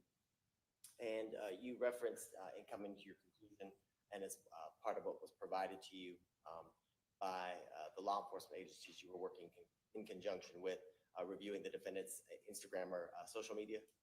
Yes, sir. At this time around, the state's going to tender what's been marked as State's Exhibit 153 and then 153A, which is a certificate of authenticity for the Instagram of this defendant, which has been noticed under 803 and 906, I'm sorry, for a certified business record. Any objection? 153 and then 153A is. Before you do that, Your Honor, I apologize. Yes.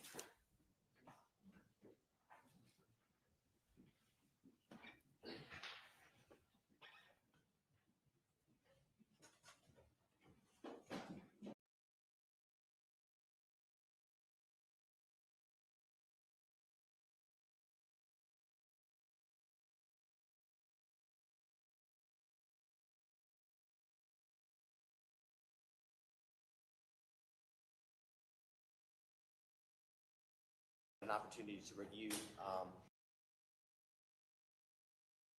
Have you had an opportunity to review the contents of State Exhibit 154? Yes, sir, I have. And can you tell the jurors, do you recognize it?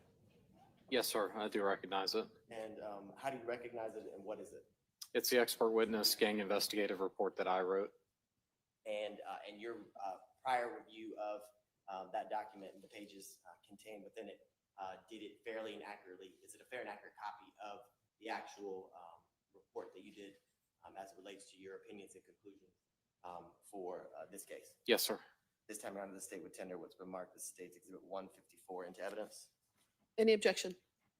So no objection to 154 being put to evidence, Your Honor. I just want to make sure that all of the Okay. It's admitted. Thank you. It was 154, right? 154? 154, yes. Okay. Now, in State Exhibit 153, the Instagram account for the defendant, Julian Conley, can you explain to the jurors the steps that you take in reviewing what's contained within the Instagram for the defendant? Yeah, so when we get the information, we'll generally look at the what's provided to us by, generally it's from Meta, but basically, is this the right device? Is this, the name that we're looking for, making sure that they've provided us the records for the appropriate individual. And then we'll go through and we'll look at conversations that have been had. We'll look at photographs that have been posted. We'll look at information that's been shared between parties, who they're friends with, really the totality of that information as much as we can and as much as reasonably possible. 153A, where it says registered email address and other information below on page 2. Yes, sir. Can you tell the jurors the email address that's associated with the Instagram account that you received from Meta as it relates to this defendant is what? Yes, so the registered email address is jconley700@gmail.com. And is it common based on your experience and number of investigations that you've done using, well, have you used social media and the like in your prior investigations? Oh, it's almost in every investigation, social media comes in some shape, form, or fashion. Can you tell the jurors, is it a common thing or is something you've commonly come across where vanity or usernames are changed often and throughout the individual's use of the specific account? The vanity name, yes, it's fairly common. And is that something that occurred or that you were able to see as it relates to this defendant's Instagram account records? Yes, sir. And can you tell the jurors the vanity names or the usernames that changed and were associated with this defendant's Instagram? Yes, sir. So there are 3 different names that were associated with this account. The first one being XL Fendi, FENDII 700, to where it was changed to XL Youngin, YUNGIN 700.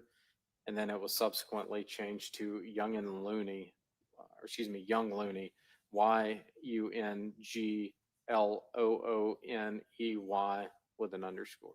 Now, I know it's been a number of years since you reviewed the documents contained within 153 for the entire account related to this defendant. But would you agree that the account, or the pages that you received, and the content in full for the Instagram account of this defendant was over roughly 50,000 pages? It was a significant number of pages. Can you tell the jurors how do you tackle or do you review information in such a voluminous manner? So a lot of times what we'll start off with is a lot of like keywords that we would typically expect to see associated with an individual. If we have some type of indication that, hey, maybe they're associated with the Bloods, we'll start throwing in a little bit of Bloods lingo and a find feature to say, are we getting hits in these records, which would let us know, okay, if you're starting to see a number of hits, you're like, okay, we really want to dive in deep on this. If you're not getting any hits at all on any type of Bloods lingo, well, maybe we're not, maybe what we think this is not appropriate, right? So that's kind of how you begin the initial sifting through those types of records. Once you start to get those types of hits, that's when you start to dig down and say, okay, let's start looking at images. Are they, demonstrating themselves in the images that they're creating, that they're taking of themselves, that is demonstrating this association? You get through as much as you can and you collect as much as you can, but eventually once you start on some cases, once you start just getting voluminous amounts of evidence, you're just kind of beating a dead horse as you continue to see more and more and more and more and more and more.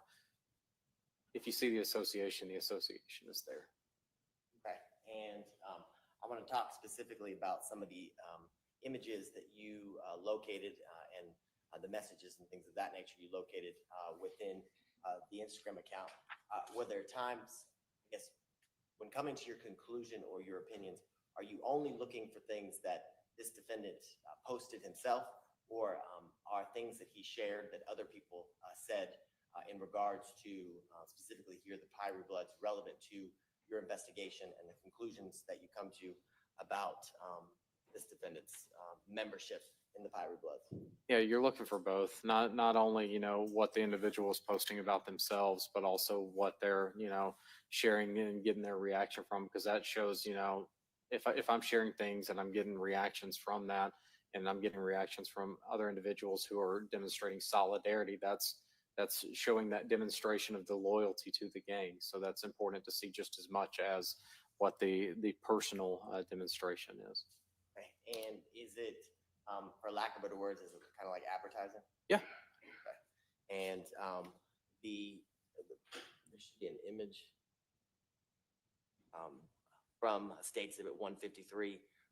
Can you tell the jurors this image that you were able to locate and it's contained within your report, kind of the significance of it and how you used it to form your conclusions and opinions?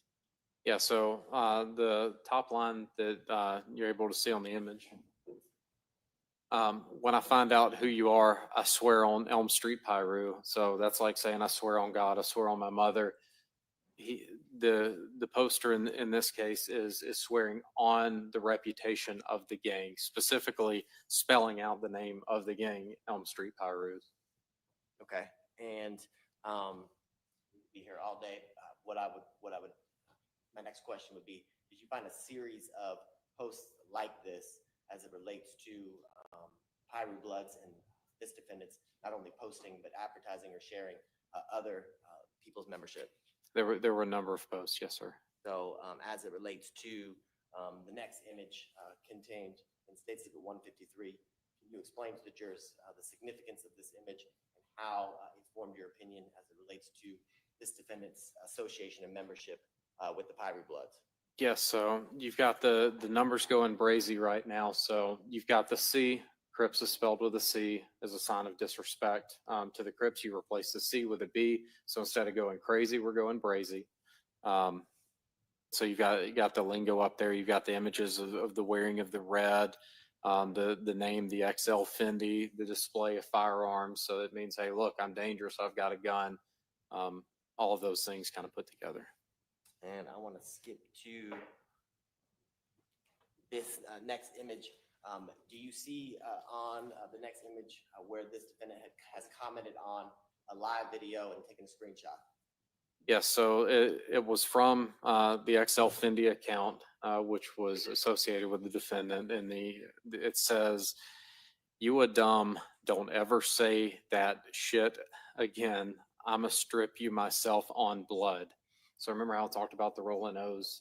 So in blood, you take the O's out and you replace it with 356. 356 is used to represent Elm Street Bloods. So I may be dating myself here, but like when you used to have to text by the number, you'd have like different letters on each number, right?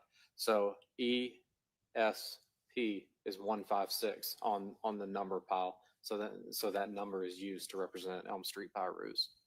And in the next image that you see, do you see the image that you located within the account where it starts with "You never switched up on me. This is why I love you," and it continues? Yes, sir. Can you explain to the jurors how this was significant to your investigation and your findings in conjunction with what you've already talked about, the loyalty and love and its interchangeability? Let's see. Do you happen to recall where this is in the report, sir? Yes, and why I am locating that. Can you explain to the jurors, do you see in the post where I guess the use of gang identifiers in the writings by this defendant? Yeah, so I apologize. At this point, I'm going to have to object. It's clear that there's something on the screen that we projected for everyone to see, yet this witness is reading from something that I honestly don't know what it is. It's not what's on the screen because he's flipping through pages. So I object to this witness reading from something that's not in evidence and that I have not seen. He said it's from his report, which is states at 154, which is in evidence. Okay, you're looking at your report. I am, Your Honor. Okay, you want to come see? It's okay. As long as we know what it is. Okay. I would direct you to page 57 of your report at the very bottom of that page. Yeah, got it. So it's an Instagram post that's referencing brother's blood or not. And can you explain, I guess, the significance of that as it relates to association and membership with the blood gang or Pyru Bloods? So for this post, it's talking about just the concept of brothers, whether we are related by blood or who I claim to be my brother otherwise. And in this next image from the defendant's Instagram 153, where it says PSA from Slime, can you explain to the jurors what we're looking at here and the significance? Yeah, so PSA, public service announcement from Slime. Slime has kind of become synonymous with a term that's used to mean Atlanta-based bloods. It's kind of a homegrown type thing, so it's a reference to a public service announcement from Atlanta Bloods. And along those lines, can you tell the jurors where the image that says FW My Elm shit, what that means in regards to membership and association or advertising for Pyru Bloods? Yeah, so FW stands for fuck with. So fuck with my elm shit basically means do business with me, associate with me, and all of my brothers who are a part of this gang as well. And then can you tell the jurors in the next image projected on the screen where it says Happy 356 Day, can you tell the jurors what does that mean? So Happy 356 Day is the birthday for the gang to my P's. The PZZ is to my Pyrus. Big E's is a reference to the Elm Street Pyrus. That's why you've got the capital E's in the word freeze, because it's bolstering the image, because the E's are the big group. And then you've got it on the red bandana, and then the Philadelphia Phillies image that's down there, that gets used by Pyrus because it's a red P. It's a reappropriation of that image for the purposes of the gang to represent that affiliation. And then along those lines, you've talked about the importance of the 700 block of Elm Street. Is this an example of what you've previously referenced? Yes, sir, it is. Can you tell the jurors, do you see the last line where it says ISK8 mob? Yes, sir. What does that mean? So ice skate mob, I don't really know what ice skate means, but he's associating it with the gang. I have not had that explained to me. Mob is commonly used by Bloods to mean member of Bloods. And then you've got the 700 block Elm Street Pyru. So it hasn't been specifically defined to me why the ice skate portion is important, but he is associating it with the gang. And so along those lines, I want to kind of transition to some of the identifiers, whether it be colors, bandanas, hand signs. Were you able to find images and videos as it relates to commonly used colors, hand signs that are connected with or show association with the Pyru Bloods? Yes, sir, many. All right. Show you.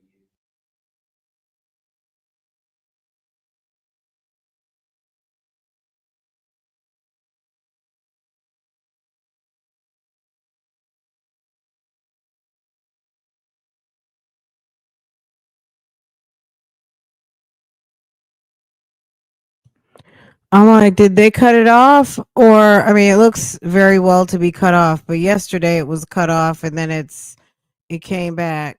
Y'all, today was kind of a brutal day of testimony. I'm not going to lie.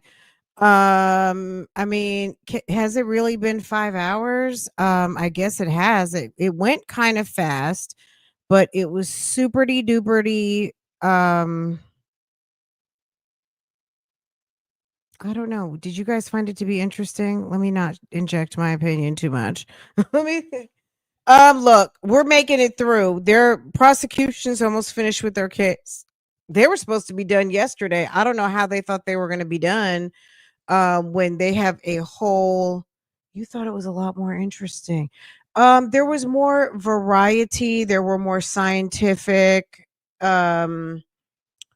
information. Sarah with a H came through with the gun terminology. We got the FBI dude. We got the lady speaking scientifically. It was interesting. It was interesting. You know what bothered me? I wish we could have heard it. That's all. I mean, we can hear the witnesses just fine, which is perfect. Consider we can't hear anybody else. We understand gang, we understand how a live round becomes a bullet. Okay, a live round is a cartridge. It dislodges a bullet. All of those things, like, very interesting information. So yes, it was informative, right? Thank you for helping me see that I really, girl, you learned some things today. Okay. You know me, I'm sorry. I'm such a cut up. I love to laugh. So I'm sorry. I'm so immature. I didn't get a laugh today. So, but this is a very serious court proceeding. So, but we've had a few, we've had some things to break up the monotony and some of the seriousness in the proceedings, and today was definitely very much informational. Anyway, guys, we out of here, okay? I'm gonna see you guys later. I'm getting ready to take my dinner comfort break and spend some time with my family. My husband's just getting ready to come in the door, so the dogs are going bananas. So let me get dinner and stuff ready. I'm gonna come back on the later night tip, like around 9:30ish, 10 o'clock. I already set up the live. When I shut this down, it's gonna roll over. So hit the like button for me. If you're new here, make sure to subscribe so you can get a notification. And we'll get into that call. I listened to it last night, about half of it, so part of it will be kind of cold for me, but we'll do it tonight around 9:30ish. Okay, 9:30ish, 9:40ish, somewhere before 10. Okay. So I will see you over there. Beat me there. Don't meet me there. Okay. All right, you guys. Have a good evening. I will see you guys later. Take care, y'all.